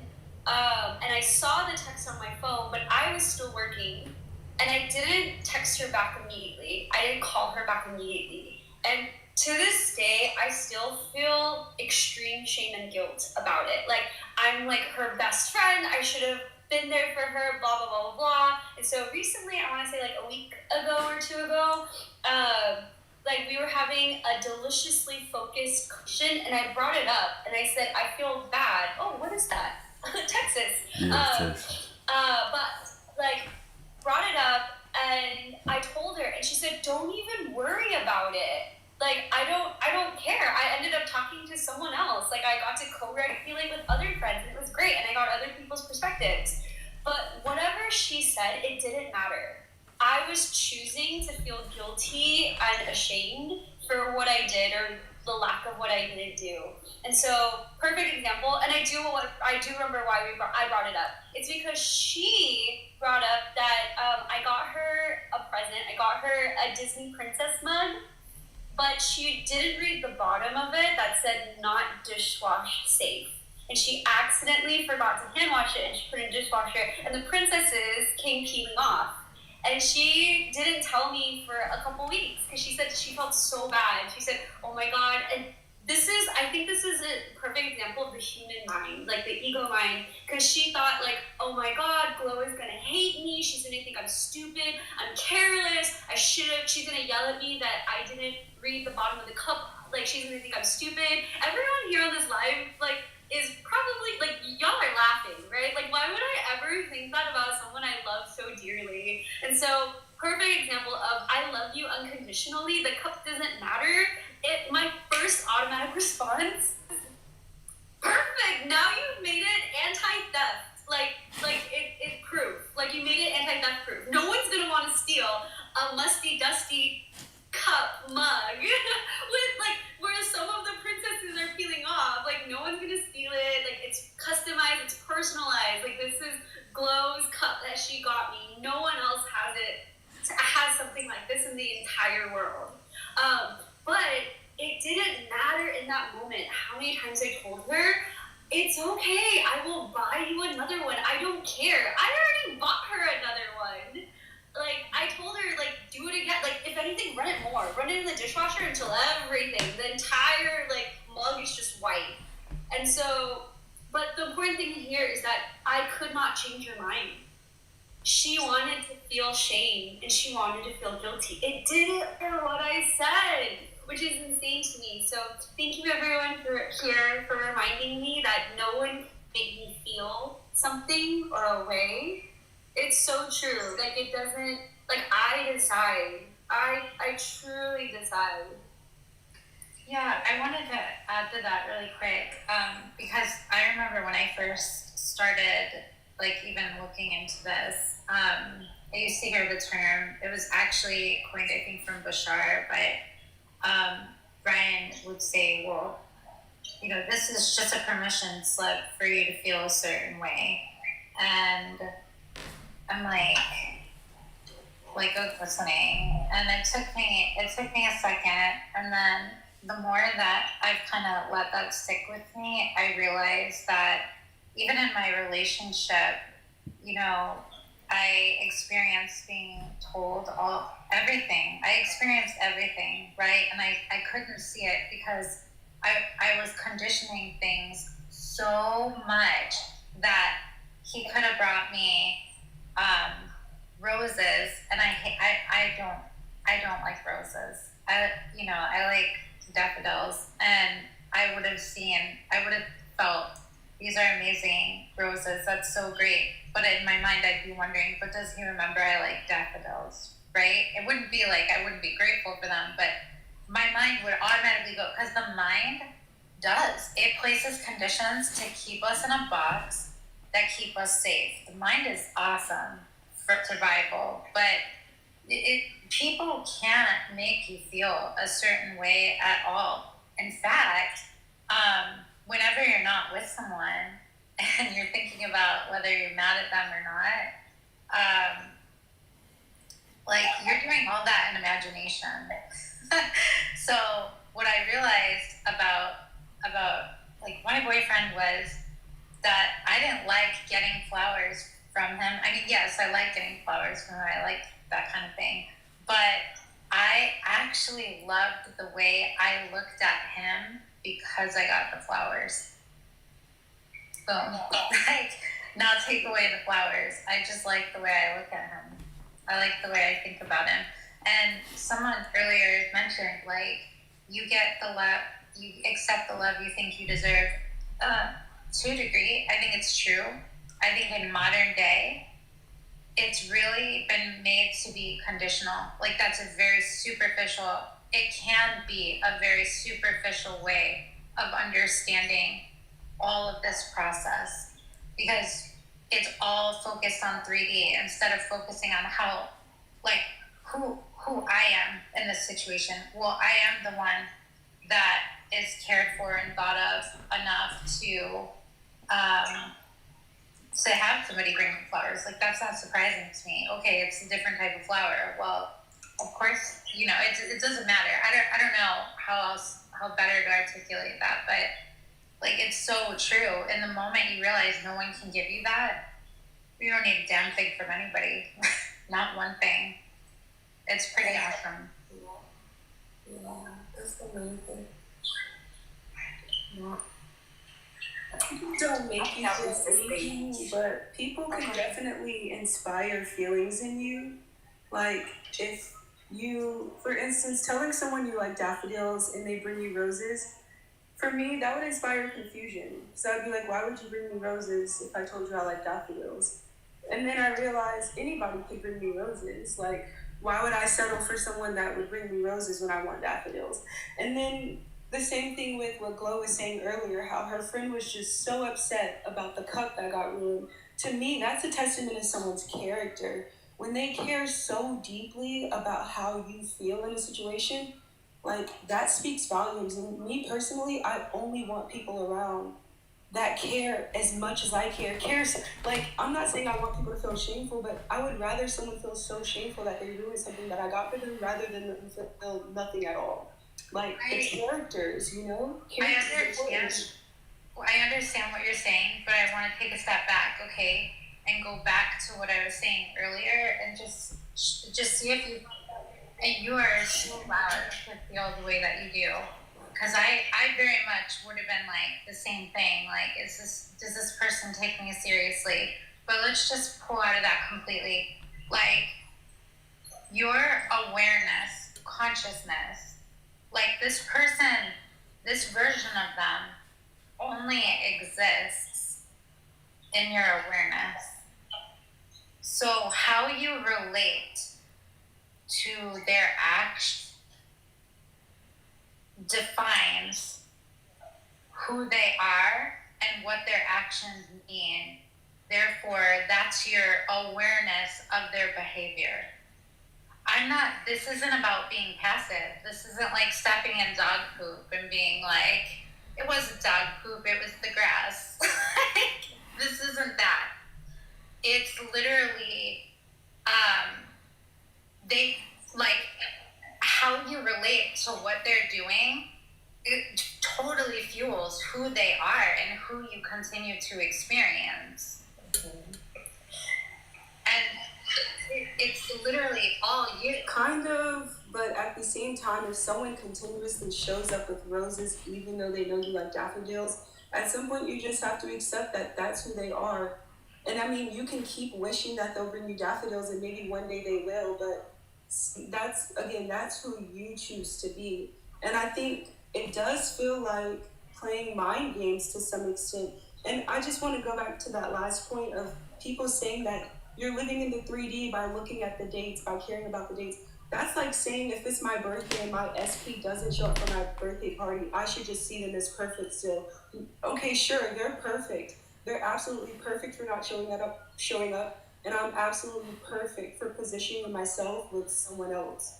Like, why do they have to be a certain way for you? They don't have to do anything, but I am going to choose the person that makes me feel entirely special because they're my special person. I'm not going to choose the person that makes me feel defeated on the day that I'm supposed to feel amazing.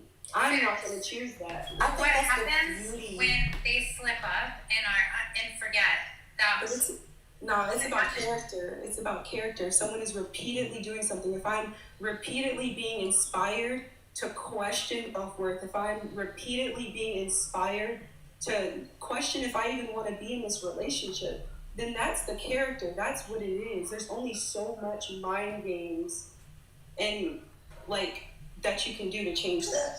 You've given them power. Is it their mind games? Or is it yours? No, it's no one's mind games. I'm just saying when you start like kind of making excuses for people, that's what you're doing. You're playing mind games because people, it's not that they are who they are. No one's stuck in stone, but people reveal their character to you. And the moment you keep saying that that's not who that person is, that's when you have a Judas sitting at your table and you don't believe that they're a Judas. Judas is there to betray you. Don't believe that Judas isn't there to betray you. You can't change that. Why do you need roses instead of daffodils? No, I mentioned, that was my example, and it's not that eventually I stopped caring about what the flower is, not that it's not my favorite, but because it's my favorite, I know I will see daffodils everywhere I go, whether it's from my person, whether it's that I happen to live not far from a field of them that blooms every year. Like, because it's my favorite flower, the daffodils will come for me. I've stopped conditioning how this person can show up and love me, or how these daffodils can find their way to me because they love me. They're my favorite flower. It's not a mind game. It's not like, if I sit here hard enough and look at this rose and pretend it's a daffodil, he'll bring me a daffodil tomorrow. It's not the same thing. I mean, and that's great. Like, I love that you can imagine different realities with daffodils in them. But you've deferred your dreams. You said it yourself. You stopped caring about receiving daffodils. If that's your special, I'm just saying, you said that you stopped caring about receiving daffodils. And maybe that's not your dream to receive daffodils from your special person. Maybe I stopped conditioning how they come to me. Right, but that's what I'm saying. If you've already decided that your desire was for your special person to give them to you. That's why you told him you liked them. I think that I like them because, okay, I think a lot of this conversation, again, I think it's rooted in looking at what's happening outside of, like, in the example, right, it's looking at what's happening outside of you versus what's happening within. Like, if he brought me roses and that allowed me to question that person's character, then what is my assumption about that person? But even deeper, what does that actually mean about me? Because we're not different. Right. What does it mean about you that you're willing to not accept daffodils? What? That's how I know. I'm saying that's how Y'all are talking from different perspectives. Like one, No, you're. I think I'm hearing her. No, I know that you're hearing it. What I'm saying is you're talking about it purely from a physical reality. This is what's showing up in your life. You shouldn't accept that's it. where we are. That okay? Yes, sure. That's where you But there's also We're all here on Earth right now. no. Like, we But are. okay, so the only all right. So these whole conversations are about reality creation. If we're going to sit and accept whatever reality throws to us and say that is it, then we don't need to be in a reality creation space. We need to be in a self-help space of accept whatever shows up to you, and that's final. That's so we're having two different conversations. You're having a reality or a 3D conversation versus a conscious creation conversation. They're just two different. Y'all are both saying the right things just from two completely different vantage points. You're going You don't from think they connect at some point? no, Inevitably. hell no, absolutely not. Like You don't think the 3D connects to the 5D through the 4D at some point? well, when we start talking about all that stuff just gets a little bit too confusing. All that there is consciousness. There's one mind, right? What I expect, what I accept and expect from reality is what shows up. Okay? But what you're saying is this. If I want something from this person and they show up and they don't give me this, then it's against, then I don't have the right concept of self if I still put up with that. Because I've clearly communicated that. That's purely from a physical reality perspective. Because I've had this conversation with somebody and they don't show up, I need to put a boundary up. And now I can't deal with them, right? That's self-help. But what we're saying is they only show up that way because I'm aware of them showing up that way. Therefore, I simply need to change my perspective of them and they can show up differently. We're both saying the same things. It's just from two different vantage points, two different truths, two different frameworks of how to view reality. You know what? I just wanted to say this. I watched the movie today, that Tyler Perry movie, Ruth and Boaz. And in that movie, like, Ruth came and she was so messy. She had so much mess going on in her life. And Boaz still saw her as the perfect person. Like, he didn't see anything past what she had going on, even how she felt about herself. And, like, eventually in the movie, like, she just ended up, like, being exactly who he saw her to be, which was this perfect person. Like, she had, like, a beautiful ending. I cried about that. She had a beautiful ending. It was just, I think a lot of the times we have conditioned to force people to be exactly who we want them to be. If they're not anything outside of that, you have to go. You're not perfect. You're this, and I'm not saying accept mess, because I don't accept mess. I'm not going to accept disrespect or anything like that.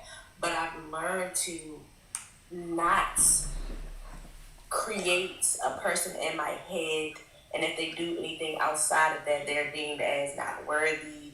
They're a throwaway. Allow the person to be who they're going to be, and if it doesn't align with you, it doesn't align. I'm not saying accept the disrespect. I'm not saying that. That's not what I'm saying. But I'm saying it's I don't know what I'm saying. The only thing I'm saying is because my brain is it's just I think a lot of the times we put conditions on people that they didn't even ask for. Yeah. We are seeing somebody a way that it's a weird, it's just like a weird medium. But, like, I've just learned to, even with the SP thing, to just detach. Like, I'm not over here stressing here. Is he gonna do this? Is he gonna come? I've just learned to just enjoy my life and enjoy, the experiences that I had with this person, and I just have no space to the what ifs or what ifs. I don't. So I hear y'all, but I want to keep pushing it. This This is a reality creation space. So we can take one of two perspectives. I can take the perspective that I am source, I'm the center of reality, and everyone is simply a reflection of me. Therefore, all the accountability is on me. How I see them is how they show up. Or I can take the perspective that everybody is not a reflection of me. And then I put the responsibility on them. If they don't show up the way that I want, then I put this boundary, I separate. Both ways are right, but they don't mix. They don't mix. I'm just in a space, I'm just here. If how I see myself is I'm living my life. I am enjoying my life. I'm enjoying my experiences. So if he's a reflection of me, he's enjoying his life and his experiences. It's not waiting around for something. I'm not waiting around for anything. So I'm not expecting him to wait around for anything. I'm just not in the space of waiting. It is what it is. What's going to be, what's going to be. I've set the intention. I know what I want, but I'm not in a space of trying to figure out what can I do to bring this person, or should I close my eyes really tight and maybe like I'm past that stage. Like it is what it is. If he is it, he is it. If he's not, he's not. I'm just in a space where I'm going to enjoy my life and the experiences that I'm having in my life. And if he, it is what it is. And I guess, I mean, everybody's is different, but I'm not, it is what it is. I just don't have any, it is what it is. Well, when this came up, what I was saying is there was a version of me that would have paid attention to that. I didn't sell out on that.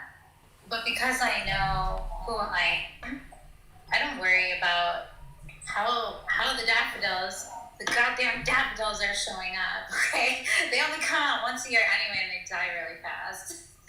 But I love them. Like, I don't care about how they show up. They're gonna show up. But you know what's even better about that? Is I've allowed my person to show up as they are, and for once, I am not looking at them like they are less than anything I ever wanted them to be, while simultaneously loving them and then wanting more from them. Does that make sense? And that's kind of where it is. That's the point that I was making. And to Alex's point, there are two different ways. Neither one of them are wrong. It just depends on what level of awareness you're going to operate from. Are you going to take accountability, or are you going to put it all on them? And then I've taken accountability. That's why I'm in the space that I've taken complete accountability. I've sat with it, and it's not me saying that they're less than or they're not. I'm just saying that I've reached a point in my life where I'm okay with either outcome. I am okay with, I'm whole and complete with the without. So me saying that if he doesn't come or if this doesn't happen, then I didn't do something right. No, because that would imply that it's something wrong with me. And it is what it is. It's just, I am who I am. This is my life. This is my experience. And if this person happens to be in my life, that's beautiful. And if not, that's beautiful too. I'm just, it would imply that there's some lack somewhere, or I'm not whole and complete with or without that person. And I believe that I am whole and complete with or without. Spot on. And you probably feel pretty damn free. Free as a bird. Free as a bird. I promise you, free as a bird. It leaves too much room for it. I feel like getting in the space of, I get it, like they're a reflection of you. I'm not saying that's not the case, but getting into when somebody shows up as an imperfect reflection of you, yes, you can take accountability and do the work and but once you've done the work and a person still shows up the way that they choose to show up, I'm not opposed to a person having free will. I'm not. I promise you, I'm not. And a lot of people may take that as I'm not opposed, because a person, again, has the free will to do what they choose to do. I think too. So Alex, I know you about to rip me a new one. They don't have free will, and there's go ahead. No, I was just gonna say, I actually think what happens is eventually they fall away, because the more you don't identify with the shit that they're doing that doesn't resonate with you or doesn't matter, eventually it works itself out. They fall away. You eventually just don't even become aware of them. So whatever they do or don't do only stays alive because you're aware of them. Yeah. The less they become revenant, that's it. Yeah, it's beautiful how you feel, and that's what you're going to experience. And so you're right. What Alex was saying is entirely different approach. Like you said, they're two different things. When you're looking for reality creation, it's 100% accountability. They can't have free will in regards to who they are in respect to you, how they show up in respect to you. It's impossible because you would have to hold an awareness that was even a possibility. Okay. That's where it's confusing for me. I just have this one thing to say. So if the other person, the other body, the other entity, everything that I understand, everything is within you in a reflection. I get that. So if right now, today, I decide, okay, that's the person that I'm not letting any other possibility be. This is who I want. This is what it is. I said it's going to be that way, and that's what it is. We don't think that people actually have free will. That's not a thing. You don't think a person has free will. They do in their own reality, but this isn't their reality. This is mine, right? So so in your reality, you get what you want, and they have their own reality, and they get what they want. Yep. So let's see if the realities are conflicting. No, they can't be. They can't conflict? They can't conflict because... Okay, I have more to learn. Go ahead. So what you're speaking of is if there's only one reality, all right? But there's infinite realities. I have my own reality. Okay, within me, there's infinite versions of me, okay? And each of those, let's say that each of those is in a different reality. Within you right now, there's infinite versions of you. Each of those infinite are in a different reality. So when I speak to you based on my assumptions of you, based on my assumptions, my general assumptions of how people treat me, of how people approach me, of how I interact with people, a version of you steps forward and I interact with that version of you, one out of infinite. Now, on the other side of this, you split off from this reality and you begin to interact with a different version of me that matches you. So we're not talking to each other. We're talking to different versions of ourself, simply represented by this other person in front of us. So there's infinite realities, infinite. Where we get into conflict, it wouldn't, if anyone had free will, it wouldn't even be possible for me to manifest a specific person. That would infringe on so many morals, right? Like I could not choose a version. I get that part because the way that I met this particular person was very it was crazy. It was really crazy. Like out of all these billions of people, I met this person. I get that, but I think the hang up for me is out of all these infinite possibilities, and right now this version of me is here in the 3D. I'm here. So where do we kind of I understand that's a 4D and a 5D, but this version of me that is wanting that version of him that I don't have right now, I think it's a disconnect with me with that because I'm seeing free will play out really bad. I'm seeing free will. You're not seeing free will play out. What you're seeing is your expectation that this person can choose anything other than what you want. That's your expectation right now is even though I want something, this other person is more likely to choose something that I don't want. That is your free will being executed right there. That's your choice. But you could just as easily make a choice that I am the God of this reality and I always get what I want. Therefore, it will play out. It's okay. When So we do think we have timelines for this, or it's just like I'm asking. I got you. So I got you. So when we think of the first thing that I want to address is when we think of things as separate, all right? Because you already went to the 5D, 4D, 3D. When we think of that, we start creating all of this separation. When I get into it in the 4D, then one day in the quote unquote future, it will unfold in the 3D. Take all of that away. The as within, so without, drop that. There is only you. You are reality. What you see out there in this 3D, in this external world, is just you. There is no separation.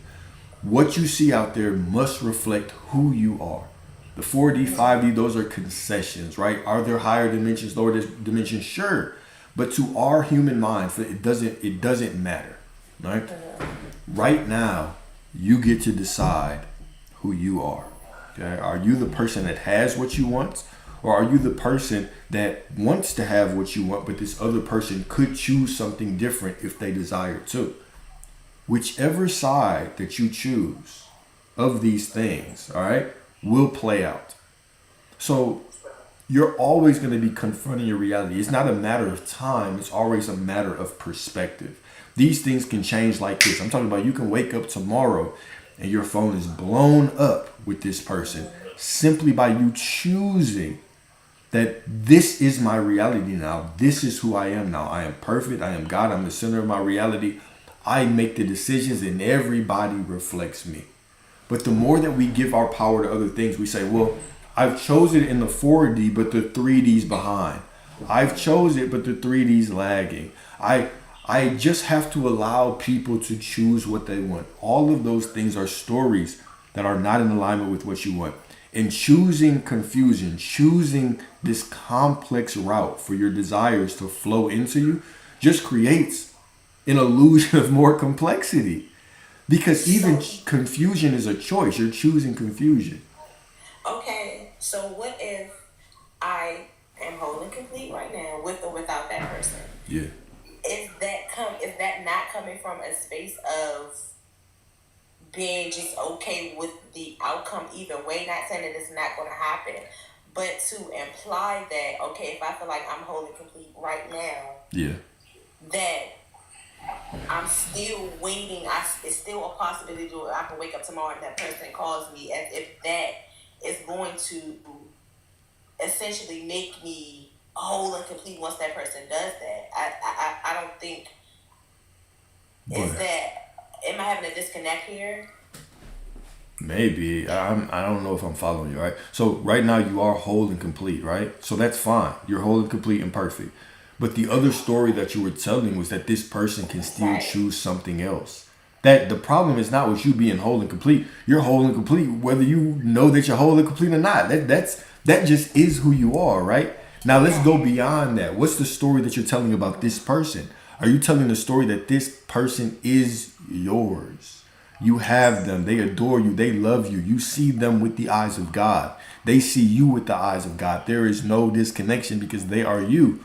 Or are you saying, I want them, but if they choose whatever else they want, they can have that as well. Right? So I think that's where I am. Exactly. That's the place where I am. I'm okay with if he does, okay. If he doesn't, okay. Exactly. But So are that's you really, or do you hope for a specific outcome? To be completely honest, I definitely hope for the outcome of having him. okay. I'm not gonna lie and say that's not. So then it's not just enough to sit in the knowing that you're whole and complete without somebody and then say they can do whatever, right? You're whole and complete without them, but you see them as perfect. And what is perfect to you of them? With you. Perfect to you of them is not them dealing with other people. You're whole and complete without them, but now you get to choose from that place of being whole and complete. Choose what you want. You are God. You have this desire to experience this reality. Choose it, experience it, accept it from the knowing that you're whole and complete. So put them both together. Me saying I'm whole and complete, you know what I'm saying? If the money comes, if it don't comes, I'm cool, and the money could not come. I could just be broke forever. That's me just choosing a reality of confusion. No, I am prosperity, so prosperity must come to me. I'm whole and complete without the money out there, but I am prosperity. Therefore, prosperity must show up, right? You are whole and complete without them. Cool, perfect. But you are also love, and you have them, so they must show up. Yeah, I understand. I think it's more so. I think I've learned different teachings along the way of more so of energy, like when you cling onto something so tight that it has no choice but to kind of, run from you. So my perception is if you just not hold on something as tight and allow it to flow naturally in the way that it should be, I think that's where I say with or without, because I don't want to have my grip so on the expectation and that the energy is just very suffocating and, like a desperate energy is what I'm saying I'm coming from. I think that's the way that I mean to say it. But you're not Kelly, you know what? I was thinking about this as you were saying, and you are in such an amazing space to be whole and complete with or without. The with or without only serves if you happen to have any awareness of the 3D. It says, no matter what I see right now, I'm whole and complete. Still look at it that way while saying, I'm whole and complete because I know I have them. No matter what I see in the 3D, I'm whole and complete because I have them. And that is that's holding on to your desire and not gripping it. Gotcha. Yeah. And even when it comes to the detachment, right? So don't think about detachment just for the sake of getting something, right? Because you are already all that there is. And if you are all that there is, if you hold on to something, if you let go of something, where does it go anyway, right? It's not that you need to detach for the sake of getting something and tell a story of, if that person does this, right, I'll be cool with it. They can do whatever, right? I'm in a place where right now I'm not bothered by what I see. Whatever I see, like Steph was saying, it can be whatever. But this is who I am, and this is the version of them that I choose. So allow that to step forward. Yeah. I guess what gets me is like, Alex, you said that you don't really text your SP first. You kind of hold it that they text you. So what if your SP said, no, I do not consent to texting you at all? Like, if they put it in their spirit that they wanted no contact with you at all forever, and you just sat there and you just kept manifesting them, like, isn't there, like, I don't know, a deception of self-care? No, in their reality, that would be the case. But in my reality, it wouldn't matter because if I desired them, I would not have a version of them that was trying to get rid of me. I would have the version of them that always wants to reach out to me because the version of them. All right, here's the thing, guys. So don't think of manifestation from the perspective of manipulation. If I choose whatever my assumption is of this person or this situation, the free will, the version of them whose free will is in alignment with what I want must show up. So it becomes natural, right? So if I say that you're going to hit me up first, your desire will be to hit me up first. It's not, I'm not forcing, I'm not infringing on anybody's rights. Their free will must match mine. So when I say they don't have free will, this is what I mean. It means they don't have free will to act on anything outside of my assumption. Their free will must align with my assumption. Why? Because there's only one mind. There's only one thought, which is I am. There's one God, one mind, one thought. There's one reality that I am in control of. So it's not even that my thoughts are popping up anywhere. It's if I think that I am prosperity, all of reality says, yes, you are, and matches me. If I say that you reach out to me first, then in your mind, you say, I reach out to you first. It's an instant because there's no separation. You are me. But what if in their mind they said, I will never desire this person regardless of their desire? They could still say that, and you could still say, well, they're going to reach out to me, but they never reach out to me because they decided that they don't want that. But you're still seeing it as one version of them. That's your problem. You're looking at the 3D and seeing one particular version. No, I'm seeing it as infinite number of versions. There is a version who matches exactly what Alex is saying. So you're talking about the version that Alex does not desire. But they could choose. What I'm saying is they could choose to not be that person. I'm acknowledging. But that's what I'm saying. I'm acknowledging that that person exists. Very, very much. So they can also say, "I choose to not be that person." One version of them could. There's probably actually infinite, many, multiple thousands of versions of them. Yes, who would be in alignment with what you're saying.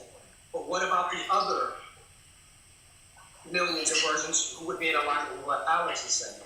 That's where there's an infinite number of versions. So how can you say every version would not be in alignment with what Alex desires? I didn't say that. I said there could be some versions say no, I do not consent. There are. That version is allowed to say that. Of course. That's all I'm saying. And he would just not be aware of that version, and it would be on a different timeline that this version of Alex does not experience.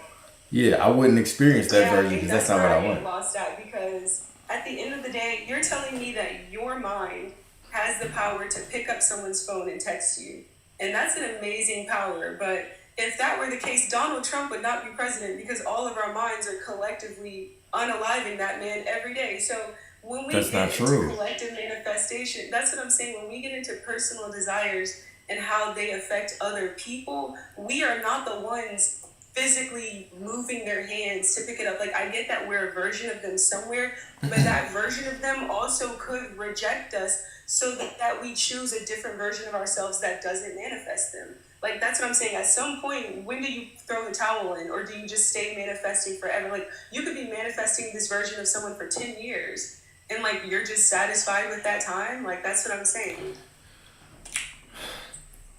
It wouldn't take 10 years. Yeah, first of all, but you have to also, I hear what you're saying, but there are infinite realities, but there's also layers. There's a collective. So I can't talk about who is in the presidential office, which is a byproduct of a collective consciousness, versus talking about somebody who individually texts me back, who is simply a reflection of my singular perspective of reality. Those are two completely different conversations. But this is the thing. Think of reality like this, all right? It's like a spinning wheel.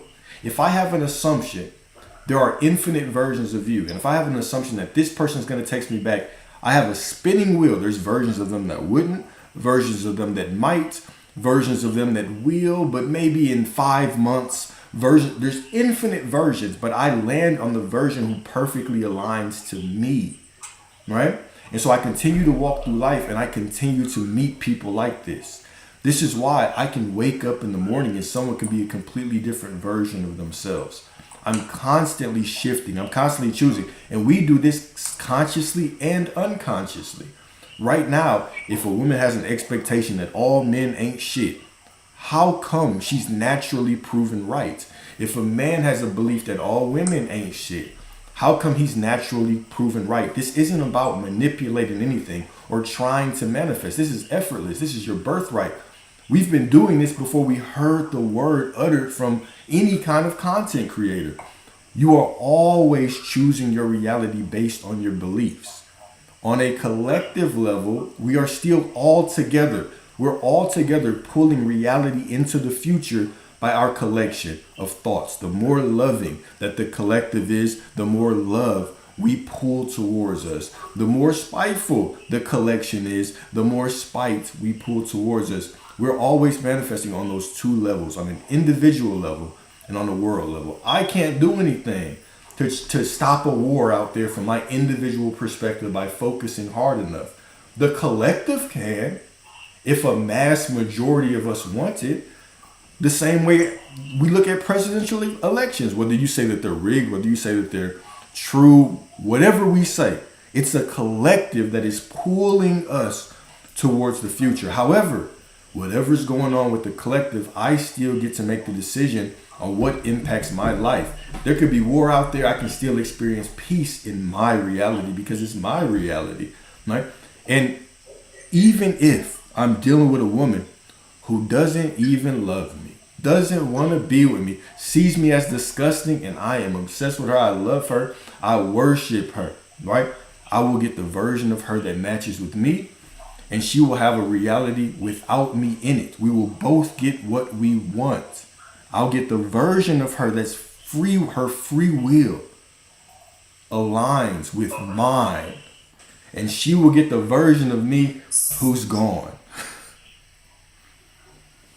So basically, you're saying we're like magnets.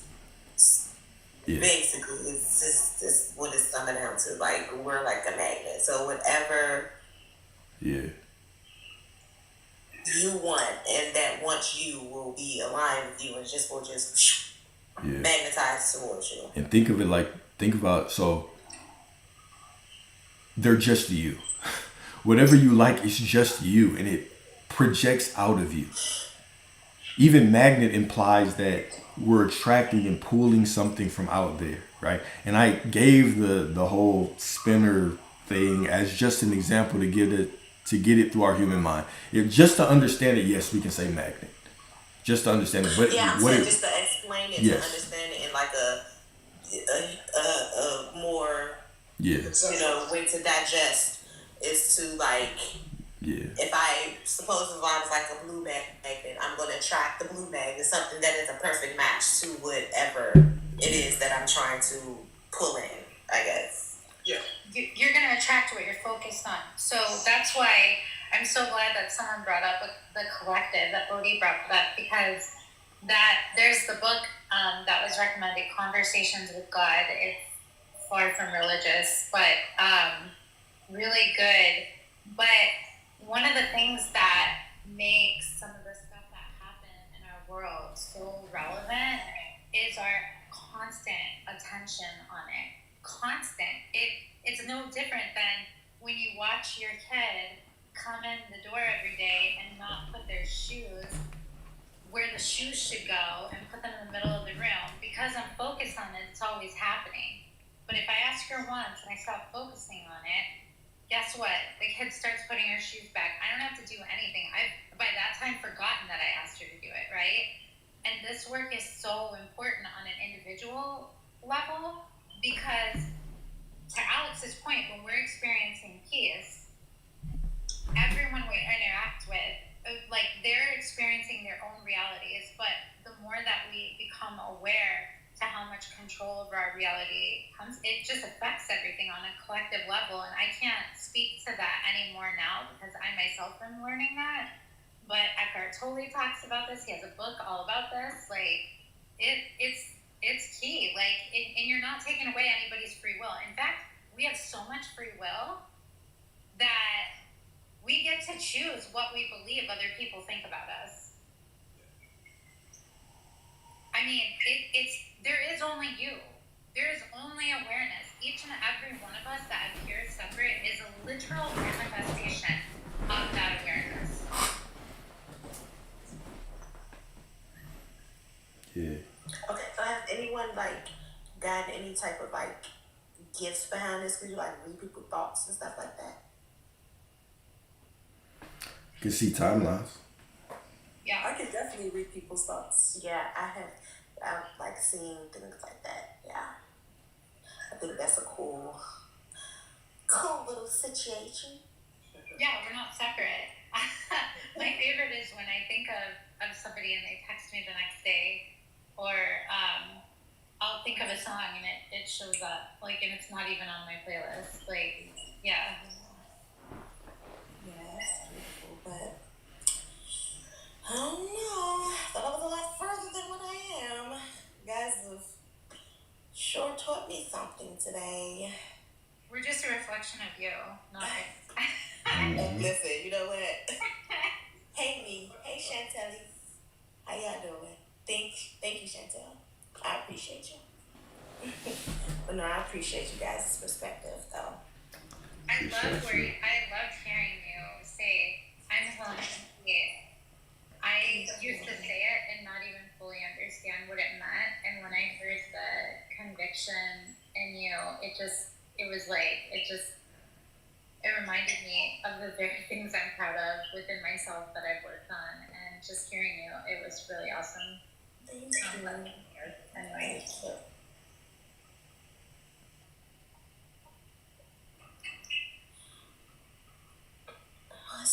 3:06. Oh my. Yeah, don't worry. The time is counting down. I'm letting y'all wrap up these conversations. I'm looking for. I'm looking for a moment. Tacos. Because it's my day. It's my 3-year anniversary, and y'all are at my party. Taco sounds amazing. It does. It's 1 a.m. here, so that's the advantage of being on the West Coast. Yes.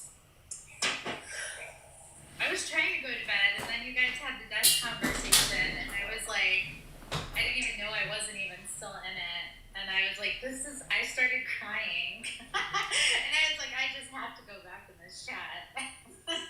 Yeah, that was a good conversation. It's so good. So good. 1 a.m. Where are you at, Flo? Gracious. Oh, she's in UK, aren't you, Flo? Oh, wow. I might have messed that up, Joe. Yeah, where you guys at? KK Alchemist is 9:07 a.m. Whatever she had. Yeah. Yeah, I think it's UK. Oh, you can? Okay. Okay. Yeah, Vegas, man. Vegas. She's in Scotland. Oh, wow. Scotland. 10 a.m. in South Africa. It's France. Look at all these different places, man. It's so fire. Snowball was in South Africa. Damn. That's so awesome. That's so crazy. That's fire. Yeah.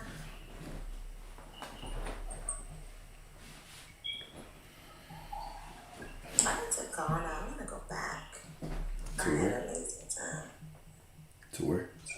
Ghana. Ghana. Yeah, Ghana's beautiful. Yes. It's almost December in Nigeria, man. I'm not going this year, but hopefully next year. I got an invite to go to Nigeria, but I don't think that man gonna let me come back, so I have to.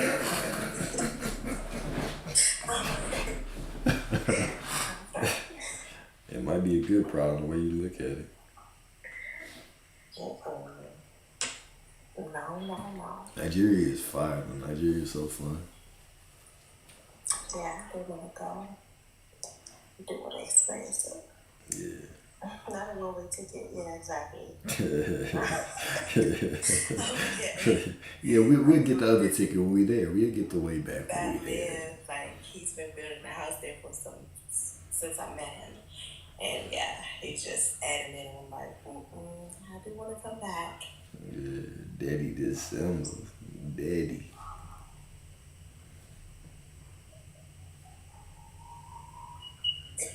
Nigerian fun. Here's my taco. It's a little mini taco. I already have like 9. I'm wearing my Disneyland sweater. Wait, can you see it? I can see it. Oh, my Disneyland sweater. Dang, I'm gonna buy all the souvenirs out there. Yeah, I'm so excited. Everyone's invited. We're all going to Disneyland. Yup. Yeah, I've never been to Disneyland, and that's crazy. The Incredicoaster is like my favorite ride right now. Like I haven't been in 2 years, but yeah, I love that ride. So good. Cold. I still gotta get my spot out there. I'm gonna stay in like I don't know what I'm gonna do. Oh, it's another county, right? It's like an hour and a half drive. Yeah, it's not. I don't even think it's an hour. Maybe 45, 50 minutes, something like that. The last time I looked. So it's not bad at all. What time does the park open? What time does the park open? 8 a.m. Yeah. That's good. Wonderful.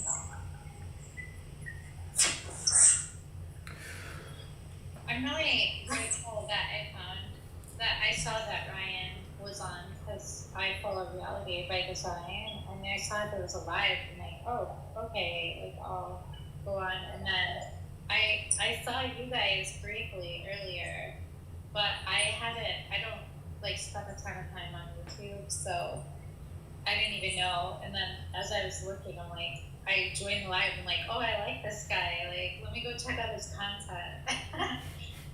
I'm so grateful. It's just so nice to see how many communities there are, given the fact that I had zero awareness to it like a year ago. And like all of us are doing this on Friday night. We're not in Vegas at Bible study. Yeah. Alex said that right. Yeah.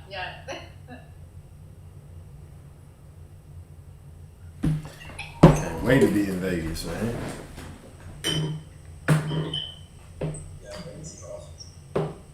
I love it. I usually go for March Madness, but I love it. I never sleep. Well, I sleep during the day because I don't even know when the bed's here. Yeah.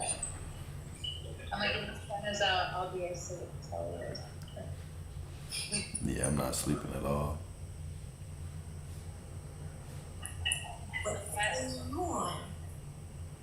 So what? What's going on? What you mean? I'm sleepy. I find that kind of. What you mean? Oh, because I be in Vegas and not sleeping? Oh, it's because I have Bible study all day. We got a Bible retreat. Are you being stubborn right now? I'm on the prayer warrior team. Sure. hey, what did they say in the manifestation community? Like, the sin is forgetting who you are. Yes, it is. So if you're in Vegas and you think you're gonna lose and have terrible luck, you're sinning. Might as well go in knowing you're gonna have it all. I'm about to get so lucky out there. Yeah.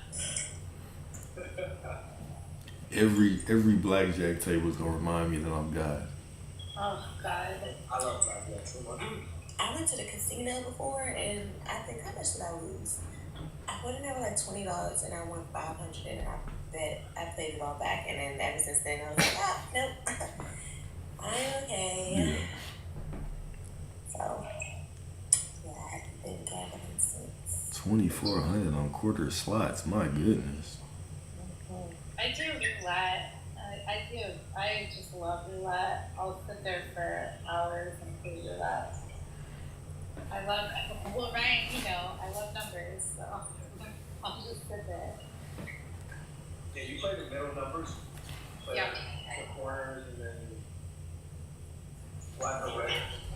Yeah, it's pretty close to blackjack. When I start getting burnt out, I'll just do like all black, all red until I build up a little confidence, or I'll put chips in the middle and just build up a little confidence, and then I go until the sports book is available. And then I'm over there. Anyway. Yeah, that's a lot of fun. Louise just said we explained the whole separation thing like I'm 5.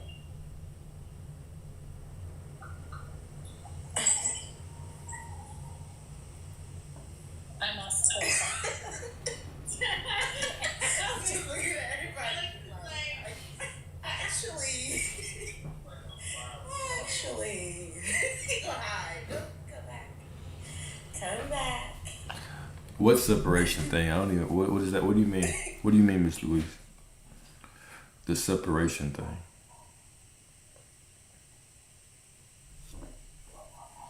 What is the separation thing? There is no separation. Is that what you mean? Yeah, I think she means, can you explain how there is no separation? I can.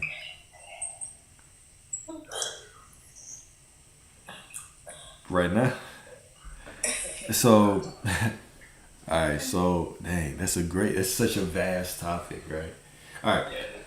So, all right. What you are walking around in right now, you could think of it as a void. All right. So, If you here we go. I know how to explain it now. Okay. Say what? No. I got you. So think about the last time that you were dreaming. Okay, the last time that you were dreaming, there was a whole world around you.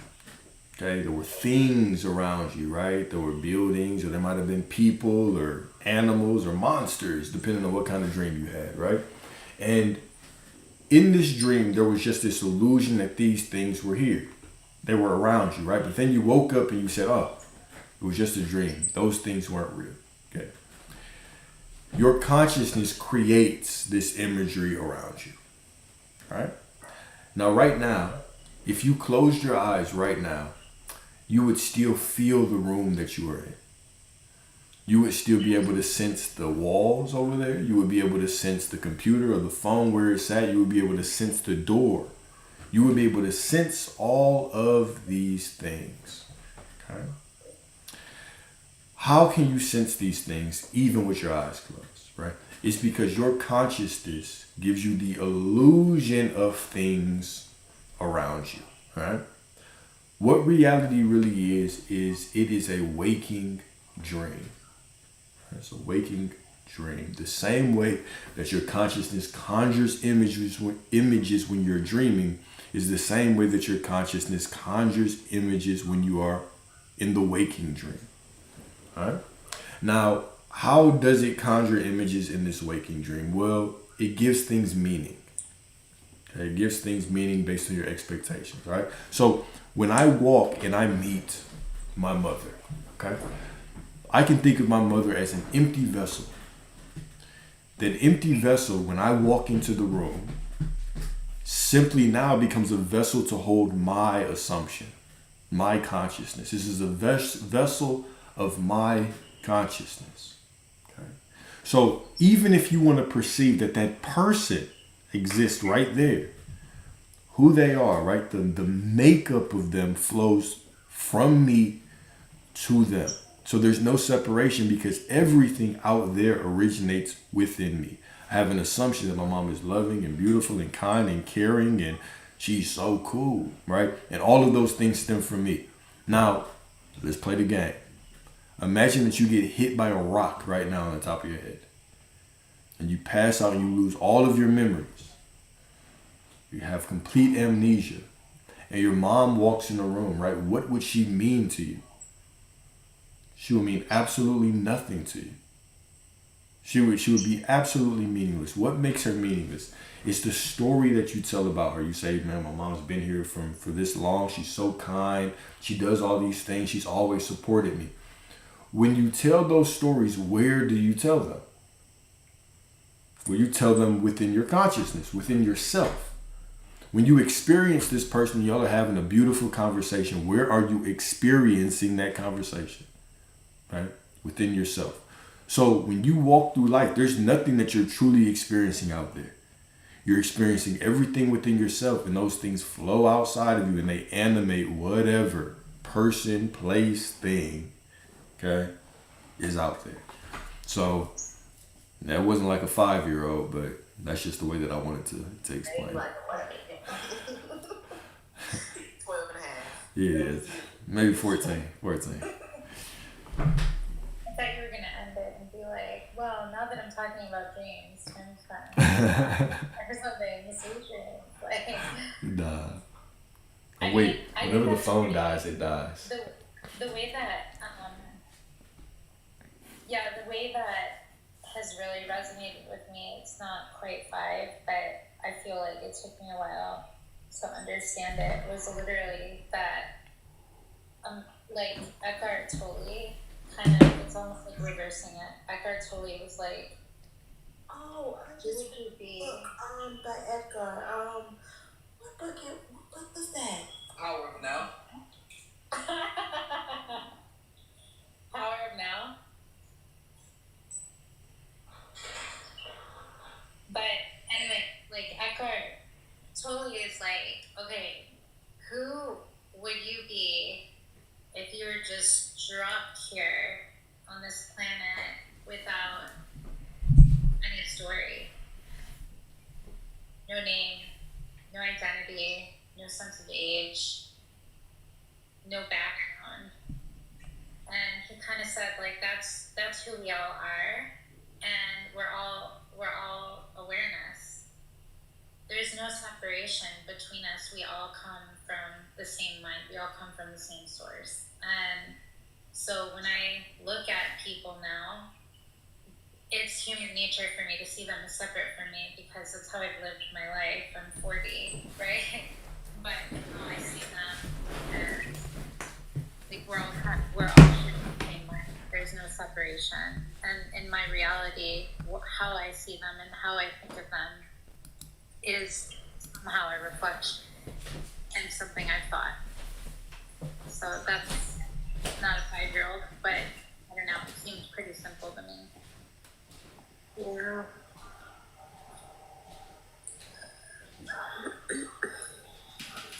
But yeah. Just getting past my bedtime. Yeah, it is. Whew, it's 3:22. I can't believe. As with so without, yeah, The Matrix. I just watched The Matrix for like the first time because someone said this is like The Matrix. Literally stop it. I just told Alex that I watched it for the first time like a few days ago too. Who are we? So What's your weird. favorite dinosaur? Did we just become best friends? I've been seeing and hearing so much about The Matrix for the last 2 weeks.